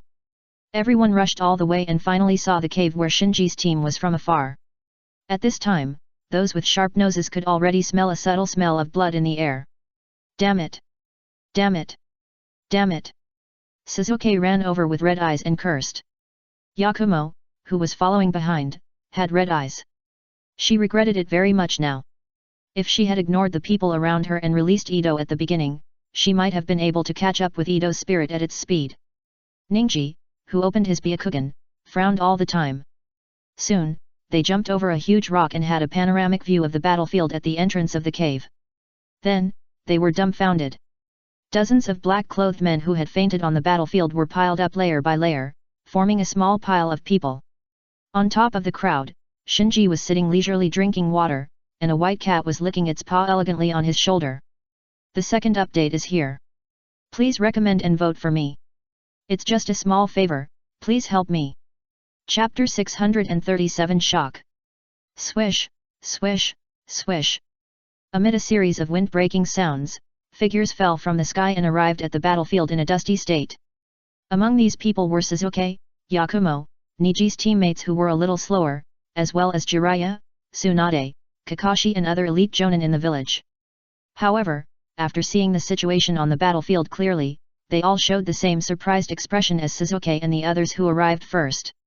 The first thing that caught their eyes was a pile of people piled up by people in black, and the people they wanted to rescue were sitting leisurely on the pile. Next to the pile, Shinji's two teammates Shiro and Karin were also standing quietly. The three men did not look like they had experienced a hard battle. Apart from sweating, their bodies were almost there was no obvious scar. Such a scene was so shocking that they looked at each other in bewilderment. How is it possible? Is this all done by Uchiha Shinji? There is not even a scratch on his body. After the initial shock, the suspicion on the faces of the senior ninjas not only did not subside, but became even stronger. From the current situation, the information from the village was undoubtedly correct. A ninja army did attack Uchiha Shinji's team. But this result was really unbelievable. If they could pile up one person, the number of attackers must be at least more than 20, or even more. If everything was as described in the intelligence, the attackers were all elites of the route, and there were 4 or 5 senior ninjas in the team, then with the strength of Uchiha Shinji's team, it should be difficult to even protect themselves, and it was impossible to solve all the attackers almost without damage like now. At this moment, Shinji, who was the focus of everyone's attention, slowly stood up from the crowd and greeted everyone. Is this also part of the assessment? Jiraiya said, "Are you all okay?" Shinji gently jumped off the crowd. What do you mean? Jiraiya suddenly felt that his question was a bit redundant, his expression froze, and then he said, "It's good that you are okay, it's good that you are okay." Other people had different expressions at this moment. Suzuki breathed a sigh of relief, and his red eyes looked at the pile of black-clothed people. According to Kakashi's analysis, these attackers should all be elites, but now they are piled up like garbage by Shinji, and it is really difficult for people to associate these black-clothed people with elites. Suzuki was obviously not the only one who had such thoughts. Kakashi was also examining the pile of black-clothed people who seemed to be dead or alive, with a frown. With his eyesight, he could basically tell that these black-clad men were most likely ninjas from the route, from the details of their clothes and the standard ninja tools scattered on the ground. It was just that these route ninjas were basically wearing masks and their faces could not be seen clearly, so he could not judge whether there were any strong Jonin-level warriors among them. Then, Kakashi's eyes moved to Shinji. One man and one cat. This nostalgic scene reminded him of the Uchiha clan who used to bring ninja cats to the battlefield during the Third Ninja World War. For the Konoha ninjas trapped in the war, these Uchiha clans might not be easy to deal with, but they were the most reliable companions on the battlefield. As for Kakashi himself, he had come into contact with many geniuses of the Uchiha clan. For example, the kind and enthusiastic Uchiha Shisui, the wise and mature Uchiha Itachi, the proud and impatient Uchiha Suzuki, and so on. But it was the first time he had seen someone as relaxed and calm as Uchiha Shinji, at least there was no one with the same temperament among the Uchiha he knew. Yakumo, who was standing aside, stared at Shinji with a white cat on his shoulder, and couldn't help but recall the scene when she lost to Shinji. In the Death Forest, she had mastered the wood release and was confident, but she was defeated by the combination of a man and a cat. Come to think of it, I haven't really defeated Shinji yet. Along with her feelings, a fighting spirit surged into her heart. She had never been so eager to defeat Shinji as she is now, and to truly become the head of the ninja school with an impeccable attitude. Then, Yakumo's thoughts changed, and he looked at Tsunade beside him with some doubts, and used his eyes to indicate those attackers who were piled up like garbage. Are they really the elites of the route? Feeling Yakumo's doubts, Tsunade didn't say anything, but just shook her head slightly. The situation in front of her was also beyond her expectations, so she couldn't say anything before confirming the identities of the attackers. But her eyes looking at Shinji were a little complicated. From the beginning to the end, she had never regarded Shinji as a threat to Yakumo, but when she saw Shinji sitting on the crowd just now, she felt a little uneasy in her heart. She didn't know whether this uneasiness was due to the other party's Uchiha identity or simply from Uchiha Shinji himself. Ninkai smiled and shook his head. He couldn't remember how many times it was. Every time he was worried that Shinji might get into trouble, Shinji would use practical actions to tell him who was the real number one in the ninja school. The other Konoha ninjas were also staring at Shinji at this moment, and many of them sighed in their hearts, is this the number one genius in the ninja school? Some of these people had heard of Shinji's name a long time ago, and some didn't know Shinji, but after experiencing this time, Shinji left an indelible impression in their hearts. Powerful. For ninjas, there is no better label than this. Because even if all the black-clothed men defeated by Uchiha Shinji were Chunin, being able to eliminate so many Chunin without any damage is enough to show Uchiha Shinji's strength. What's more, the calmness shown by Uchiha Shinji was as if the dozens of attackers were just some minor troubles that could not be put on the stage. Among the crowd, only Shin was the most indifferent. From the beginning, she was not very worrying about Shinji's safety. What a joke, Shinji is the leader of Akatsuki, a big shot standing at the top of the ninja world. It was only under the influence of everyone's emotions that she began to panic a little, worrying whether Shinji would encounter any accidents. Now that she saw Shinji was as calm as usual, she knew how unnecessary her worries were. At the same time, looking around at the faces that were either shocked, puzzled, or complicated, she secretly rejoiced in her heart. Because among all the people present, she was the only one who knew Shinji's true identity. If Shinji hadn't just glanced at her, she couldn't help but want to jump out and show off to others. The first update is here. Please recommend and vote for the monthly ticket. Chapter 638 Aftermath and Chat. Under the auspices of Jiraiya and Tsunade, the finishing work was quickly carried out. Anyway, these attackers are all Konoha's ninjas. Even if they will be judged and punished after returning to the village, they still need to be treated now. In addition, making the whole thing bigger would make it easier to force Danzo out of the advisory elders, but it would also weaken the authority of the village's top leaders. So after an urgent discussion, Jiraiya and Tsunade decided to try their best to cover it up, not to make it too ugly and let other villages laugh at it. Just when Jiraiya and Tsunade were worried about the aftermath, Shinji and other students returned safely to the headquarters under the escort of many senior ninjas. When they arrived at the headquarters, everyone was obviously much more relaxed and asked questions. Shinji, what happened? Who are those attackers? Yes. How did you defeat them? I heard there were dozens of them. Those who went to the scene and those who didn't, all gathered around, their faces full of curiosity. Yakumo, Niji, and others were also interested, and even Suzuki, who looked indifferent, subconsciously moved closer to the crowd and pricked up his ears. After the shock, the ninja school geniuses all replayed the battle in which Shinji was attacked in their minds. Then they found that if they were in their place, even if they could win, the scene would be a mess. On Shinji's battlefield, only ninja tools were scattered all over the ground, the smell of gunpowder in the air was very light, and there were probably not many detonating tags, and the terrain was not overly damaged. It seemed that Shinji had dealt with all the attackers lightly. Seeing everyone's curiosity, Shinji smiled and said, "It's not as exaggerated as you think. Those guys look intimidating, but they are very weak. If you don't believe me, ask Bai and Karin." "Yeah." Bai and Karin nodded repeatedly. Yakumo looked puzzled, "Really weak? Really?" Shinji looked sincere. When the root ninjas attacked, Karin, who had the Kagura heart eye, had already sensed it. She deliberately used the excuse of going out to keep watch, and directly disrupted the raid carefully planned by the root ninjas. After the battle began, the first target of the root ninjas was Shinji, so they focused all their attention on Shinji and ignored Haku and Karin, which laid the groundwork for their subsequent defeat. With the help of the Kagura heart, Karin could roughly judge who was a Jonin and who was a Chunin, because the amount of chakra was often directly related to the strength of a ninja. So Karin and Haku took advantage of the root ninja's underestimation of the enemy and attacked several leading Jonins right away. Although it seemed that only 2 or 3 people were defeated, in fact, the combat power of this group of root ninjas was seriously weakened. Of course, this was the result of Haku and Karin trying their best to hide their strength in order not to be noticed by Shinji. If the two of them let go, Shinji would not have to take action at all. And to cooperate with Haku and Karin's performance, Shinji naturally pretended not to notice anything.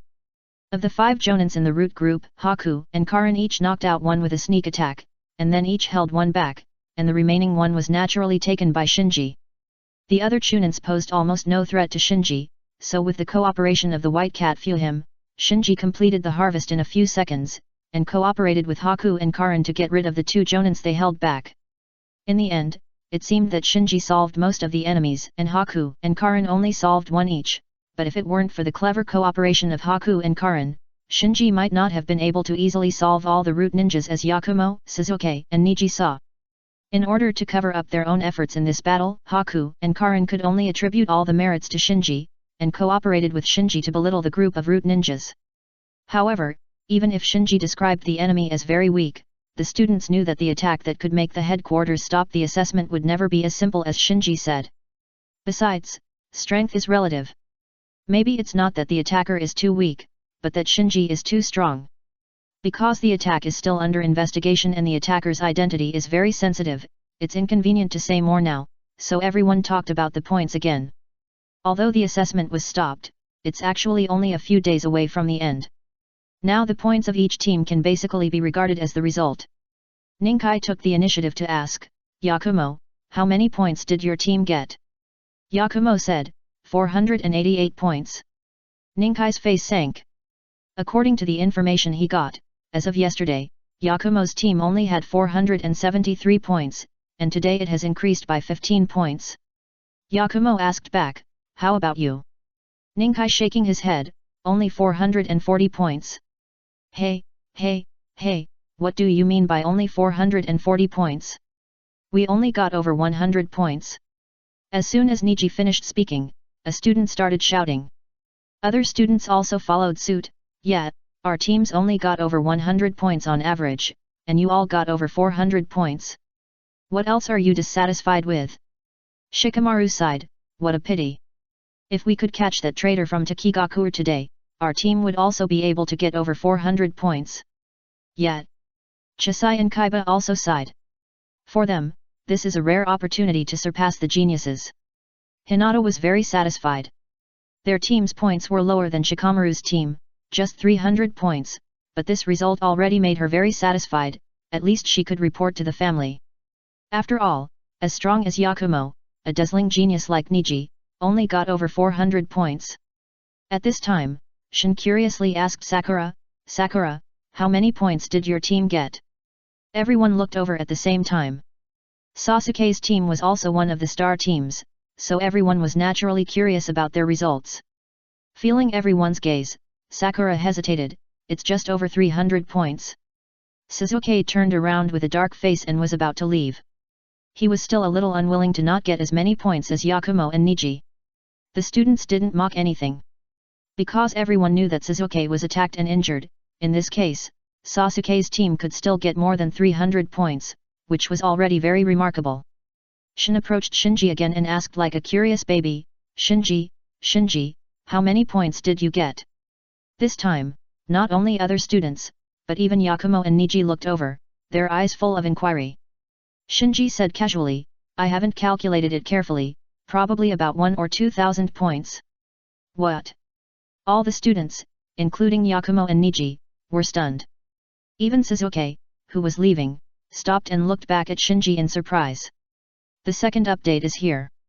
Please recommend and vote for me. It's just a small favor, please help me. Chapter 639 Determination.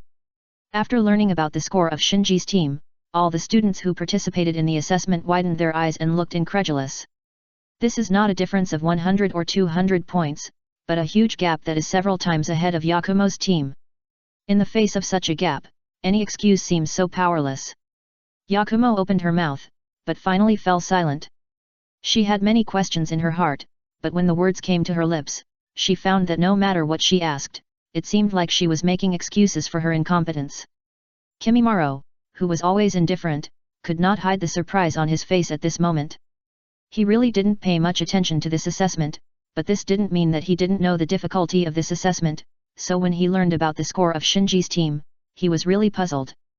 "Shinji, how did you do it?" Finally, Shikamaru asked this question. Shinji smiled. On the other side, after finishing the aftermath of the battlefield, Jiraiya and Tsunade temporarily interrogated the root ninjas who participated in the attack on Shinji, and learned about the situation at that time from the root ninjas. After listening, the two looked at each other. In the process of treating these root ninjas, they have completed the identification of these root ninjas. While confirming that all the attackers are root ninjas in the village, they also confirmed that this group of root ninjas is indeed consistent with the description in the intelligence, and is a small ninja army composed of 5 jonins and more than a dozen chunins. And such a ninja army was defeated by 3 ninja school students. The most important thing is that they were defeated so miserably and so embarrassingly. After the interrogation, Tsunade frowned and said, "From the confessions of the root ninjas, Shinji's performance in this battle was indeed amazing. This reminds me of Minato." Jiraiya was full of emotion. The first person who could do this as a ninja school student was his disciple, the 4th Hokage Minato Namikaze. Minato had rescued Uzumaki Kushina alone when he was in the ninja school. Kushina was secretly kidnapped by the elite Kumigakure who had sneaked into the village. Tsunade shook her head, "It's not to that extent. If she hadn't been ambushed, Yakumo should have been able to do it. In Konoha, where geniuses abound, it's not too shocking for a ninja school student to defeat a jonin. Not to mention the 4th Hokage, Uchiha geniuses such as Shisui and Itaki also showed their powerful strength comparable to jonin when they were in the ninja school." Jiraiya smiled and said, "Yes, Uchiha Shinji was lucky this time. Before the root ninja launched the attack, they were caught by Karin who was on guard. Otherwise, the consequences would be unpredictable." After hearing what Jiraiya said, Tsunade picked up the confessions of the root ninjas again and looked at them carefully. Her brows gradually frowned. Although Karin only defeated one person, the one who was defeated seemed to be the genius of the Aberme family. Even if the opponent underestimated the enemy, could Karin do such a thing with his strength? Jiraiya said, "Karin has the bloodline of the Uzumaki clan. If the opponent is careless, it is not impossible that he could accidentally hit the target." Tsunade said again, "Shiro is the same as Karin. Although only one person was defeated, the one who was defeated was also a root jonin. This time Jiraiya did not explain anything, and said, that Bai is very strong." "Oh." Tsunade raised her head, moved her eyes away from the confession, and looked at Jiraiya. Jiraiya recalled, "Once I went to visit Karin and found that Karin was not at home. When I found her at the training ground near her house, I happened to see Uchiha Shinji and Bai doing physical training against each other." Listening to Jiraiya's narration, Tsunade became interested. What was the result? Equally matched. After a pause, Jiraiya seemed to feel that his description was not accurate enough, and considered the sentence, or, Bai has a slight advantage. Tsunade looked surprised. "What, Bai's physical skills can beat Uchiha Shinji?" Jiraiya said, "In that confrontation, Bai was slightly at a disadvantage throughout the whole game, without any ups and downs." Tsunade was thinking after hearing this. Maintaining a perfect disadvantage from beginning to end is not something that ordinary people can do. Even if Jiraiya's guess is wrong, it at least means that Ming's physical skills are only slightly inferior to Uchiha Shinji's. It seems that Uchiha Shinji's 2 teammates are not simple either. Tsunade shook her head and whispered. Jiraiya said, "Put this matter aside for now. The most urgent task now is how to deal with Danzo. I have already caught the people, what else can I say?" Tsunade said with a cold face, "In such a critical moment, the precious power of the village is consumed to kill each other. People like Danzo are not worthy of sitting in the position of the advisory elders group." Jiraiya pondered and said, "The old man may not be determined to confront Danzo." Tsunade raised the corner of her mouth, "It may not be enough just the 2 of us, but what if we add Yuta and Koharu?" Uchiha Shinji is her disciple. If Danzo's assassination attempt was successful, she might have to accept it. But now Danzo has failed, and even the operatives are in our hands. She won't just give up like that. Jiraiya nodded gently, I hope the old man won't be soft-hearted this time. Konoha Village, Root Base. Bang. Knowing that the operation failed, Danzo punched the wall hard, and a big hole was blasted in the solid wall. Waste, all a bunch of waste. Danzo was furious. Not only did the operation fail, but the people sent out were also caught by Jiraiya and Tsunade. This was no longer a matter of losing face, but a matter that would actually affect his status in the village. Several root ninjas who were half kneeling in front of Danzo were trembling, and they didn't even dare to reach out to wipe the cold sweat on their foreheads. After a burst of anger, Danzo glanced at his subordinates in front of him. How was the information leaked? A root ninja quickly replied, it should have been intercepted by the communications team. Danzo stared at the root ninja with a sinister look, I'm asking, which link went wrong? The root ninja had no choice but to bite the bullet and said, I'm sorry, there must be a traitor among us. Danzo gritted his teeth, find the traitor for me. Yes. Several root ninjas responded and then retreated together. After his subordinates left, Danzo concealed the anger on his face and said to himself, Sarutobi, is this the person you arranged? The only person in Konoha who could place spies in his base was the third Hokage. The third Hokage's actions clearly showed that he no longer trusted him. He realized that the situation might have gotten out of his control and he had to prepare for the worst. Here is the first update. Please vote for recommendation and monthly ticket. Chapter 640, The Advisory Elders Cannot Be Punished. Such a terrible incident happened, and the assessment was actually coming to an end, so after discussion at the headquarters, everyone unanimously decided to end the assessment and return to Konoha. Soon, as the large group of people returned to Konoha, a series of events surrounding the assessment slowly spread in the village. Especially the assassination of Shinji. The people in the village, from the rich to the common people, kept this matter a secret, but this did not mean that everyone did not care about it. On the contrary, behind the strange calm, there were pairs of eyes staring at the Hokage building, and everyone was silently waiting for how the third Hokage in the Hokage's office would deal with this matter. In Koharu Udaten's office. That's roughly the situation. Shinji briefly described the process of the assessment. Whether it was the high score that crushed the second place or the undamaged elimination of the root ninja sent by Danzo, he just mentioned it in 1 or 2 sentences. He didn't seem to be angry about Danzo's assassination. Damn, is that Danzo crazy? Koharu Udaten was really annoyed. It's not that she cares about Shinji, but Danzo's behavior obviously doesn't take her seriously, and he wants to force her to stand in line without asking for permission. After a while of being angry, Koharu Udaten looked at Shinji, what do you think of this? Shinji said lightly, this is not the first time he has killed me, and I'm afraid it won't be the last time. Shinji's indifference made Koharu Udaten a little unsure. She carefully observed Shinji's expression and said, don't worry, I will give you an explanation. Shinji nodded and turned away. Looking at Shinji's departing back, Utane Koharu frowned, if we want to appease Shinji, it seems that we can only give up Danzo. Advisory elders, the 3 people are in a very awkward situation now. Although they have high status, they are getting older. In the village, not to mention Jiraiya and Tsunade, who are strong in their prime, young jonins such as Kakashi, Asuma, and Kai have also grown up. In addition, there is the risk of rebellion by the Uchiha clan. As the Uchiha clan was destroyed and disappeared, their role in the village is rapidly declining. And the advisory elders will rise and fall together, so Koharu Udaten doesn't want to give up Danzo unless it is absolutely necessary. But this time Danzo went too far and was too stupid. If she defends Danzo at this time, it will not only implicate herself, but also push Uchiha Shinji, who was finally won over, to the opposite side. On the other side, in the Hokage's office, Jiraiya and Tsunade reported the attack in detail to the 3rd generation, and said, Teacher, if we continue to let Danzo do this, the village will lose its future. The 3rd generation, holding a pipe, had a gloomy face and said nothing.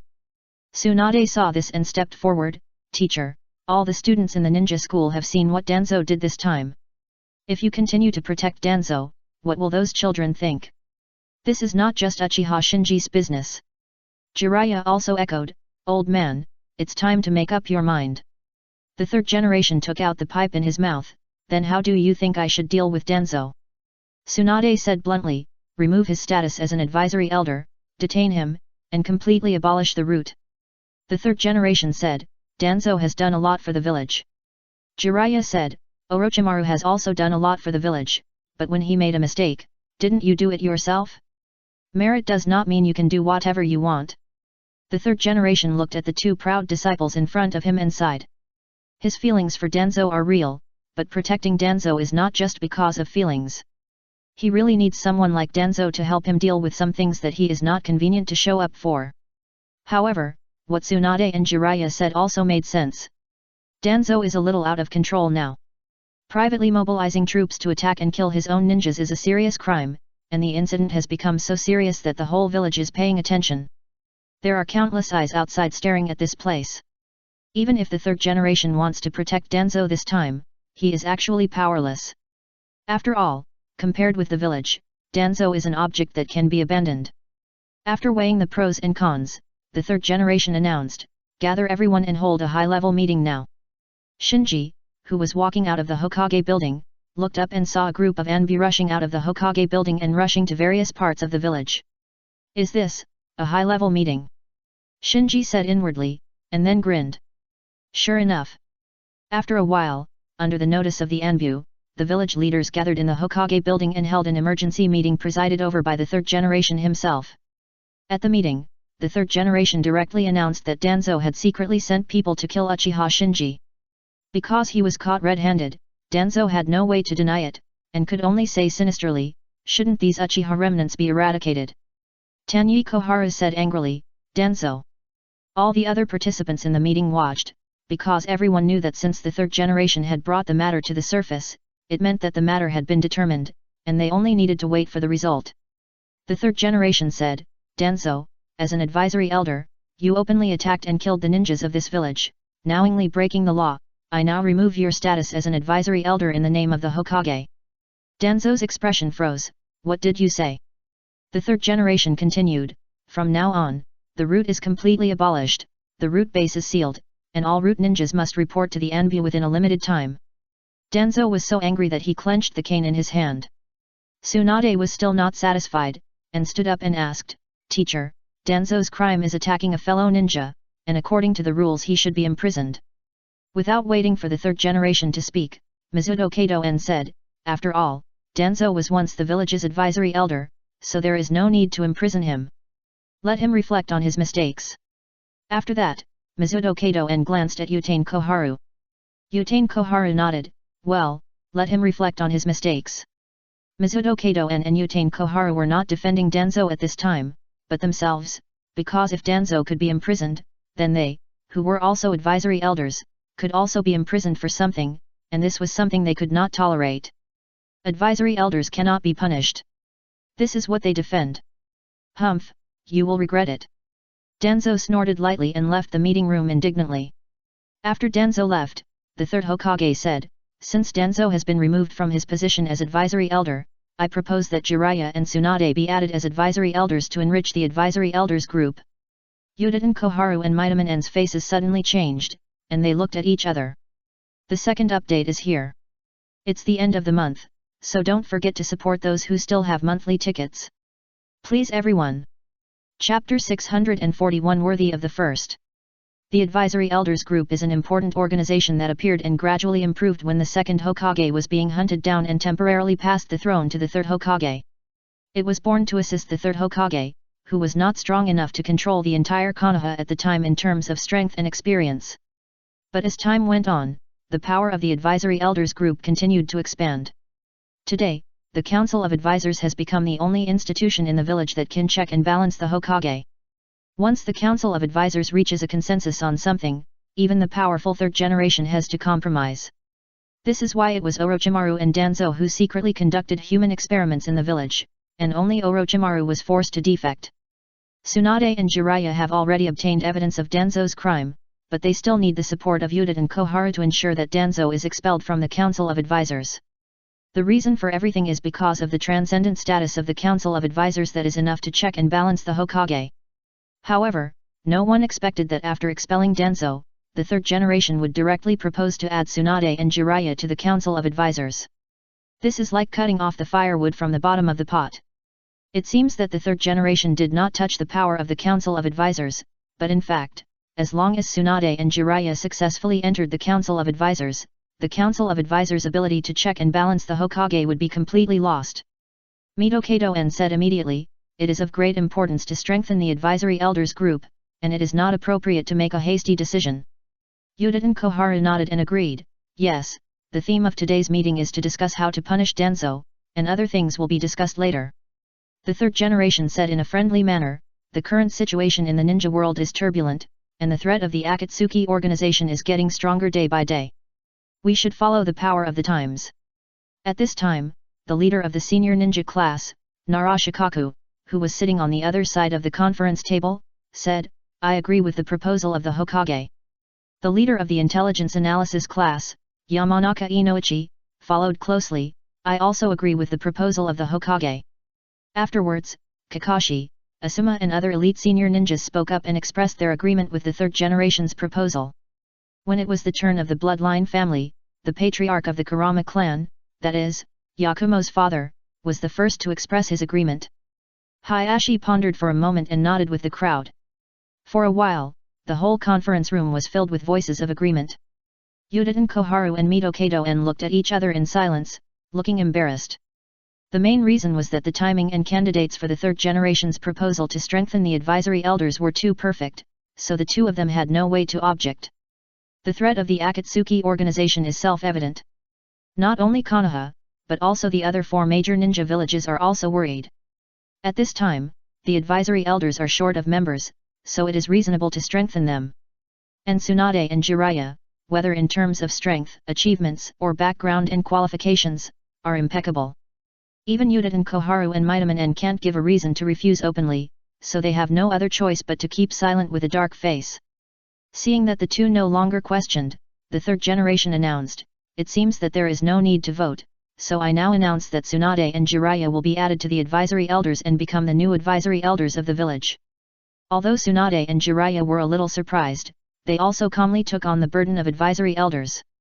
The senior executives attending the meeting congratulated Tsunade and Jiraiya one after another, and the atmosphere in the meeting room suddenly became lively. Compared to the excitement on the opposite side, Koharu Yudin and Mitaman looked gloomy in the advisory elders' seats. Just a short while, they have begun to miss Danzo, because when Danzo was there, they didn't need to do the dirty work of offending people and the hard work at all, they just needed to balance. But now, the balance is broken. After a while, the meeting room became quiet again. The third generation coughed twice and said slowly, "Do you have anything to say about this ninja school assessment?" Tsunade frowned, hesitated for a while, and said, "There is a problem with the points of Uchiha Shinji's team. The final statistics show that his points are 2,108 points, which is more than 4 times that of the second-place Yakumo team. In theory, there is no such possibility."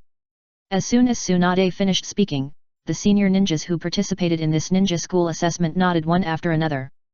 The rules of the assessment were formulated by everyone. According to the previous estimate, it would be a very good result for the student team to get 400 points. It was incredible that a team like Shinji's team got more than 2,000 points. This is also the reason why the headquarters immediately sent people to investigate and verify after hearing the news. Amidst a wave of doubts, Koharu Yudin suddenly said, "The so-called theoretically impossible things are just what you didn't think of." Everyone's eyes immediately gathered over, and even the third generation cast a look waiting for an answer. Koharu Yudin said leisurely, "The country of soup is full of good and bad people. Many legal trading companies have inextricable connections with those rebel ninjas under the name of bounty ninjas. Uchiha Shinji took advantage of this and let several trading companies pass false information to the rebel ninjas to lure those rebel ninjas into the trap themselves. So that's it." Everyone suddenly realized. Other student teams all collected intelligence first, then tracked, and finally arrested. Not only was it time-consuming and laborious, but it was also easy to fail. If Shinji really did what Yudin Koharu said, using the trading companies in the land of hot springs to spread false information and wait for the opportunity, then his efficiency would indeed be much higher than that of other student teams. At this time, someone questioned, how did he do it? The rebel ninjas entrenched in the land of hot springs are all local tyrants. If the trading companies spread false information to them, they will inevitably suffer terrible revenge afterwards. Why would those trading companies work for Uchiha Shinji? Yuta and Kohara glanced at the other party. Humph, in front of the Sharingan, they are just some. I am just a businessman, do I have the right to say no? Is it an illusion? Everyone reacted. To put it bluntly, many people subconsciously still treat Shinji as a child, so they did not think of the Sharingan at first, and Shinji is not known for his Sharingan in the ninja school. After being reminded by Kohara, who went to bed, everyone remembered Uchiha's terrifying genjutsu that could play with opponents in the palm of his hand. If this is the case, Uchiha Shinji's team is indeed worthy of ranking first in this assessment. Yes, he used all available power and completely surpassed other student teams in terms of the overall situation. He also foiled the assassination attempt at the roots, which is also worthy of praise. Jounin, we started to communicate with each other one by one. Brilliant strategy, a crushing points advantage, and the ability to thwart the attack at the root. If all of this is added up, even Tsunade has to admit that Shinji's team performs better than Yakumo's team. The first update is here. Double monthly pass. Students who still have monthly tickets, please support us. Chapter 642 Chief. The tone was set, and Xiao-chun immediately said when he went to bed, the reason why we initiated this ninja school assessment is to establish the core of the next generation. Now that the results of the assessment have come out, should the position of chief also be held? It's settled. As soon as Xiao-chun finished speaking, everyone had different expressions. The title of chief is the final reward of this ninja school assessment. The captain of the winning team will be awarded the title of chief, and the two teammates will share the titles of second and third. It's just that this time the title of chief is no longer an ordinary honorary title, but a title that is truly recognized by the village and symbolizes rank and status. Because after becoming the chief, your status will be qualitatively improved. During wartime, if they do not have special tasks, all students in the ninja school must obey the command of the chief. The chief can punish or even execute students who commit serious crimes on the battlefield. In addition to power, the chief's treatment in the village is equivalent to that of a jounin. You can apply to the village to learn any ninjutsu of A level or below, you can receive a monthly allowance, and you can also form your own team to take on any tasks of A level or below in the mission center. In other words, once you become the chief of the ninja school, you are equivalent to gaining the status and treatment of an elite jounin, and you have power over all students in the ninja school. Jiraiya looked at Tsunade, with some helplessness in his eyes. Tsunade frowned. Needless to say, the position of chief is specially prepared for future Hokages. According to Tsunade's prediction, Yakumo is almost sure of success in this assessment, because in addition to Yakumo, the Yakumo team also has the genius Kimimaro. In terms of the overall strength of the team, it is obviously a level higher than other teams. Therefore, the position of chief is, to put it bluntly, given to Yakumo. The purpose is to allow Yakumo to establish a leadership position during the ninja school, so that after she becomes Hokage in the future, she can easily control these unruly geniuses in the ninja school. Them. Who would have thought that a Uchiha Shinji would appear halfway? This made Tsunade feel quite helpless and unwilling to make a wedding dress for others despite all her efforts. Looking at the serious-faced third generation and the silent senior executives, Xiao-chun turned to bed and sneered in her heart. The third generation expelled Denzo and took advantage of the situation to add Tsunade and Jiraiya to the advisory board of elders, which really made her suffer. But the fact that Shinji defeated all his opponents and won the first place in the assessment also caught them off guard. After going to bed, Xiao-chun had already figured out that under today's changes, it would be difficult to maintain the previous power. Rather than being squeezed out of the center of power step by the three generations, it is better to take advantage of the fact that the power and influence are still there to push his disciple Shinji up and secure the core position of the new generation. In this way, she can rely on Shinji to continue her status. So she must let Shinji take the position of chief, and she won't give in on this step. Snap! Slapping his palm on the conference table, Kohara turned to bed and said to the third generation, "What else is worth considering?" Uchiha Shinji's performance in the assessment was impeccable. It is natural for him to become the chief of the ninja school. Mito Kadoyan smiled, "Isn't this chief position prepared for the students who rank first in the assessment?" The third generation sighed, "I have no objection." Today, he expelled Denzo and diluted the power of the advisory board of elders, which was already a bit over the line, so it is not appropriate to interfere arbitrarily on the issue of chief. After turning to bed, Koharu looked at Tsunade again. Tsunade, what about you? Tsunade said with a cold face, I have no objection. As Tsunade compromised, the others naturally nodded one by one. Under the gaze of Koharu, who was sleeping, Shinji became the chief of the ninja school. It was decided and implemented directly at the meeting. After the meeting, the third generation left Tsunade and Jiraiya, who had just become advisory elders. The third generation explained, Tsunade, you will temporarily take over the roots left by Danzo. The roots have been investigating the Akatsuki spies lurking in the village, and you will be responsible for this from now on. Tsunade nodded and agreed. Seeing that Tsunade's expression was not good, the third generation said, you don't have to worry about the chief's matter. If it doesn't work this time, there will be another time. Next time. Tsunade and Jiraiya were both stunned. The Sandai held a pipe in his mouth, who stipulated that the chief is a lifetime position? We can do another assessment next time and evaluate the chief again. Tsunade and Jiraiya looked at the Sandai blankly, can it be like this? On the other side. After the meeting, Koharu Utane and Enmito Kato returned to the office. You made the right move to recruit Uchiha Shinji. After sitting down, Mizuto Kato continued, but I didn't expect Danzo to be so crazy. If he really killed Uchiha Shinji, our situation would be even more difficult. Udaten Koharu said fiercely, Danzo, that bastard, knew that I recruited Uchiha Shinji but still wanted to do it. He deserves what he has today. Mizuto Kato nodded, then frowned, but without Danzo's roots, we will gradually lose control of the village. Udaten Koharu said, so we must keep Uchiha Shinji's position as the chief, otherwise, before the new generation grows up, we will probably be forced to retire. As Udaten Koharu said, she and Mizuto Kato actually had no choice. Whether they were willing or not, they could only support Shinji with all their strength. 2 days later, the ninja school held a final assessment summary meeting. Irika announced the ranking of this test on the stage, and then said, please invite the winning team of this test to the stage. Shinji, Shiro, and Karin walked onto the stage. Irika patted Shinji's shoulder affectionately. He watched this handsome boy grow up little by little, so his feelings for him were very sincere. However, he did not expect that in a ninja school full of geniuses, especially after the emergence of a genius like Yakumo who mastered the wood release, Shinji could still beat the crowd and win the first place in the test. After sighing in his heart, Irika announced to all the students, the captain of the team that won the first place in this test will become the chief of the ninja school, so I declare that the chief of the ninja school is Uchiha Shinji. Hwalala! In an instant, all the students in the audience stood up, including Yakumo, Suzuki, etc., willingly or unwillingly, all bowed to Shinji on the stage in a proper manner, chief. The second update is here. The last 2 days of this month. And the monthly tickets will be doubled in the next 2 days. Students who still have tickets, don't forget to vote, the monthly tickets will be refreshed after these 2 days. Chapter 643 Improvement. Bang bang bang.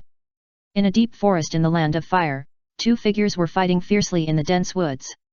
Abnormally, the smaller figure was the attacker. Not only did he take the initiative in the situation, but his power was also amazing. Often, just a random punch could knock down a big tree. Undoubtedly, the 2 people in the fierce fight were Shinji and Chino of the Blood Pond clan. Chino, who was injected with Blue Higanbana no 1, had completely absorbed the drug effect after a month of adaptation, and gained extraordinary strong physical strength.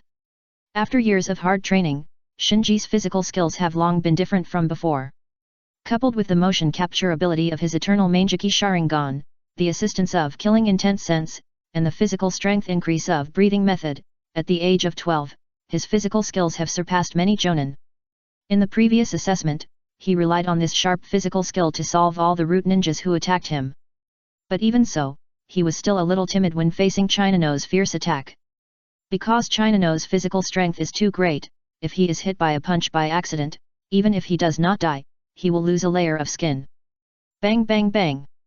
After another round of rapid physical attack and defense, Shinji leaped back and waved his hand, take a break first. Huff, huff. Chino, who was panting, stopped immediately and looked at Shinji and asked, my lord, how was my performance? Well, better than I expected. As Shinji spoke, he rubbed his sore arms. In order to experience Chino's physical strength firsthand, he had just fought head-on with Chino for a long time, so his arms and legs were already bruised. After all, as a member of the Uchiha clan, he did not have a sage body, and he had not yet undergone a transplant of the first generation of cells, so his physique was not much different from that of ordinary ninjas. Chino looked down at her hands. I also think I have changed a lot. Taking advantage of the rest time, Shinji used medical ninjutsu to heal the bruises on his arms and legs, and slowly said, Blue Higanbana No. 1 can allow you to mobilize the power at the cellular level.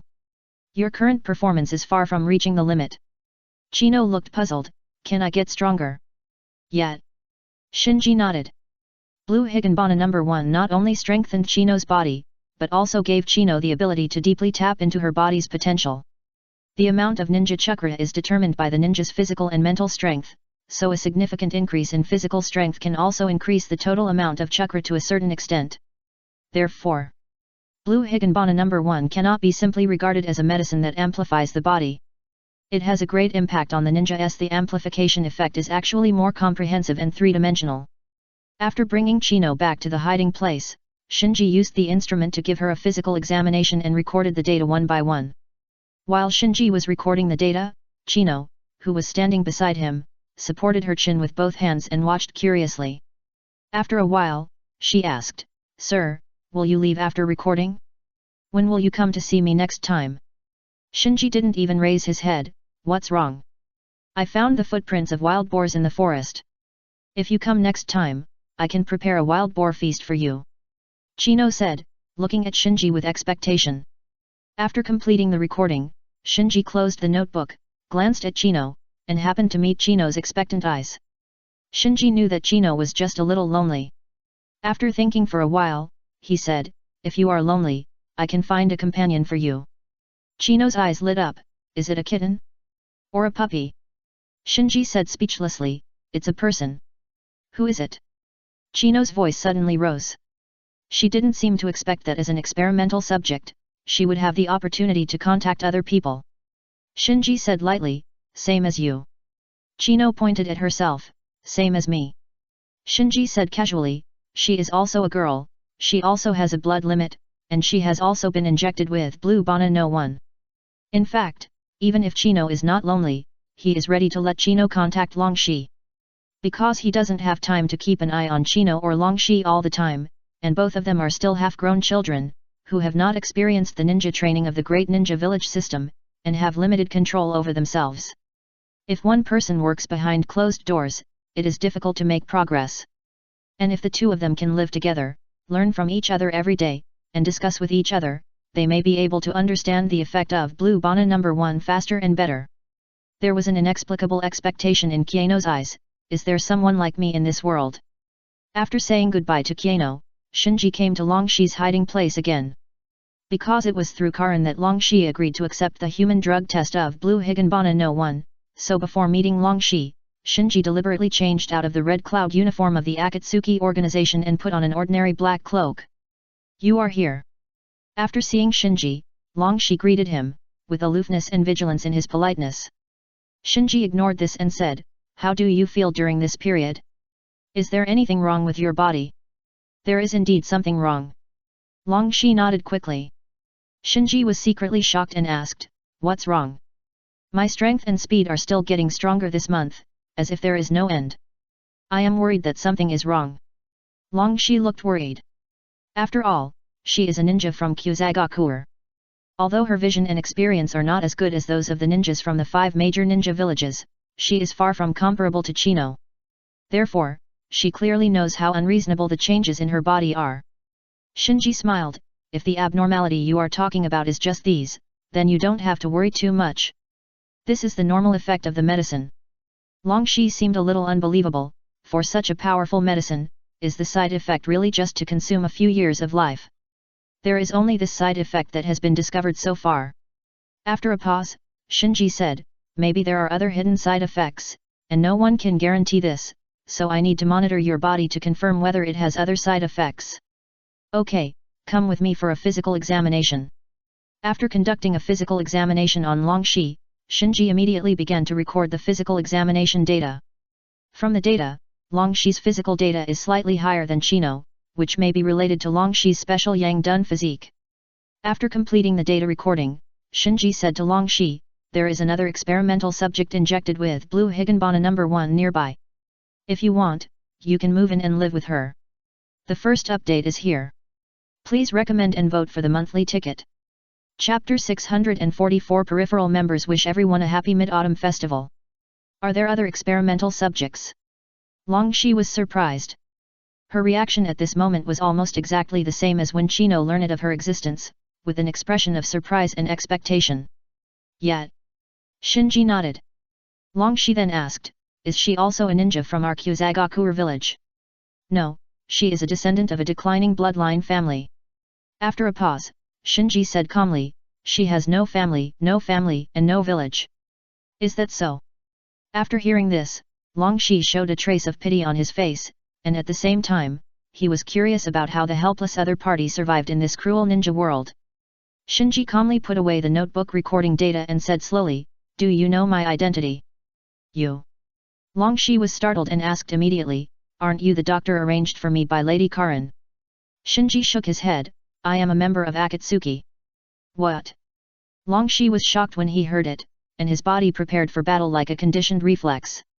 Now everyone knows the grievances between Akatsuki and the 5 major ninja villages, and the Kyuzagakuer village is also a member of the Ninja Village Alliance. In addition, Akatsuki also intervened in the previous battle of the Grass Country, so Long Shi is full of hostility towards Akatsuki. Shinji comforted, you don't have to be nervous. Long, are you using Lord Karin? Karin is one of us. Shinji slowly told a piece of news that made Long Shi excited and his pupil shrank. Long Shi was stunned and said, Lord Karin joined the Akatsuki organization? How is this possible? We are not what you think. Speaking of this, Shinji said that there are actually 2 Akatsuki organizations, one is the enemy of the 5 major ninja villages, wants to collect the 9-tailed beasts, revive the 10 tails, and rule the ninja world, and the other aims to protect the ninja world, and he and Karin are the latter. After listening, Long Shi asked, you mean? All the masked members of the Akatsuki organization are Dawn, and those Akatsuki organizations composed of notorious rebel ninjas are Dark Dawn. Shinji replied, yes. So that's it. As a communicator of the Kyuzagakuer village who was responsible for delivering various intelligence about the ninja world to Karin, Long Shi still has some understanding of the various forces in the ninja world. And the Akatsuki organization is the most mysterious and analyzed force among all forces. As long as we count all the actions of Akatsuki, it is not difficult to find that the actions of Akatsuki are actually full of an inexplicable sense of separation. Therefore, many ninja villages have speculated that there are factions within Akatsuki, or there has been a certain degree of division. This is why Long Shi was able to accept Shinji's explanation quickly. Long Shi suddenly asked, what is your code name? What is the code name of Lady Karin? Shinji replied, I am the A of Akatsuki, and Karin is B. This is impossible. The B of Akatsuki is a Mangeki Uchiha, how could Lady Karin be the B of Akatsuki? Long Shi immediately questioned. Shinji did not waste words, but immediately opened the Eternal Mangeki Sharingan and activated Susanoo. Boom! In an instant, a golden projection shot out from Shinji's body and quickly turned into a huge skeleton arm, grabbing Long Shi. Although Long Shi was on guard, she had no way to avoid the sudden golden skeleton arm in her underground hideout, and was soon grabbed by the golden skeleton's hand. This is Susanoo. Golden Susanoo. Are you really A of Akatsuki? Long Shi looked at the golden skeleton arm with horror on his face. Shinji then explained calmly, those who can activate Susanoo are not necessarily Uchiha. Anyone who can transplant and bear a pair of Mangeki Sharingan can activate Susanoo. Lady Karin transplanted a pair of Mangeki Sharingan. Long Shi suddenly realized and whispered, no wonder no one can find out the identity of B, so that's it. After putting down Long Shi and dispelling Susanoo, Shinji said, now you know everything, so tell me your choice. Long Shi said without hesitation, bowed his head and said, everything is up to you. Not to mention that the current situation is stronger than people, even if Karin is the B of Akatsuki, Long Shi, or the Kyuzagakuer village, has no choice. Because if the 5 major ninja villages know that the leader of Kyuzagakuer village is a member of Akatsuki, what awaits Kyuzagakuer village will be a more cruel reckoning than the last time. At that time, it is hard to say whether there is Kyuzagakuer village. So from the moment Karin became the leader of Kyuzagakuer, Kyuzagakuer had been tied to the big ship of Akatsuki organization. Then pack up and get ready to go. Shinji nodded with satisfaction, and then gave an order. Chino's hiding place was more hidden, so he planned to take Ryuji to Chino's place. After a while, Ryuji, who had simply packed up, followed Shinji silently to Chino's hiding place. After seeing Chino, Ryuji looked her up and down, then stretched out his hand. "Hello, my name is Ryuji." Chino quickly stretched out her hand and held Ryuji. "My name is Chino." After the two introduced themselves to each other, Shinji said, "From now on, the two of you are partners, and you will live here from now on. I need you to adapt to and thoroughly master the efficacy of the medicine, and develop the effect of the medicine to the extreme." "Yes." Ryuji and Chino nodded together. Shinji then said, "Although this place is relatively hidden, you still shouldn't run around. I will deliver the necessary daily necessities to you regularly." The two nodded again, and then Longshi asked, "Sir, then are we both members of the Akatsuki organization now?" Kaino's eyes lit up, and she also looked at Shinji. "Of course not." With a chuckle, Shinji said, "It's not easy to become a member of the Akatsuki organization. You are now. At most, you can only be regarded as peripheral members of the organization. Only when you are completely recognized by me, you are eligible to get a code name and become a formal member of the organization." Kaino asked hurriedly, "Then how can I get your recognition?" Shinji thought for a while and said, "It's very simple. At least you have to reach the level of elite Jonin to be eligible." Longshi seemed to be thinking about something. In the intelligence she had accessed, whether it was Dark Dawn or Dawn Breaking, the members of the organization were almost all famous strong men, and the weakest ones were almost it is also the level of an elite Jonin, so the condition given by Shinji is quite reasonable after careful consideration. The second update is here. I wish you all a happy Mid-Autumn Festival. Tomorrow is the last day of September, and students who still have monthly tickets must not forget it. After tomorrow, the monthly tickets will be wasted. Chapter 645 Going to the Extreme. Before Shinji left, Longshi and Chino began to compete. The two people who had been injected with blue Higanbana No. 1 went back and forth in the forest, punching and kicking, and fighting hard. Seeing this, Shinji did not rush to leave. He jumped onto the branch of a big tree, folded his hands on his chest, and leaned against the trunk to observe the competition. Longshi, who was born in the Grass Ninja, has received some training in physical skills and ninjutsu, but because the training system of the Grass Ninja village is obviously not as good as the 5 major ninja villages, Longshi's strength is actually very average. Before the injection of blue Higanbana No. 1, she was just a low-level ninja with great potential and good at stealth. As the orphan of the Blood Pond clan, Chino has not even received decent ninja training. At most, she received some physical training in the fighting field of Uchiha City Flame, and it was not very systematic. It was only after the injection of blue Higanbana No. 1 that their physical strength increased too much, which led to their physical style being very rough, with a feeling of flying bricks. When fighting together, they were somewhat evenly matched. After watching for a while, Shinji left silently. Although it seems that Ryuga and Chino are still a little immature at present, their potential has begun to slowly emerge. After all, they are both bloodline ninjas. Ryuga's Dragon Life Reincarnation technique is a rare secret technique in the ninja world that can truly revive a person, and Chino is a rare eye technique bloodline ninja in the ninja world. With these, the upper limit of their strength can at least reach the level of Jonin. Now with Shinji's blue Higanbana No. 1, as long as nothing unexpected happens, the upper limit of their strength can at least reach the level of elite Jonin. After returning to the secret laboratory, Shinji sat in front of his desk and rubbed his head gently. "Chief," he whispered slowly. He was actually quite satisfied with the gains from this ninja school assessment. This was not because he enjoyed the fame brought by this chief, but in the next action, he needed to be in a high position and be able to grasp the movements of the 5 major ninja villages. After returning from the Demon Slayer world, he knew that the battle between the ninja world and the Fear Overlord was inevitable. And if you want to fight against the Overlord who can devour the entire world, even if it is just passive defense, the 6th-path level is probably the lowest threshold, so he must upgrade himself to the 6th-path level as soon as possible. The Samsara Eye plan has been completed. Obtaining the Samsara Eye is just a matter of time for Shinji, but how to upgrade to the 6th-path level next has become a difficult problem in front of him. The only method he could think of was the 10 tails that promoted Obito and Uchiha Madara to the 6 paths level in the original time and space. In other words, Shinji not only had no reason to stop Nagato and Obito from collecting the 9-tailed beasts and reviving the 10 tails, but was happy to see it happen. The only difference was that Nagato wanted to use the 10 tails to shock the ninja world, Obito and Uchiha Madara wanted to use the 10 tails to launch the Moon Eye plan, Black Zetsu wanted to use the 10 tails to revive Kaguya, and Shinji wanted the 10 tails to fight against the Overlord of Fear.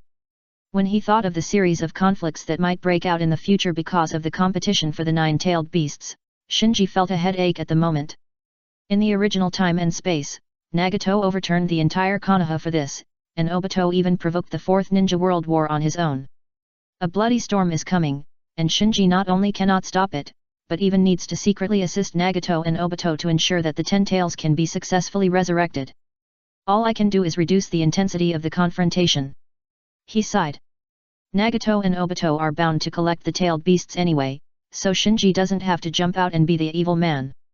All he needs to do is wait for Nagato and Obito to collect all the tailed beasts and revive the 10 tails, and then take the 10 tails away. Most of the tailed beasts are controlled by the 5 major ninja villages, and the identity of the chief of Konoha Ninja School plays a role. The chief of the ninja school is half a step into the leadership. As long as Shinji can continue to be the chief, he can easily obtain various information about the 5 major ninja villages through his identity, and grasp the real-time situation of all the ninja villages' Churiki. This is why Shinji did not choose to slack off in this ninja school assessment, but listened to the advice of Yuta and Koharu and fought for the first place in the assessment with all his strength. Thinking of this, he stroked his eye frame again. The month of participating in the ninja school assessment was not a waste of time for him, because he could use the pair of samsara eyes controlled by the Susanoo Sun Lantern to continuously obtain the power of all things to nourish his eternal Mangeki Sharingan. After a full month of nourishment, the pupil power of his eternal Mangeki Sharingan has improved a lot. He vaguely felt that the pupil power at this time was enough for his body to withstand the first-generation cell transplantation surgery, but the improvement of the eternal Mangeki Sharingan was still continuing, which meant that his Sharingan had not been nourished to the extreme and there was still room for improvement. It's not a big deal to have this little bit of time. Shinji suppressed his slightly impetuous mood. It has come to this point, there is no need for him to grab this, it takes a little time, because his goal is not only to awaken the samsara eye, but also to advance to the 6 paths level, or even to challenge the bloodline network realm of the chakra ancestor Kaguya Otsutsuki. So only by going to the extreme in every step can he walk more steadily and further in the future. Putting these goals aside for the time being, Shinji opened the notebook on the table. While waiting for the eternal Mangeki Sharingan to be nourished to the extreme by the power of all things, he can use it to optimize the breathing method. The improvement of the human body by the breathing method is immediate. At least before Shinji is promoted to the 6 paths level and completely chakra-izes himself, the breathing method can greatly improve his strength. Now, he not only has the source of all breathing methods, including the sun breathing, but also various breathing methods created by generations of swordsmen of the Demon Slayer Corps, as well as various precious breathing method training experiences collected by Yubayashiki Ryohei.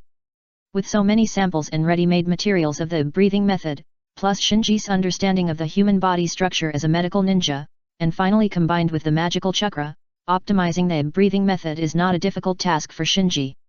Once the optimization of the breathing method is completed, coupled with the comprehensive amplification effect of Blue Bana No. 1 on the body, if the two can be perfectly combined, the final effect is definitely worth looking forward to. So, Shinji quickly gathered his mind and devoted himself to the comprehensive optimization of the breathing method. The first update is presented. It's the last day, don't forget to vote for the students. Chapter 646 Comprehensive Optimization. In the underground practice field. Bang! Accompanied by a whistling sound that broke the wind, Shinji swung a punch, and with a low muffled sound, he easily knocked down the wooden man in front of him. No! Shaking his head, Shinji moved 2 steps to the right and swung his fist at another wooden man. If you zoom out, you can see that the underground training ground is now full of wooden dummies. Bang! Another low muffled sound, and the wooden dummies fell down. There was no joy on Shinji's face, but his brows were furrowed. Is there something wrong with the rhythm of breathing? Or is it that the chakra stimulates the heart and lungs too early? Or is it that the muscles are not contracted enough?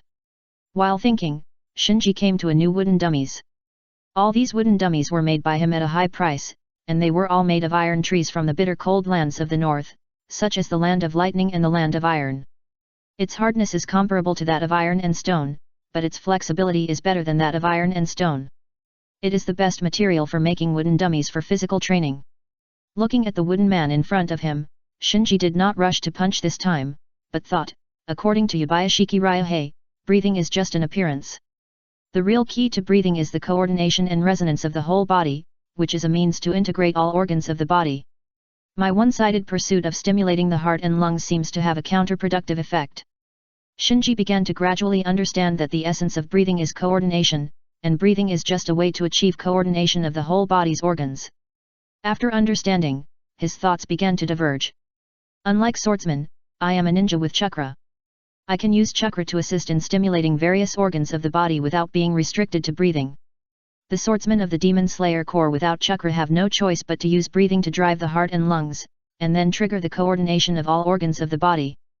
Because it is impossible to directly affect the organs of the whole body, this requires day after day, endless hard work, and requires people with both talent and willpower to achieve something in the end. Shinji is different. He has chakra, he can directly use chakra to stimulate all organs that need to be stimulated, and it is more accurate and convenient. On this point, he is ahead of all the swordsmen of the Demon Slayer Corps. I didn't expect that the first step in optimizing my breathing method is to eliminate all the parts about breathing in the breathing method. Shinji himself felt a little ironic and couldn't help but complain. Then he turned around and left the practice field with a direction, came to the study, put all the breathing methods including sun breathing on the desk, and began to merge and eliminate. There is actually no clear distinction between strong and weak breathing methods. Sun breathing is orthodox and the source of all breathing methods, but this does not mean that other branches of breathing methods have no merits. Shinji classified dozens of breathing methods one by one according to their focus, and then corresponded to various organs of the human body, taking the essence and removing the dross, and refined and concentrated the breathing method. For example, among all breathing methods, the sun breathing has the strongest effect on the heart, so he took the part of the sun breathing that exercises the heart. By the same token, the water breathing has the best effect on the kidneys, so he took the part of the water breathing that exercises the kidneys. Heart, brain, liver, spleen, lungs, kidneys, stomach, intestines, and other organs correspond one by one. Shinji took the strengths of each and condensed dozens of breathing methods into one. Because it directly corresponds to various organs of the human body, the condensed breathing method is not bloated, on the contrary, it is well organized. The only shortcoming is that the condensed breathing method does not have an obvious focus like other breathing methods. In other words, the condensed breathing method loses the sharpness of various breathing methods that push a certain feature to the extreme. More restrained and more comprehensive. The old breathing method can allow practitioners to reach the extreme in a certain aspect, while the condensed breathing method can make practitioners more stable and achieve comprehensive improvement. It does have a bit of the flavor of sword chi battle. Shinji said secretly, weighing the pros and cons. The old breathing method is similar to the sword sect, because it has a focus, it is easy to master quickly and has great power. The condensed breathing method is similar to the air sect, which emphasizes deep accumulation. Before it is fully developed, it has limited power and is difficult to practice. If it is placed in the Demon Slayer world, Shinji's condensed breathing method is pure garbage. Because even a natural talent like Sugakoku Yuichi can't practice Shinji's condensed breathing method, let alone ordinary swordsmen. For ninjas with chakra, although the difficulty of practice is still very high, with the existence of chakra as a cheat, as long as they are willing to work hard, they can basically achieve something. After completing the fusion on paper, Shinji came to the practice field again. Things on paper are dead. Whether or not you can condense dozens of breathing methods into one without interfering with each other requires actual practice. Back in front of the wooden man again, Shinji exerted force according to his condensed breathing method and threw a punch. Bang! With a sudden muffled sound, the wooden man was not knocked down this time, but was completely blown up, with wood chips blasting all over the ground. However, Shinji's face flushed red, and after stumbling a few steps, he suddenly spit out a mouthful of blood. After a long time, Shinji recovered and wiped the blood from the corner of his mouth. Damn it, I didn't expect that the first attempt would hurt my lungs. Sure enough, when it comes to internal organs, everything is a matter of one hair moving the whole body. Just with the punch just now, because of the way of exerting force, Shinji injured his left lung and part of the liver, causing faint internal injuries. And his condensed breathing method has a total of 12 styles, and each style has at least 5 or more ways to exert force. If he tried this one move after another, he might die before the breathing method was optimized. No wonder all creations in history, in addition to superb skills, also require some luck to assist. After a chuckle, Shinji said to himself, I don't have the luck to be favored by fate, but I have eyes to spy on fate. After that, he activated his eternal Mangeki Sharingan, and his ink-colored eyes suddenly turned scarlet. The detection of the force-generating method of the breathing method can be immediate, so Shinji can completely use the ability of his Izanagi to spy on fate and use fate bifurcation to detect the force-generating method, so that he can avoid the damage to his body caused by random attempts. Soon, his own figures punching appeared in his field of vision. Among these figures, some of them threw weak fists, some fainted directly on the ground after throwing their fists, and some vomited blood after throwing their fists. Looking at these pictures of fate, the corners of Shinji's mouth gradually rose. The second update is here.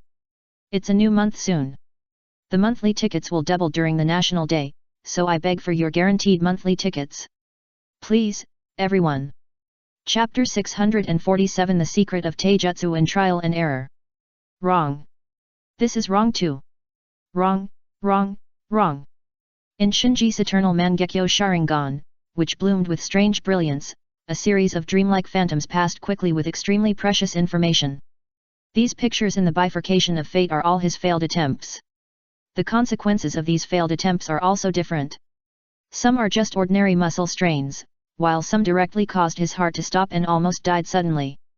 Countless mistakes piled up, constantly wearing away his will, as if the idea of fully optimizing the breathing method was simply impossible to achieve.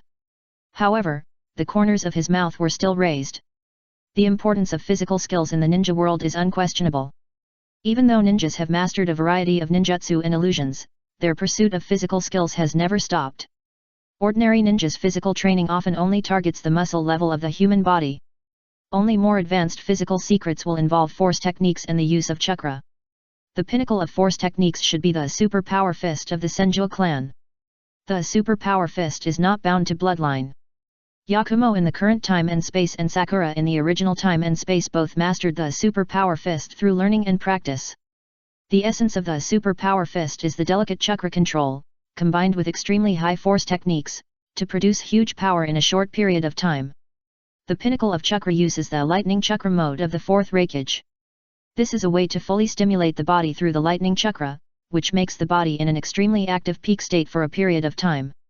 Whether it is the super power fist or the lightning chakra mode, this kind of physical skills that can be called mystery have all been developed by generations of geniuses.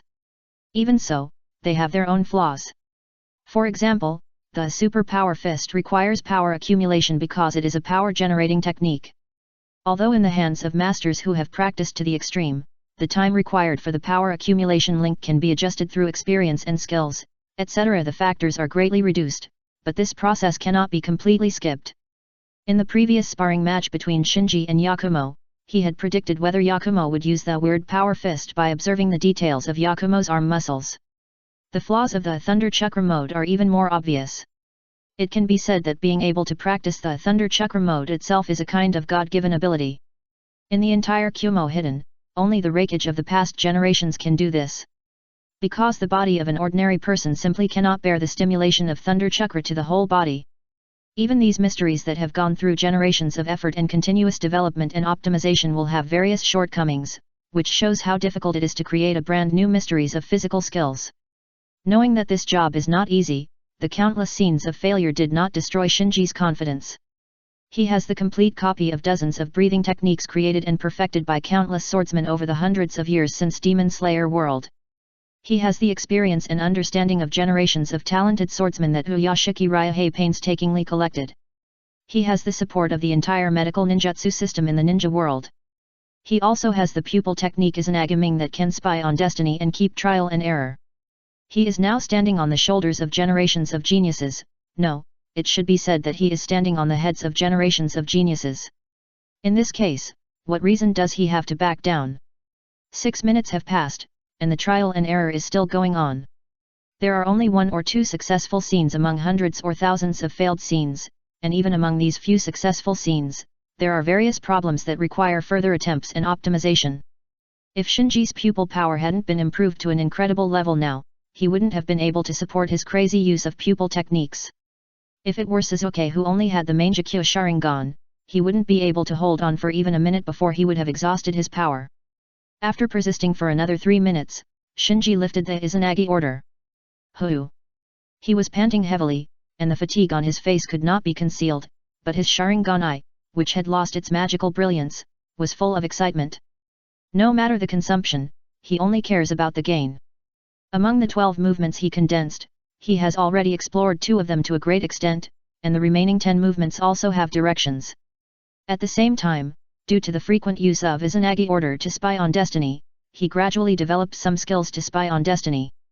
In short, a spy that only affects itself, or only temporarily affects its own destiny, will suffer relatively less backlash. On the contrary, the wider the scope of the impact, the more serious the backlash will be. He even had a vague feeling that if he dared to try to spy on the bifurcated fate of the entire ninja world, he would definitely be in trouble with some unspeakable horror. Taking advantage of the time to recover his pupil power, he returned to the study and began to summarize what he had just gained. Then he immediately came to the training ground and practiced what he had just gained one by one. Bang! Accompanied by a low muffled sound, a wooden man stake made of ironwood was punched by Shinji. This time, Shinji only felt a slight surge of energy and blood, and his arms were sore and numb, but he did not suffer internal injuries and vomit blood like before. It's done. Shinji grinned. In his opinion, the surge of chi and blood and the soreness and numbness in his arms were just because he had not yet managed to coordinate all the organs in his body. If he had fully mastered the concentrated and optimized 12 postures of the breathing method and coordinated all the organs in his body, the punch just now might have only caused a slight soreness and numbness caused by the shock force. After confirming that he was on the right path, Shinji took a rest and activated the Izanagi life again to spy on the fork of destiny. The picture of destiny unfolded before his eyes again. With the experience from the last time, his trial and error this time was more efficient. The time to maintain the Izanagi life was still less than 10 minutes, but he tried 3 moves, and the overall progress improved a lot. So repeated, when Shinji activated the Izanagi life for the 5th time, he not only completed the trial and error of all 12 postures, but even integrated the 12 postures into one, and conducted overall trial and error for the first time. The success of a single pose does not mean that the perfect balance can be achieved after the fusion of the 12 poses. Even more, the failure rate of this overall attempt will be higher, and the cost of failure will be more serious or more hidden. From the scenes of failure where fate forked, it can be clearly seen that the trial and error this time was more tragic than before. There are many scenes of death by explosion, and even if there is no death by explosion, there are still many hidden dangers hidden in it. If Shinji were not a medical ninja, he would probably ignore these hidden dangers. The first update is here. Happy National Day to everyone. Also, please ask for the guaranteed monthly passes in your hands. Because monthly passes are doubled during the National Day, so don't save up. Chapter 648 12 Palaces. In the dark and empty underground training ground, Shinji was doing various strange-looking movements, as if he was stretching his body or moving his joints.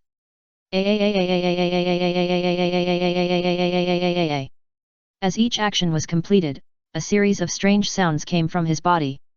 The clearer strange noises come from bones and joints, the deeper ones come from muscles and organs, and the strange noises accompanied by the increase in his body's flexibility. As a ninja, he can also complete some extreme movements, but he can't be as smooth as now. He moved his neck again and said to himself, after integrating the 12 postures into one, the body has indeed undergone earth-shaking changes. With the help of Izanagi no Mikoto, he completed the last and most difficult step. As he expected, after mastering the condensed and optimized 12 breathing methods, his body really underwent a qualitative change. After finishing the warm-up, Shinji glanced at the wooden mannequins on the training ground. At this time, there were a total of 20 wooden mannequins made of iron trees, scattered in the training ground. Shua!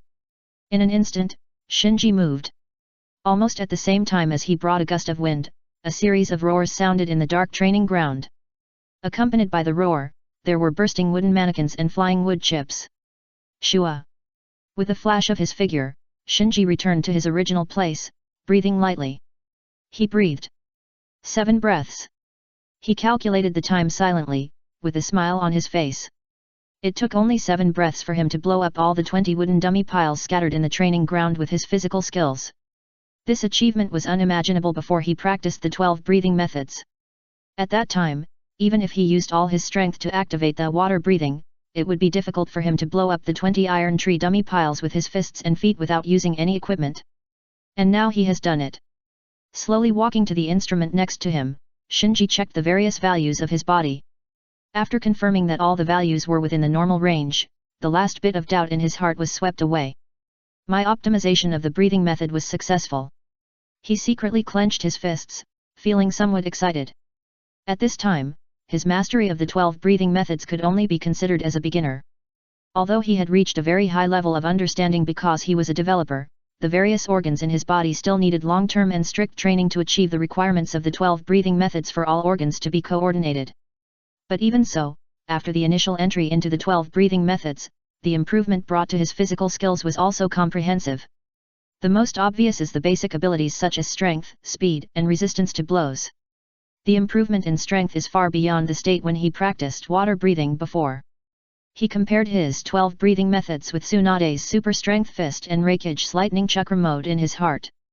I feel that his 12 breathing methods should be comparable to Tsunade's super strength fist in terms of explosive power, and it also omits the process of charging. And in terms of speed, it should not be much inferior to Reikage's lightning chakra mode. My optimized breathing method will improve the body more comprehensively and will not cause damage to the body. Through comparison, Shinji came to a conclusion that his 12 breathing methods is more comprehensive than super strength fist and safer than lightning chakra mode. After a change of mind, Shinji thought again, my optimized breathing method has abandoned the original method of driving various organs of the body through breathing, so it seems a bit inappropriate to continue calling it breathing method. I should rename it. While thinking, Shinji returned to the study. Looking at the manuscripts on the desk where he had recorded various analyses and inferences about optimizing breathing methods, his eyes fell on one of them. That manuscript was the first version. It was in this version that he decided to correspond dozens of breathing methods to various organs, take the most essential parts, and condense them into the final 12 styles. Heart, brain, lungs, spleen, liver, kidneys, stomach, intestines, bones, muscles, blood, skin. These 12 organs or structures make up the human body. And the purpose of the 12 breathing methods is to coordinate these 12 organs or structures into one. Each move and each form can obtain support from these 12 organs or structures, instead of only mobilizing the power of some of the organs as before. As a developer, Shinji knows very well that each of these 12 links is extremely important, just like a palace that he needs to build carefully. Practicing this optimized and concentrated breathing method is like carefully building 12 magnificent palaces in the body, so Shinji finally thought, let's call it the 12 palaces. When Shinji named a character, he was not as free as the 4th generation. His naming principle was simple and accurate. The name Zyuozu perfectly explained his idea of optimizing the breathing method this time, so he felt that this name was very suitable. After naming a new character, Shinji began to reorganize all the manuscripts and copied all the cultivation methods and precautions of Zyuozu onto a sealed scroll. Picking up the sealed scroll recording Zyuozu, Shinji smiled and said, if you practice Zyuozu to the extreme, it may not be worse than 8 gates of Dunjia. With the 12 zodiacs, Shinji no longer plans to practice the 8 gates of Dunjia. Because the more types of physical skills one practices, the better. The essence of all physical skills is the development and utilization of the body. No matter how many types of training one practices, when it comes to actual use, one can only use the most convenient one. Those physical skills that can achieve obvious complementary effects with other physical skills are all physical skills that are not comprehensive enough. There are actually very few and very limited places where the truly comprehensive and self-contained physical skills can complement other physical skills. Afterwards, holding the seal scroll, Shinji thought about who he should teach the 12 palaces to. Although the 12 palaces were born not long ago, Shinji had tested it hundreds of times because of Izanagi no Mikoto. It was just that Izanagi no Mikoto spied on the bifurcation of fate for a few minutes, and what it could test was limited after all. Shinji could not guarantee whether the 12 palaces still had some hidden dangers or were not perfect enough, so he decided to give the 12 palaces to Longshi and Chino to try to practice, and let them try the effect after being injected with Blue Higanbana No. 1. The second update is here. Keep asking for guaranteed monthly tickets. It's just a small favor, please help.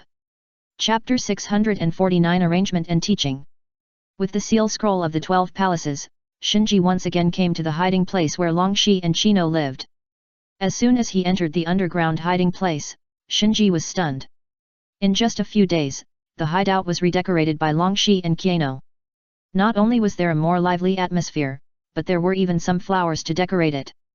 It seems that they get along very well. With a chuckle, Shinji walked towards the underground practice field of the hideout. In the practice field, bang, bang, bang. The two figures sometimes entangled with each other, and sometimes quickly separated, fighting, chasing, and repeating. Kino, you have to be careful to cover up your intentions. The traces of your attack are too obvious. That was my fake move. Kino smiled and said, hee, Longxi, your movements are a bit slow. Watch it. During the competition, the two did not forget to remind each other and quarreled. Shinji did not show up to disturb the two, but hid in the shadows and observed quietly. Compared with a few days ago, the physical skills of the two have improved significantly, or in other words, the digestion of the medicinal power of the Blue Bianhua number 1 by the two has reached a new height. It is right to put them together. Shinji raised his lips and walked out of the shadows. Who? The two who heard the noise stopped their sparring and became alert. When they found out that it was Shinji, they all bowed to him and said respectfully, Sir. Obviously. After learning about the importance of the identity of A and Akatsuki from Longxi, Chino finally had an accurate understanding of Shinji's strength. Shinji walked slowly into the practice field. You all come together, I want to test the results of your training in the past few days. Longxi and Chino looked at each other, and then rushed to Shinji from the left and right. Hat. Shinji smiled, and his eyes were a little relaxed. If it was before practicing the 12 palaces, facing Longxi and Chino who had been injected with Blue Bana no 1, Shinji would have felt a little pressure if he only relied on physical skills. But it's different now. Swoosh. Instantly, Shinji's figure disappeared from the original place. Where are the people? Longxi and Chino were both stunned and looked around in panic. Just then, Shinji appeared behind Chino and knocked her down easily with a knife. Chino, be careful. Before Longxi finished speaking, Chino had already fallen to the ground. Swish. Shinji, who knocked Chino down, rushed to Longxi in front of him, broke through Longxi's defense in 2 moves, and hit Longxi's stomach hard with a punch, knocking her out. In a flash, Shinji easily knocked down Longxi and Chino. Ouch! Longxi and Chino, who were knocked down, hunched over on the ground and groaned, as if they couldn't get up because Shinji hit them too hard. Hey! Shinji uttered a light sigh. The knife he aimed at Chino's neck was aimed at the acupuncture point of Chino's neck artery. Under normal circumstances, this knife was enough to make Chino fall asleep for 4 or 5 hours. Unexpectedly, Chino just collapsed to the ground, but her mind was still clear. On the other side, Longxi, who was knocked away by Shinji, should have been knocked unconscious, but she just curled up and groaned, and did not lose consciousness. It should be the effect of Blue Higanbana no 1. It seems that the potion has also significantly improved their ability to withstand blows. Shinji quickly analyzed the reason. After a while, Longxi and Chino staggered to Shinji. Chino said to herself, My lord, I didn't expect you to be so powerful. It turns out that you always let me win in the previous confrontation training. Longxi was speechless and complained in his heart, Chino is really a fool. The leader of the Akatsuki organization is one of the strongest people in the ninja world. Of course he is powerful. Shinji took out the sealed scroll of the 12 palaces. Here is a physical technique secret that can help you better digest the medicinal power of Blue Higanbana no 1. Physical technique secret. Longxi and Chino's eyes lit up at the same time. Physical technique secret is not a random secret technique. There are not many in the big ninja villages. Some small ninja villages can't even find one in the whole village. After unsealing the scroll, Shinji spread the scroll on the ground and explained, this physical technique secret is called 12 palaces.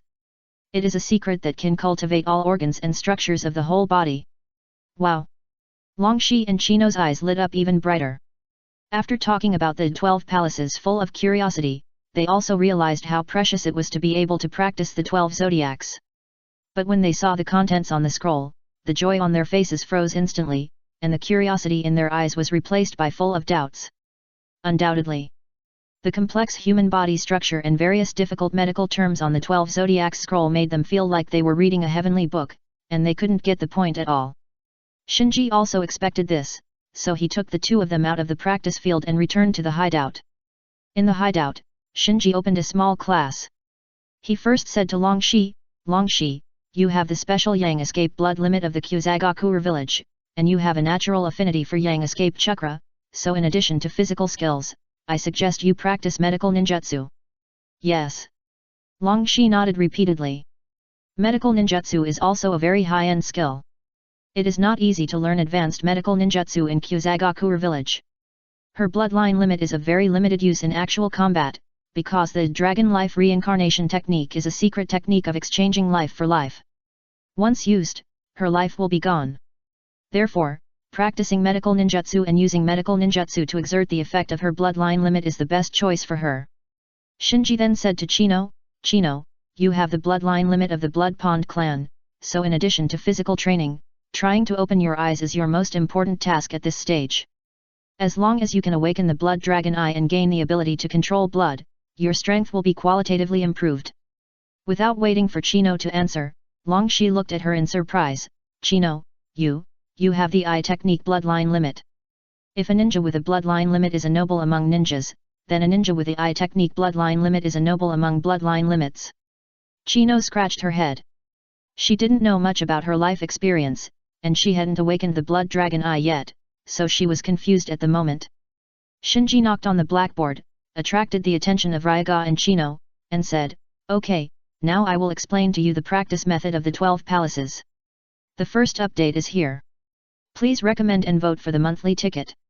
Chapter 650 Only the strong are qualified to be challenged by me." Shinji's arrangement for Ryaga and Chino was not a whim. Defining Ryaga as a medical assistant in the team can maximize the advantages of Ryaga's own Yang escape bloodline limit. And cultivating Ryaga is also a kind of alternative insurance. Because Ryaga's dragon life reincarnation technique, like Chiyo's self-life reincarnation technique and the reincarnation natural life technique of the Samsara Eye, are all true resurrection techniques. The only difference is that the former two have certain requirements for the state of the dead who need to be resurrected. The reincarnation natural life technique of the Samsara Eye is a technique that can revive corpses that have been completely cut off and have died for decades, or even damaged corpses. Similarly, training Chino towards a pupil-type ninja is also to maximize the bloodline advantage of Chino's Blood Pond clan.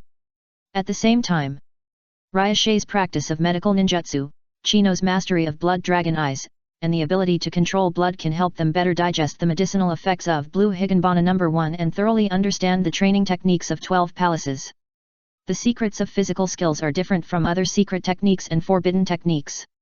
Whether it is Tsunade's super power fist, Reikige's lightning chakra mode, or Kai's 8 gates of Dunjia, they all need to be taught by words and deeds to guide the training methods, as well as hard and boring training day after day, in order to gain something. Shinji was able to enter the 12 palaces so quickly because he himself was the developer of the 12 palaces, and at the same time, he also had good medical ninjutsu skills and experience in practicing water breathing. So it is normal and reasonable for people like Ryashe and Chino to be confused after seeing the 12 palaces scroll. Fortunately, both of them had been injected with the Blue Bianhua No. 1, and their physical fitness had been comprehensively enhanced. This was a huge innate advantage for practicing the secrets of physical skills, so after Shinji's careful explanation, they began to practice the 12 palaces. After staying in the hideout for another 2 days, Shinji left a shadow clone and then left. If nothing unexpected happens, the chakra of this shadow clone can last for a week, which is enough to guide the practice of Ryaga and Chino. In the process of guiding Ryaga and Chino, Shinji had a clear understanding of the difficulty of practicing the 12 palaces. Ryaga and Chino, who had been injected with the Blue Bianhua No. 1, can be regarded as geniuses in practicing physical skills, and he who guides Ryaga and Chino is the developer of the 12 palaces. In this case, it is conservatively estimated that Ryaga and Chino will need several months, or even longer, to enter the 12 palaces. This shows how difficult it is to practice the 12 palaces. Konoha Village. A week has passed since Shinji became the head of the ninja school. However, because they just went through the final exam, all the students are resting at home this week, enjoying a leisurely holiday life. In the training ground of the Kurama clan. After completing today's physical training course, Yakumo sat on the bench at the side of the field, wiping his sweat with a towel and drinking water. At this time, Yakumo's father, Kurama Yakumo, the current head of the Kurama clan, came to Yakumo, is today's training over? Yakumo quickly stood up and saluted, Father. Kurama Yakumo pressed Yakumo Siun's shoulder, pressed her back on the stool, and then sat on the bench himself. You practice so hard every day, it's really hard for you. Yakumo shook his head, not hard. Kurama Murakumo sighed, hey, if you can win the first place this time, it would be great. Yakumo lowered his head. Tsunade-sama came to me yesterday. After a pause, Kurama Murakumo continued, the first place of the ninja school is not a lifetime system. As long as you can beat Uchiha Shinji in the next assessment, you can win the honor of the first place from him. Yakumo looked surprised, did Tsunade-sensei say this? Kurama Murakumo nodded slightly, well, this one has been passed at the high-level meeting and will be announced to the whole village soon. The victory or defeat of an assessment can easily be affected by unexpected factors, so it makes sense that the position of the first place should be contested. Yudin Koharu had reminded Shinji at the first time. Yakumo clenched his fist, great, then I still have a chance to challenge Shinji. Seeing Yakumo's fighting spirit, Kurama Kanjayun smiled with satisfaction, and then he did not forget to remind him, but there is one thing you have to pay attention to. Uchiha Shinji will graduate in 1 semester. The next final exam is your last chance to challenge him. Otherwise, he will graduate from the ninja school as the chief, and you will only be able to compete for the second chief forever. Yakumo nodded heavily. In the ninja school, Shinji's class is 1 level higher than hers, so he will graduate a year earlier than her class, but she is not worried, because she thinks that even now, her strength is enough to challenge Shinji. Kurama Myun said again, now it's vacation, you can challenge other classmates and accumulate some prestige in advance for becoming the chief in the future. Yakumo said, Father, can I challenge Shinji? Kurama Myun frowned when he heard it, thought for a while, and said, the other party is the chief now. A rash challenge is a disrespectful act. I don't recommend you to do this. But Uchiha Shinji is a member of the Uchiha clan after all. If you politely ask for a challenge, he shouldn't refuse. I understand. Seeing that his daughter was eager to try, Kurama Myun reminded again, remember, Uchiha Shinji's identity is different now. In wartime, he is your commander. Even the patriarchs of our ninja clan must be polite to him, so when you challenge, you must pay attention to your tone. On the other side, Suzuki, who had just finished sparring with Kakashi, panted and asked, can I challenge Shinji now? What? Kakashi looked at Suzuki after a pause, he is now the chief. An unprovoked challenge will be regarded as an offense to the commander. You'd better not have such thoughts. Suzuki was a little unwilling, does it mean that I can only wait for the next assessment to regain the position of the chief? Kakashi pondered for a moment and said, if it is just a competition between friends, it should be possible, but even if you win, you can't shake his position as the chief, so you should practice well. Can we compete? Sasuke's face lit up. Kakashi sighed helplessly, Suzuki, Shinji's true strength is probably stronger than you and I expected. Suzuki was not afraid at all, only the strong are qualified to be challenged by me. The second update is here. Double monthly tickets for National Day, continue to ask for votes.